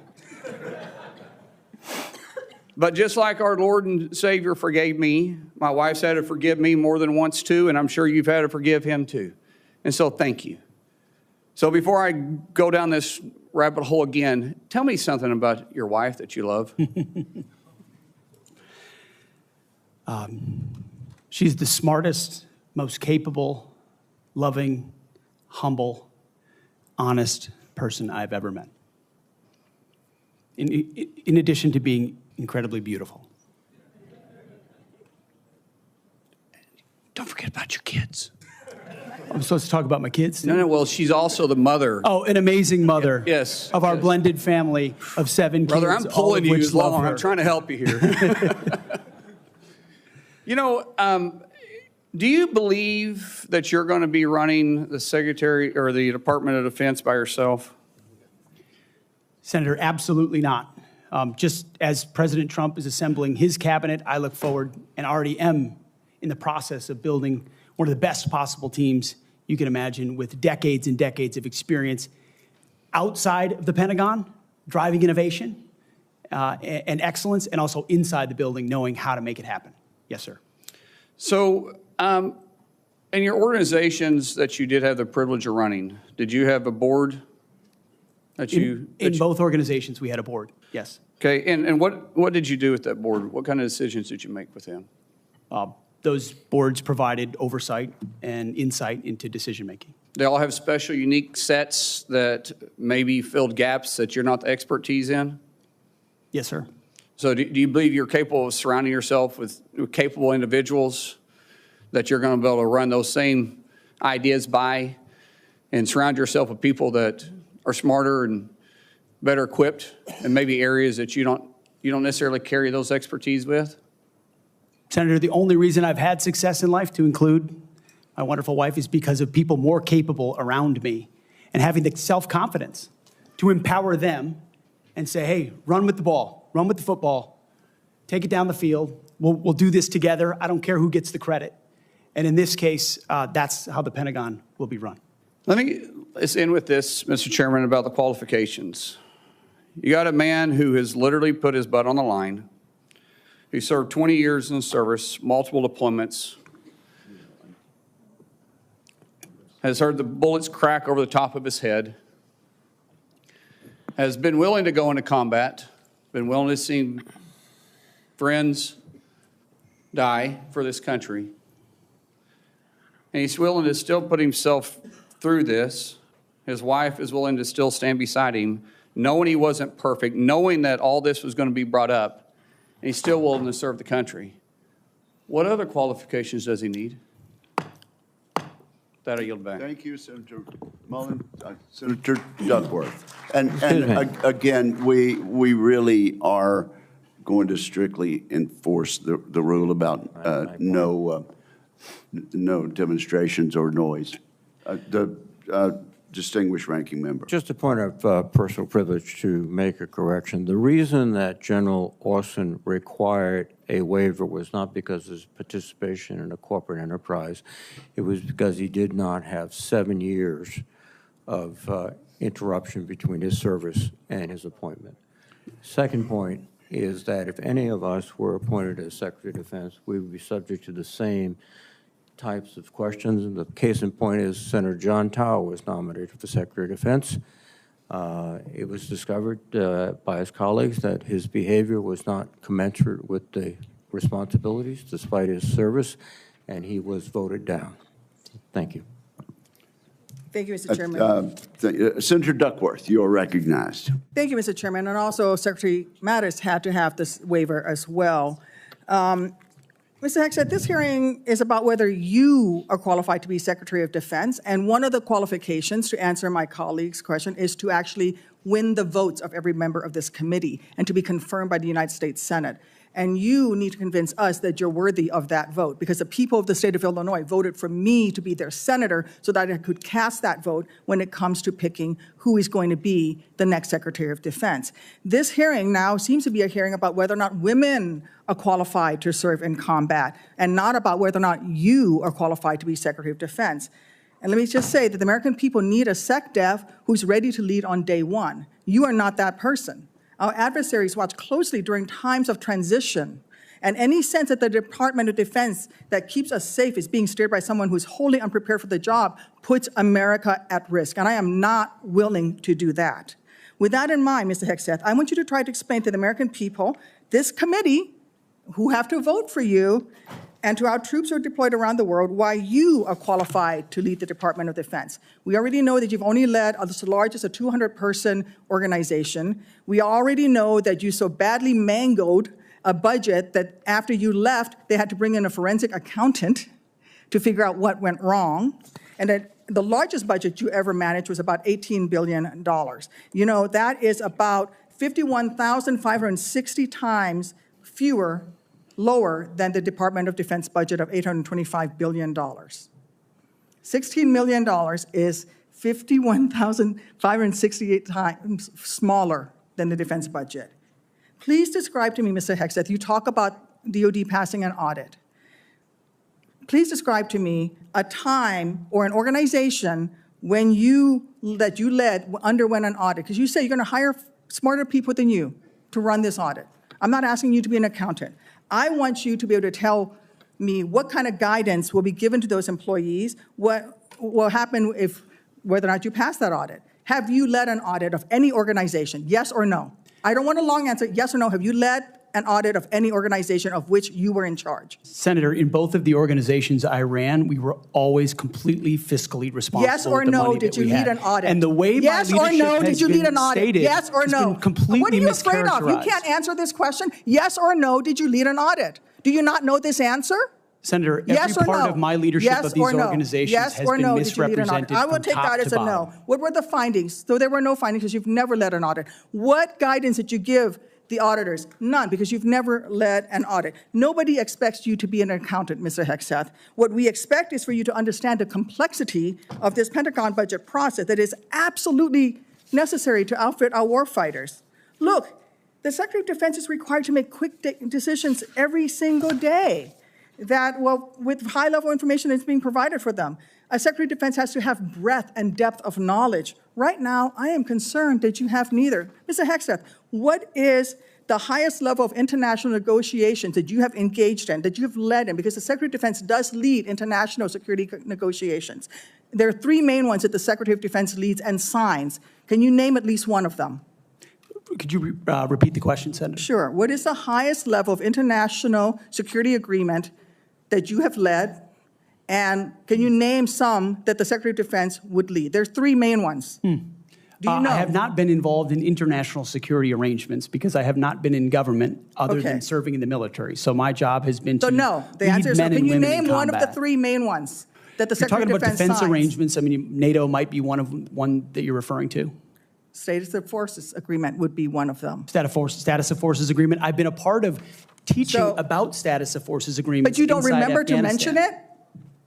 You're not qualified, Mr. Hegseth.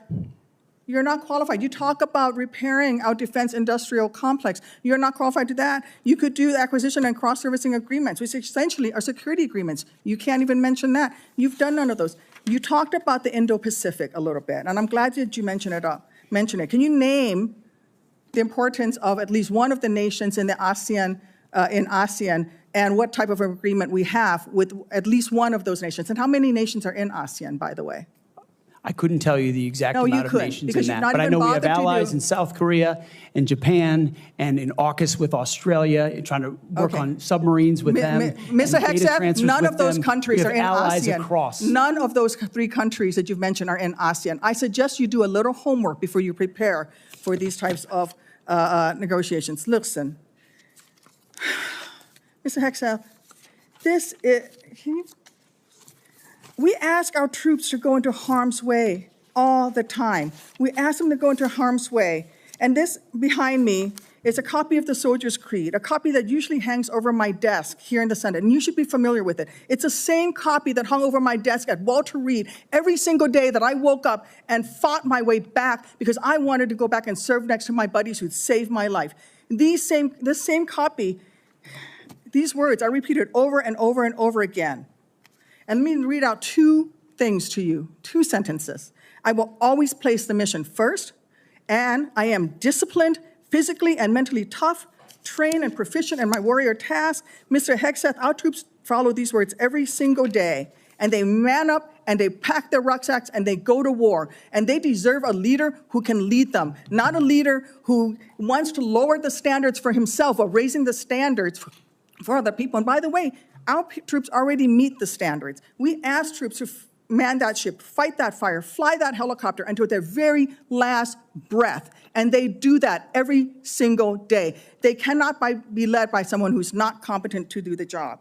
How can we ask these warriors to train and perform the absolute highest standards when you are asking us to lower the standards to make you the Secretary of Defense simply because you are buddies with our president-elect? And by the way, he has filed for bankruptcy 6 times. I'm not quite sure he's the kind of CEO you want to refer to as a successful businessman. Let me make it clear.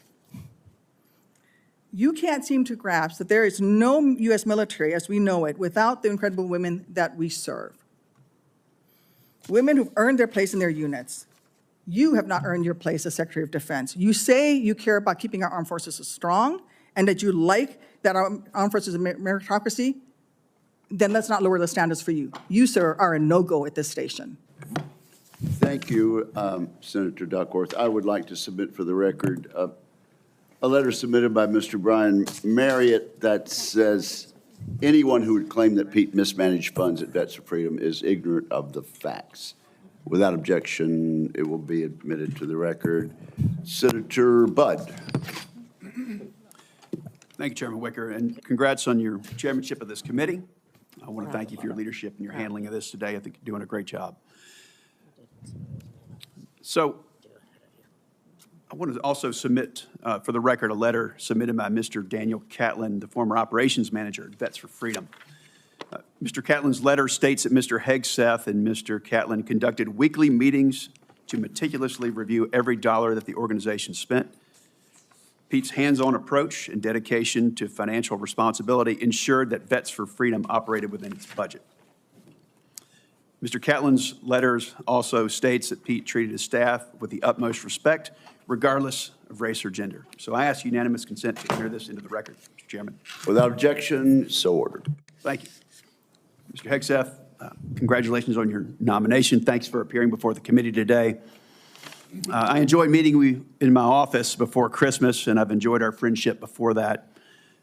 You know, you stated in your advanced policy questions that the American people need to be informed, engaged, and inspired to join our military. I wholeheartedly agree with that. We also have a problem, though, with obesity and falling academic standards. It's very concerning. We've talked about that before. So if confirmed, how would you approach increasing the number of Americans eligible to serve in the military, but without lowering standards?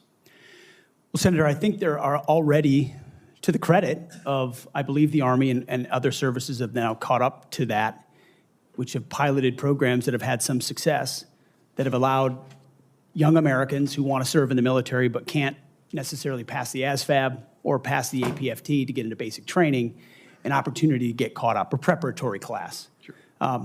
Unfortunately, yes, we do have a problem of obesity in our country, not necessarily something that if I'm confirmed, Secretary of Defense is able to address. But I do think leading from the front matters. I do think having a Secretary of Defense that will go out and do PT with the troops matters, that has been out there and done that before. And hopefully that's a motivating factor for young people. But the reality of obesity and criminal backgrounds and medical problems have long been an issue of recruitment in America, unfortunately.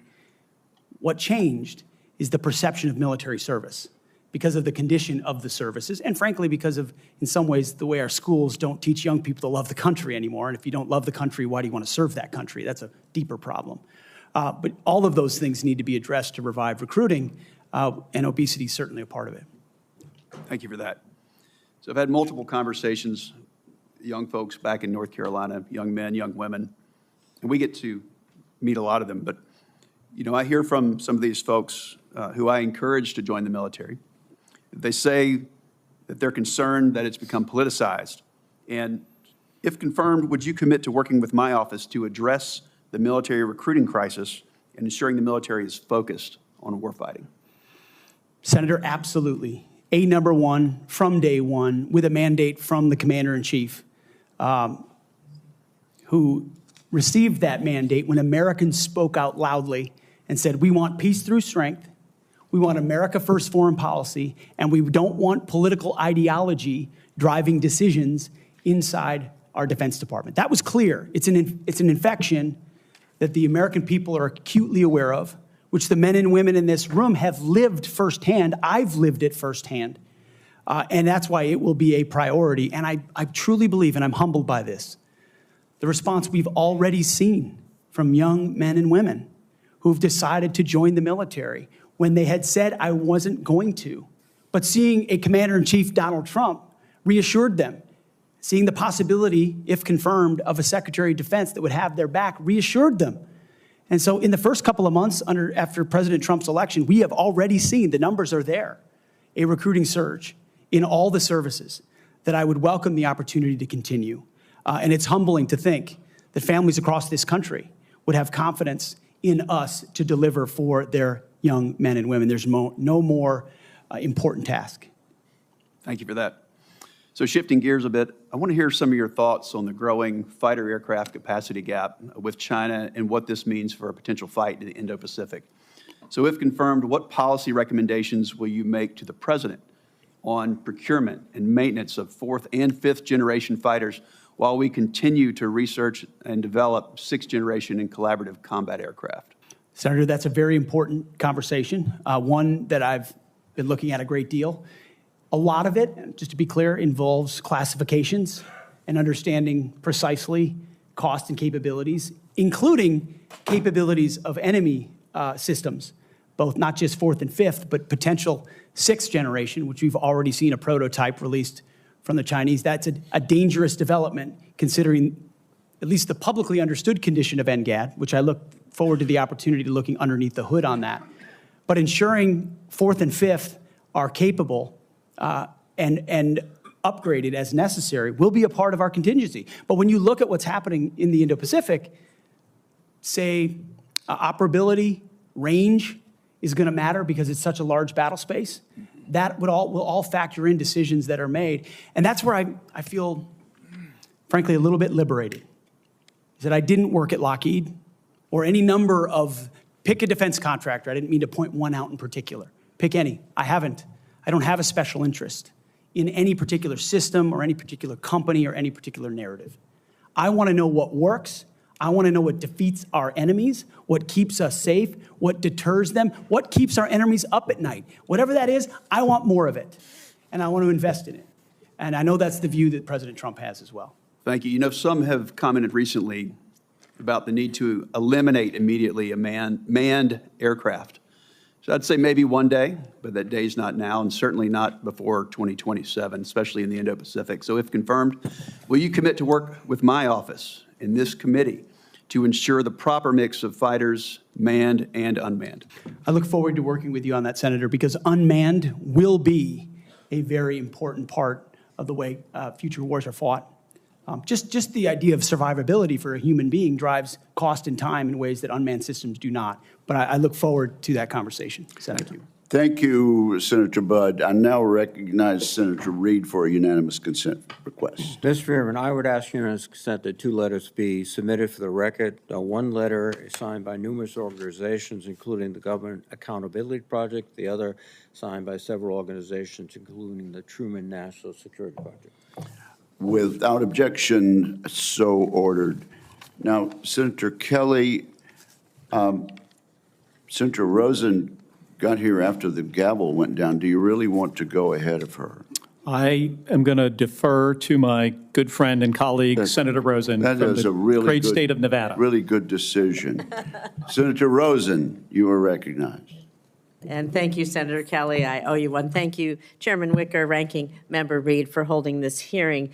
And Mr. Hegseth, I appreciate your service and your willingness to serve again. However, I am deeply disappointed that you would not agree to meet with me, as other members have said on this committee prior to this hearing, as is the precedent for this committee and others. So let me tell you a little bit about what I would have talked about had you made yourself available prior to the hearing.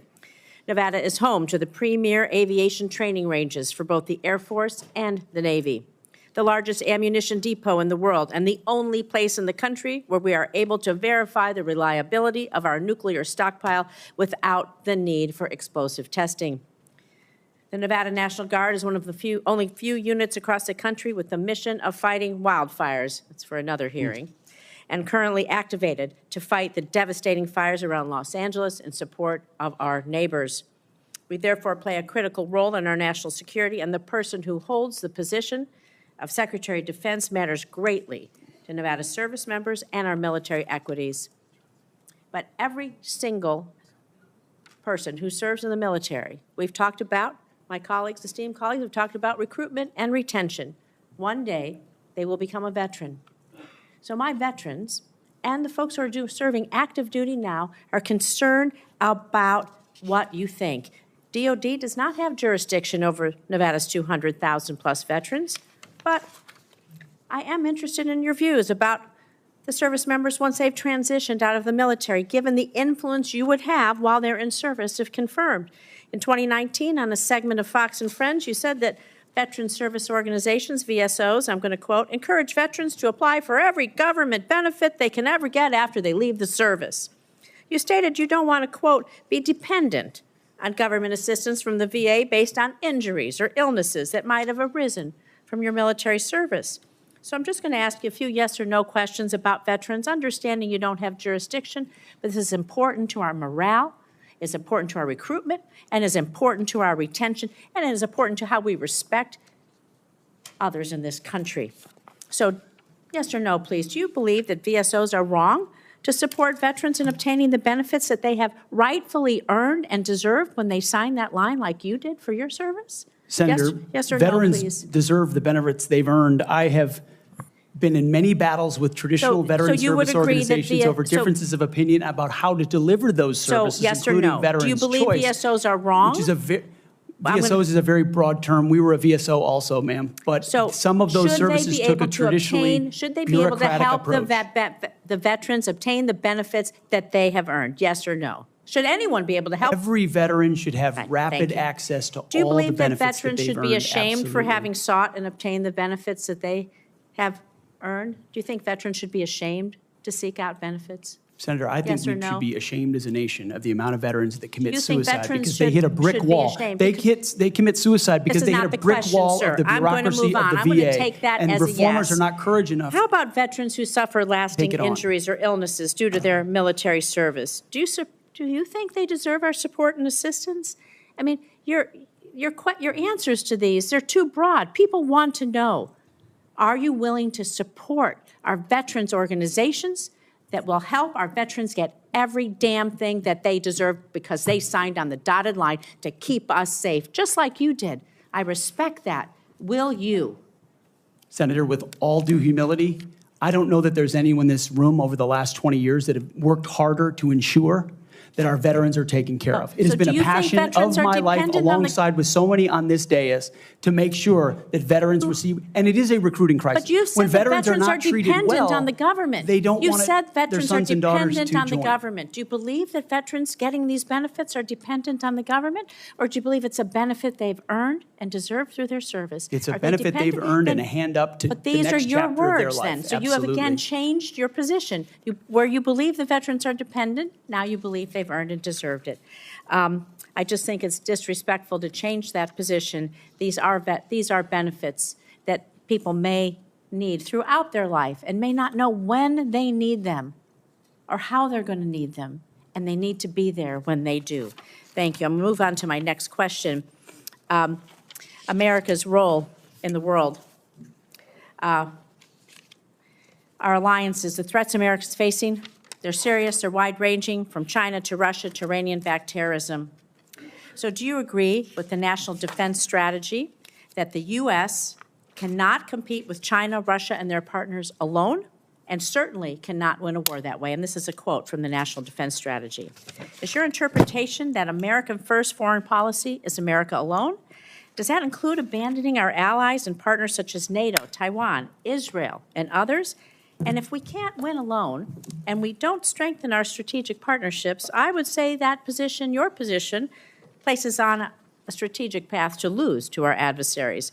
So maybe you're okay with choosing that path for America. I want to know how you square that position with the positions you articulated in your book, where you wrote that NATO is at relic, at best a distraction, and should be scrapped and remade.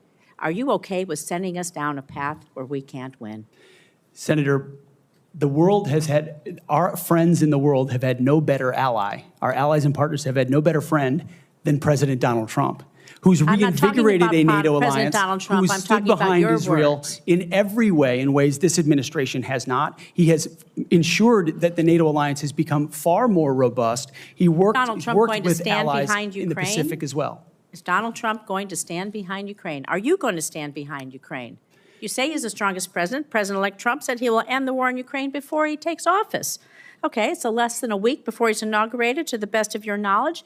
Do you have knowledge of a plan that he's going to use to rapidly end the war with Ukraine? Do you believe it's feasible, that it does not make unacceptable concessions to Vladimir Putin, who is a brutal dictator?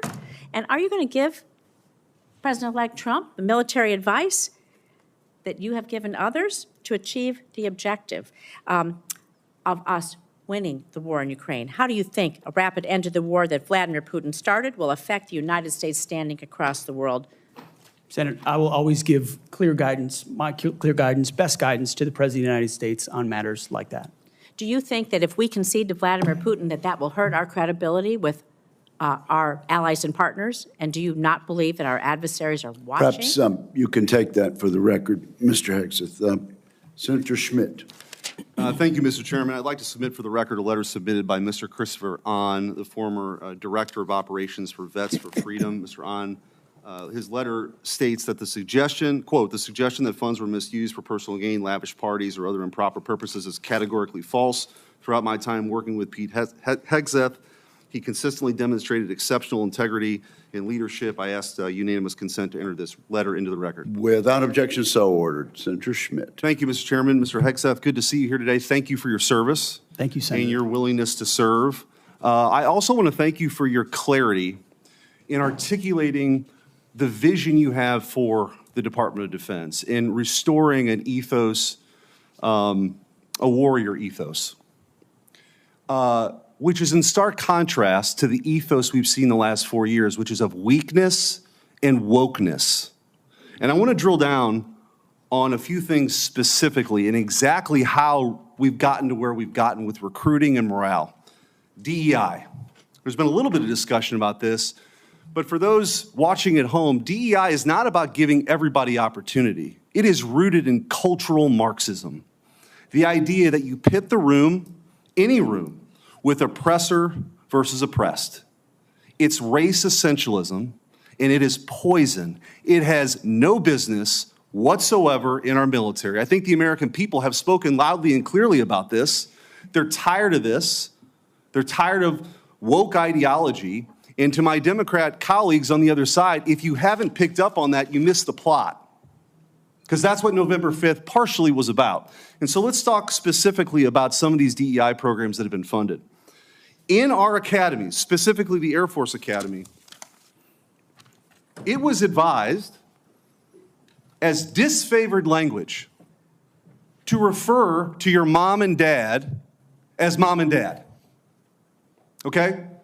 Dear mom and dad, I'm writing home. Don't say that. That's insane. We're all just people. You can't say that either. And in an effort to police this, in a 1984 Orwellian novel, there was actually an eyes and ears program to rat on your fellow students who might say mom and dad. Or just say, in a tough situation, you know what, we're all just people. Can't say that. This wasn't limited, by the way, to our academies. The Secretary of the Air Force, our current Secretary of the Air Force, in a memo from August of 2022, thought we had too many white officers, advocated for quotas. And if you crunch the numbers, that meant that 5,800 white officers who've worked really hard should be fired. In the United States of America, I don't know how we got here. And by the way, the Air Force isn't alone here. The Navy sort of touted a drag queen influencer. This stuff is insane. And people wonder why recruiting has dropped off. And let me just go through a few numbers, then I want to get your comments on how we fix this, because it's gone completely off the rails. In 2022, the Army missed their recruiting goal of 60,000 soldiers by over 15,000. In 2023, the Navy missed their recruiting goals by over 7,000. In 2022, the Air Force couldn't meet their standards, their numbers, even though they lowered their standards. They've lowered their standards to meet numbers they still can't get to. Mr. Hegseth, we got to fix this. I think what you've demonstrated today is that you have the talent and the ability and the desire to fix it. How are you going to fix it? Well, Senator, thank you for the question. First and foremost, up front, you have to tear out DEI and CRT initiatives, root and branch out of institutions. 100%. And then you have to put in Army, Navy, and Air Force secretaries and others, civilian positions at the helm, who are committed to the same priorities that the President of the United States is, and if confirmed, the Secretary of Defense will be. Send a clear message that this is not a time for equity. Equity is a very different word than equality. Equality is the bedrock of our military. Men and women, duty positions in uniform, black, white, doesn't matter. We treat you equally based on who you are in the image of God as an individual. And we all get the same bad haircuts. You're not an individual, you're part of a group. Equity prescribes some sort of an outcome based on differing attributes that we have that divide us. What skin color are you? What gender are you? And then infuse that into institutions which manifest in things like quotas, formal or informal, which does what to morale? Sends it in the tubes. and it makes people feel like they're being judged by something other than how good they are at their job, which is poisonous inside institutions. So on top of this recruiting crisis, that wasn't enough for this administration. During the COVID hysteria and in their attempt to fire 100,000 people who worked for bigger companies because they didn't get the COVID shot, or to mask 5-year-olds, they decided also to make this a central plank in their policy at the Pentagon. 8,000 well-trained, so we got a recruiting crisis, 8,000 well-trained men and women were fired. Will you commit today, Mr. Hegseth, to recruit these folks back, to give them back pay, and give them an apology from the United States government for how they were disrespected? Senator, I will commit to this because the Commander-in-Chief has committed to this, that not only will they be reinstated, they will receive an apology, back pay, and rank that they lost because they were forced out due to an experimental vaccine. Thank you, and I'm a limited time, but I just want to say, for all the talk of experience and not coming from the same cocktail parties that Permanent Washington is used to, you are a breath of fresh air. And again, if you weren't paying attention to what this election was all about, it was about the disruptors versus the establishment. And the American people have had enough of business as usual for the same people that we line up for these same jobs who give us the same results. We need somebody who's going to go in there and fight for innovation, fight for change. I think you're that person, and I appreciate your willingness to sit here and listen to some of these undignified attacks. It's ridiculous. Thank you. Captain Mark Kelly, you're recognized. Thank you, Mr. Chairman. Congratulations on your chairmanship. I want to make a request to the committee that we have a second round of questions. Pursuant to the bipartisan staff agreement that we reached late last year, this will be one round of 7-minute questions. All right. Thank you. Thank you, Mr. Chairman. I'll be happy to recognize my colleague, Mr. Reed. I think it's important to note for the record that when Secretary Hagel was here, we had 3 rounds of questioning. When Secretary Carter was here, we had 2 rounds of questioning. And I cannot recall any time where I have denied, as the chairman, a member to ask for a second round and receive the second round. So we are, I think, violating the principles of the committee, and I just want to go on the record. And your comment is noted. Thank you. Mr. Hegseth, thank you for being here today. Thank you for your service to this country. Thank you, Senator. Few nominees come into this room with all the necessary experience to do this job, to be Secretary of Defense. We get that. It's a reflection on just how big of a job this is. What I want to understand is whether or not you bring any of the necessary experience that this job requires. And here's where I'm concerned. Senator Coleman, in introducing you, and this is a quote, he said, "He has struggled and overcome great personal challenges," unquote. You walk in here saying that you've had personal and character issues in your past, including heavy drinking, which you wrote about. And you said, and this is a quote from you, that you said, "I sit before you as an open book." Yet you haven't actually said what personal challenges it is that you've overcome when you've been asked about them. So I'm going to give you an opportunity here to be as forthright as you say you want to be. So while leading Concerned Veterans of America, there were very specific cases cited by individuals about your conduct. I'm going to go through a few of them, and I just want you to tell me if these are true or false. Very simple. On Memorial Day 2014, at a CVA event in Virginia, you needed to be carried out of the event for being intoxicated. Senator, anonymous smears. Just true or false? Very simple. Summer of 2014 in Cleveland, drunk in public with the CVA team. Anonymous smears. I'm just asking for true or false questions. True or false answers. An event in North Carolina, drunk in front of 3 young female staff members after you had instituted a no alcohol policy and then reversed it. True or false? Anonymous smears.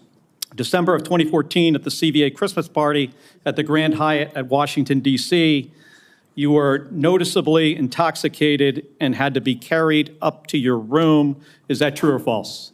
Anonymous smears. Another time, a CVA staffer stated that you passed out in the back of a party bus. Is that true or false? Anonymous smears. In 2014, while in Louisiana on official business for CVA, did you take your staff, including young female staff members, to a strip club? Absolutely not. Anonymous smears. So, is it accurate that the organization reached a financial settlement with a female staffer who claimed to be at a strip club with you, and there was a colleague who attempted to sexually assault her? Was there a financial settlement? Senator, I was not involved in that. I don't know the nature of how that played out. But you understand there was a financial settlement for a young female staffer who accused another member of the organization, not you, of sexual assault in a strip club. We have multiple statements on the record referring to that. But you claim you were not there when that occurred. Absolutely not. Now, the behavior I cited, if true, do you think that this behavior of intoxication, going into these type of establishments, women on your staff being so uncomfortable that they have to file these sort of harassment claims, do you think this is appropriate behavior for a leader? Senator, the overwhelming majority of anyone who's worked for me, including the on-the-record statements that have been submitted to this, with their name on it, on the record, men and women who worked with me every day, are the overwhelming preponderance of evidence that testify to my leadership and professionalism in leading Vets for Freedom and Concerned Veterans for America. My leadership has been completely impugned on these veterans organizations that did fantastic work. Mr. Hegseth, I'm not even going to go into the accusations. And we managed our financial books with integrity across the board. How many people, everybody who runs a campaign. I have limited time. I'm not going to get into the accusations that come from Fox News. I know you have some of your Fox News colleagues here. There were multiple instances of accusations against you about drinking on the job. All anonymous, all false, all refuted by my colleagues who I worked with for 10 years at 6 a.m. to 9 p.m. and everything The challenge here for me, Mr. Hegseth, only seen me be professional is when there is discussion about personal challenges and you admittedly had issues with heavy drinking. It's hard to kind of square this, to square the circle here. It's kind of a difficult thing to do. Let me ask you, if I have about 90 seconds left here, if you had to answer these questions about sexual assault against you and your drinking and your personal conduct, would it have been different if you were under oath? Senator, all I'm pointing out is the false claims against me. Okay, I take it you do not want to answer that question. I walked into this hearing this morning concerned that you haven't demonstrated adequate leadership in your civilian roles. And this is a dangerous world we're living in here. And America cannot afford a Secretary of Defense who is unprepared for that mission. I'm going to leave with concerns about your transparency. You say you've had personal issues in your past, yet when asked about those very issues, you blame an anonymous smear campaign, even when many of these claims are not anonymous. Which is it? Have you overcome personal issues, or are you the target of a smear campaign? It can't be both. It's clear to me that you're not being honest with us or the American people because you know the truth would disqualify you from getting the job. And just as concerning as each of these specific disqualifying accusations are, what concerns me just as much is the idea of having a Secretary of Defense who is not transparent. Thank you, Mr. Chairman. I yield back my 2 seconds. Thank you, Senator Kelly. I would, at this point, ask unanimous consent to introduce into the record letters by Tina Kingston, Louisiana State Director of Concerned Veterans for America, and Holly Talley, Louisiana Local Director of Concerned Veterans for America, attesting to the appropriateness of Mr. Hegseth's conduct with regard to female staffers. Without objection, that is added to the record. And Senator Banks, you are now recognized. Thank you, Mr. Chairman. Welcome, Mr. Hegseth. You have conducted yourself very well today. In fact, so well that I believe it's incumbent upon this committee to confirm you ASAP, to get you on the job, to clean up the mess that we have at the Pentagon ongoing at this moment because of the leadership there over the last 4 years that's failed us. In President Biden's first year in office, the Department of Defense spent over 5 million man-hours on quote-unquote counter-extremism and diversity training, what you and I might call woke training or DEI. The administration has refused to provide us any more recent data than that first year, but we know that it's exponentially more man-hours wasted on DEI over the last 4 years. And I wonder, what do you make of that? What could those 5 million man-hours in that first year of Secretary Austin and President Biden's administration, what could those 5 million man-hours have been used for? Senator, that's a lot of service members sitting in a lot of briefs, hearing about a lot of threats or political perspectives that might be dangerous, that do not comport to threats that actually exist inside the force, or ideas that introduce critical race theory or DEI or climate change initiatives that they and their commands have to conform to. And every time one of those happens, it gets pushed down the chain of command. That also includes new layers of leadership that have been created under this administration, committed to enforcing those types of DEI and CRT initiatives. So we hear 5 million man-hours, and that sounds like a lot. The more troubling aspect is how many training hours that takes away from a company commander or battalion commander or a wing commander who's out there trying to maintain their force, which is already constrained because of what the Biden administration has done to the defense budget and defense capabilities.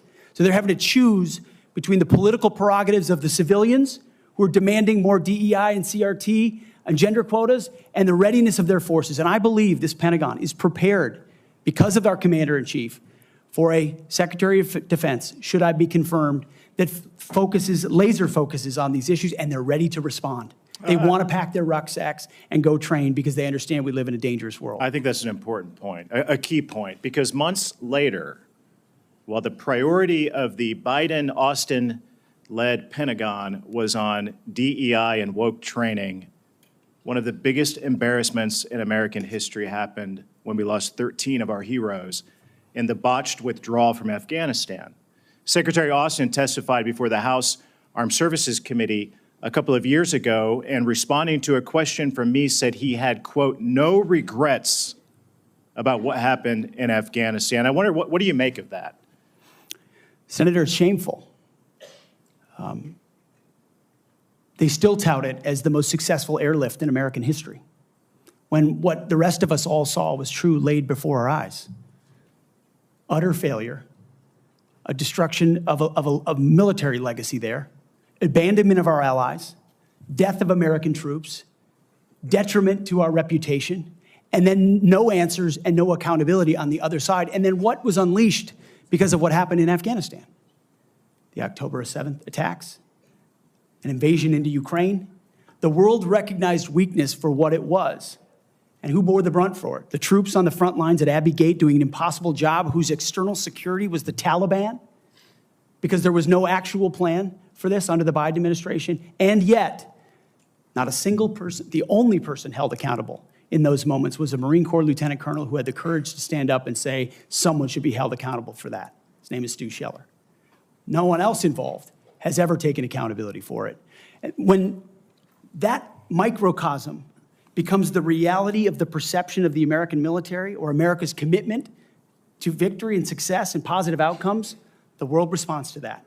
President Trump is going to restore real deterrence by bringing a real warrior culture back, rebuilding our military, and ending wars properly. And if we have to fight them, winning them decisively. I served in Afghanistan, you served in Afghanistan. 75% of our nation's veterans disagree with how the withdrawal from Afghanistan was handled, the embarrassment of it. What that's done, I believe, has directly impacted our historic recruitment crisis in this country, without a doubt. And you've already talked about that, but how do we fix it? How do we bring pride back to wearing the uniform for the next generation, to inspire them to do what you and I did, to raise our right hand and take that oath and serve this great country? I really do think it comes back to strong, clear leadership, patriotic, pro-American leadership that says we're not going to focus on all the other political prerogatives. That's why we all have political perspectives. I said this before and I'll say it again. In uniform, none of that matters. You wear green, you wear blue, you bleed red. That's it. Who you vote for doesn't matter. But when the perception of that changes, then you don't want people deciding whether to serve based on a political party in power. That's a dangerous thing for continuity inside your military. And it's fragile right now. President Trump, and if I'm confirmed with my leadership, we're going to restore the continuity of an apolitical military that acts decisively and only based on merit. They sound basic, but they're fundamental. You and I agree that wokeness is weakness. Mr. Hegseth, do you support racial quotas in recruitment or promotions in the United States military? Senator, I do not support any form of racial quota. Do you support affirmative action in our nation's military academies? Senator, I only support hiring and promoting and admitting the best and brightest, whatever their background is. I think that's very important. Mr. Hegseth, Lloyd Austin, the secretary, later went AWOL. He disappeared for days and never told the president, didn't even inform the president's chief of staff that he was going into the hospital. Would that ever occur on your watch? No, Senator. I know in any one of my jobs, if I had decided to go AWOL for even a day or two in uniform or around that, that would have been a concern. I believe accountability matters. No one to this day has ever, as you've said, been held accountable for what happened in Afghanistan. It was embarrassing to this country. It's impacted this country greatly. And I applaud you and President Trump for bringing accountability back to our Pentagon. With that, I yield back. Chair recognizes the distinguished ranking member for a unanimous consent request. Mr. Chairman, I would like to submit an article discussing some of the issues of readiness and DEI. There has been a comment that 5.9 million man-hours have been used for DEI.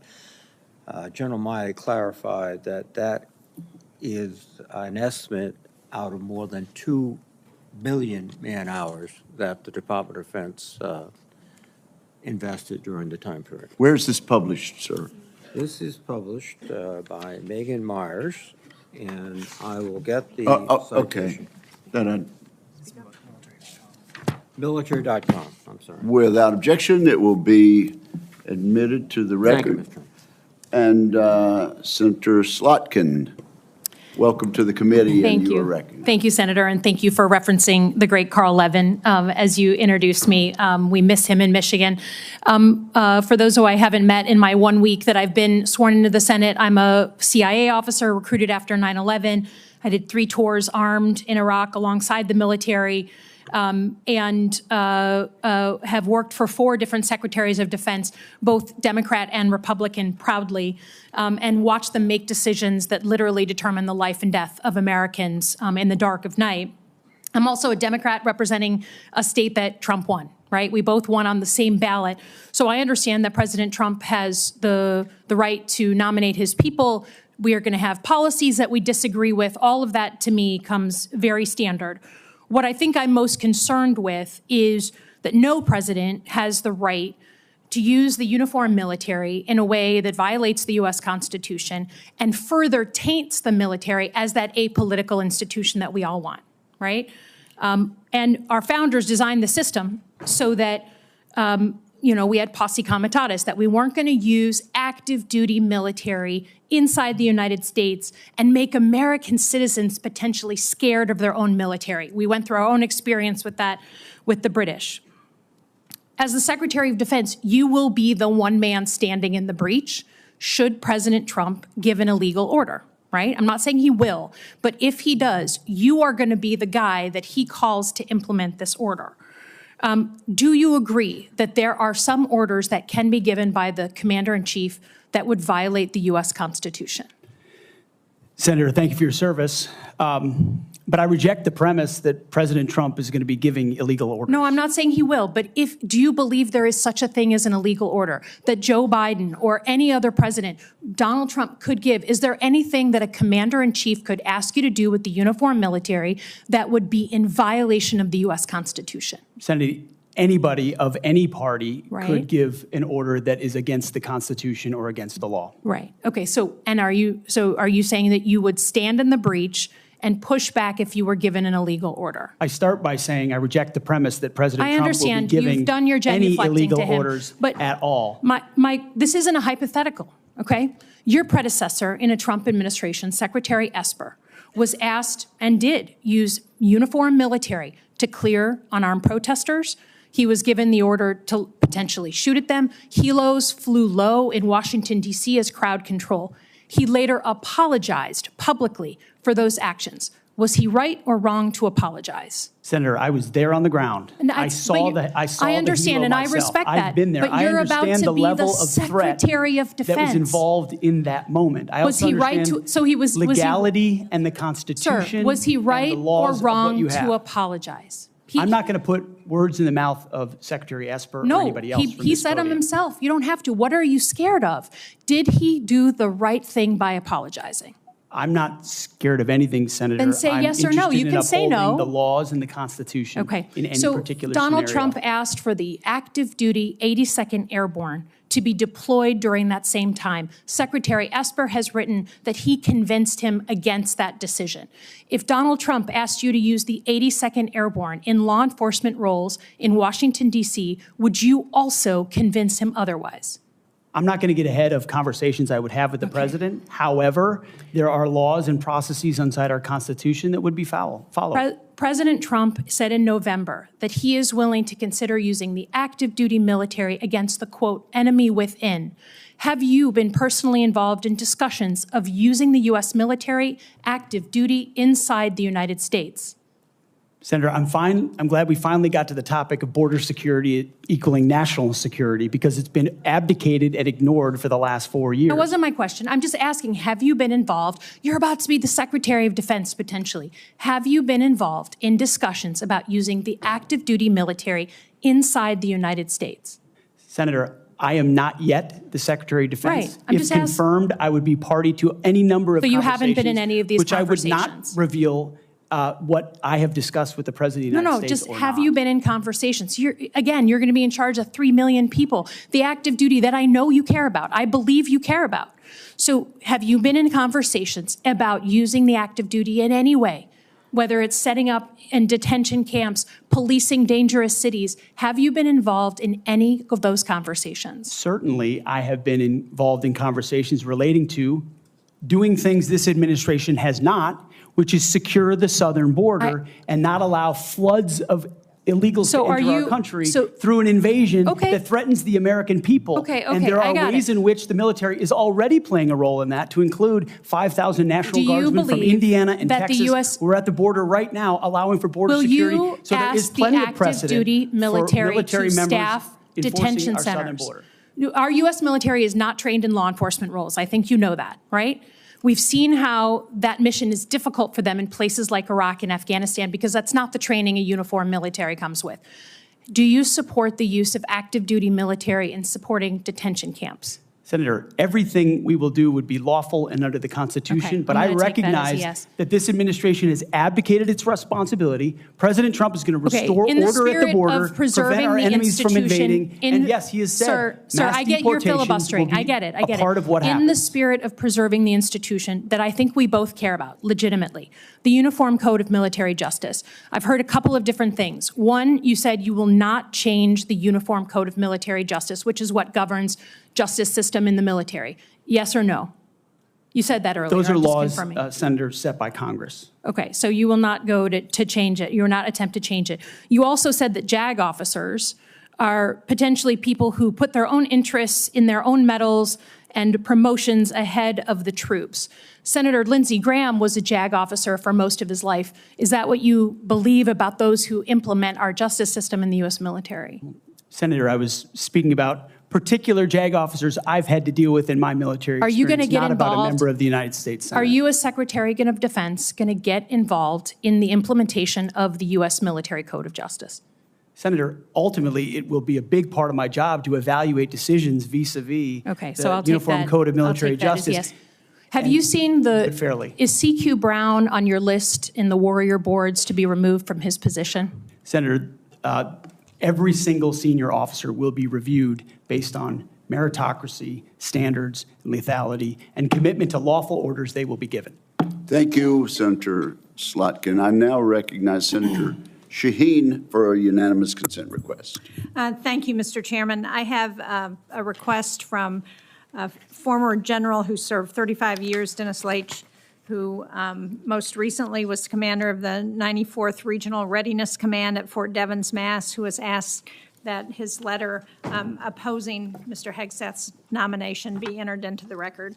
Is there objection? Without objection, it will be entered. Also, I present a host of letters and op-eds from former co-workers at Vets for Freedom and Concerned Vets for America, as well as Fox News Channel.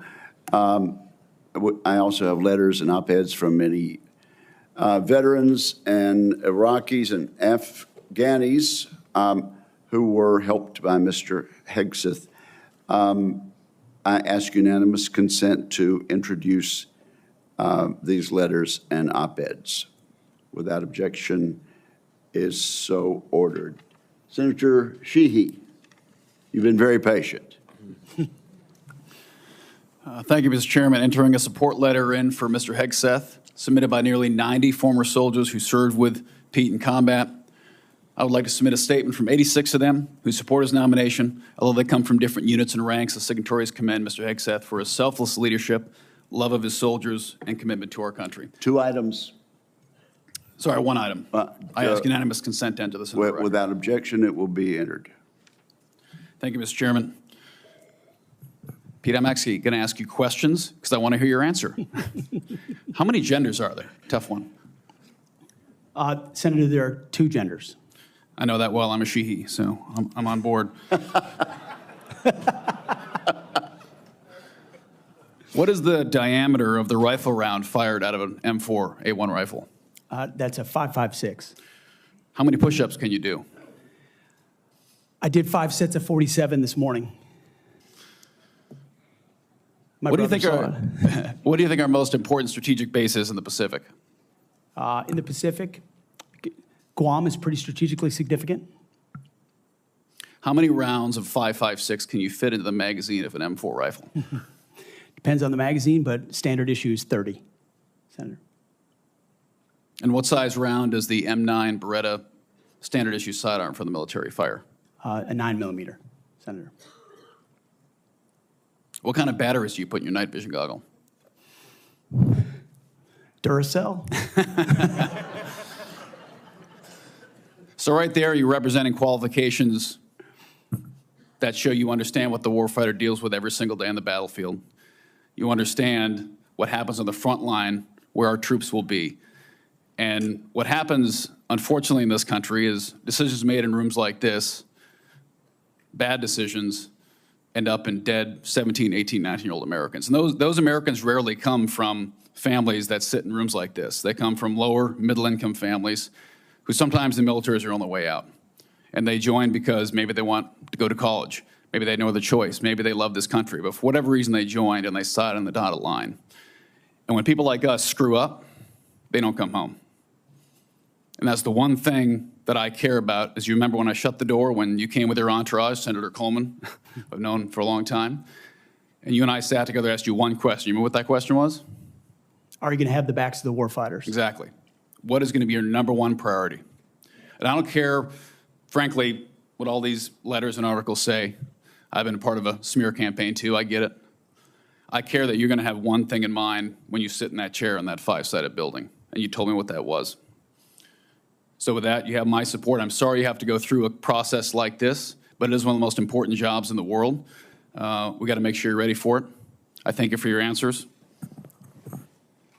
I got one final question that's very important to me. This is more of a technical question, but I think it's to fix the Army in this country is a 1 or 2 year problem. We can make bullets, we can make rifles.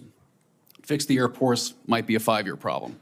To fix our Navy is a decades-long pursuit. How are you going to fix our national?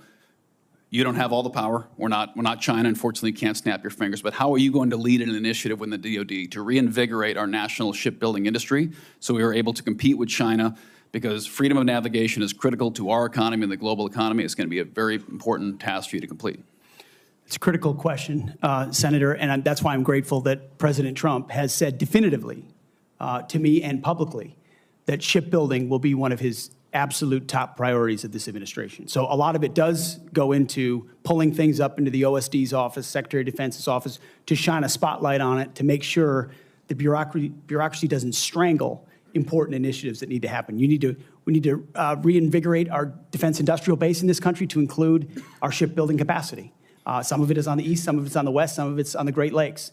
The workforce problems that our shipyards are facing are significant, and there's been a big investment from this committee, I know, in a lot of those places because of the shortfalls, manpower issues, everything else.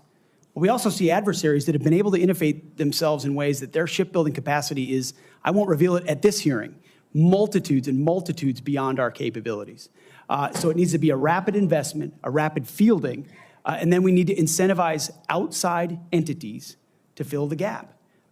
We talk a lot about UAVs. UAVs are very important, but there's also a future of UUVs, unmanned underwater vehicles, that will be a part of amplifying the impact of our Navy, because this administration has allowed our number of ships to drop below 300. It sets a projection of 340 or 350, but doesn't create the capacity to actually address it. And so if we're going to defend our interests, our allies, and put America first, we're going to have to be able to project power. That means shipbuilding. It means historic investments in our defense industrial base there. And then also driving innovation and cost savings in ways that only business leaders inside the Pentagon can do. When I'd add, I don't think any board in the world would have hired Steve Jobs or Elon Musk or Mark Zuckerberg when they founded their companies either. So this country was founded by young people who had a great vision. Thank you for being willing to serve your country again. And thanks for coming here today. I yield back, Chairman.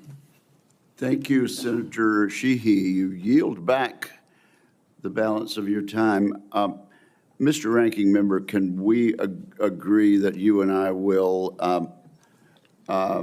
notify members of a specific time until which the record will remain open for submission of questions for the record?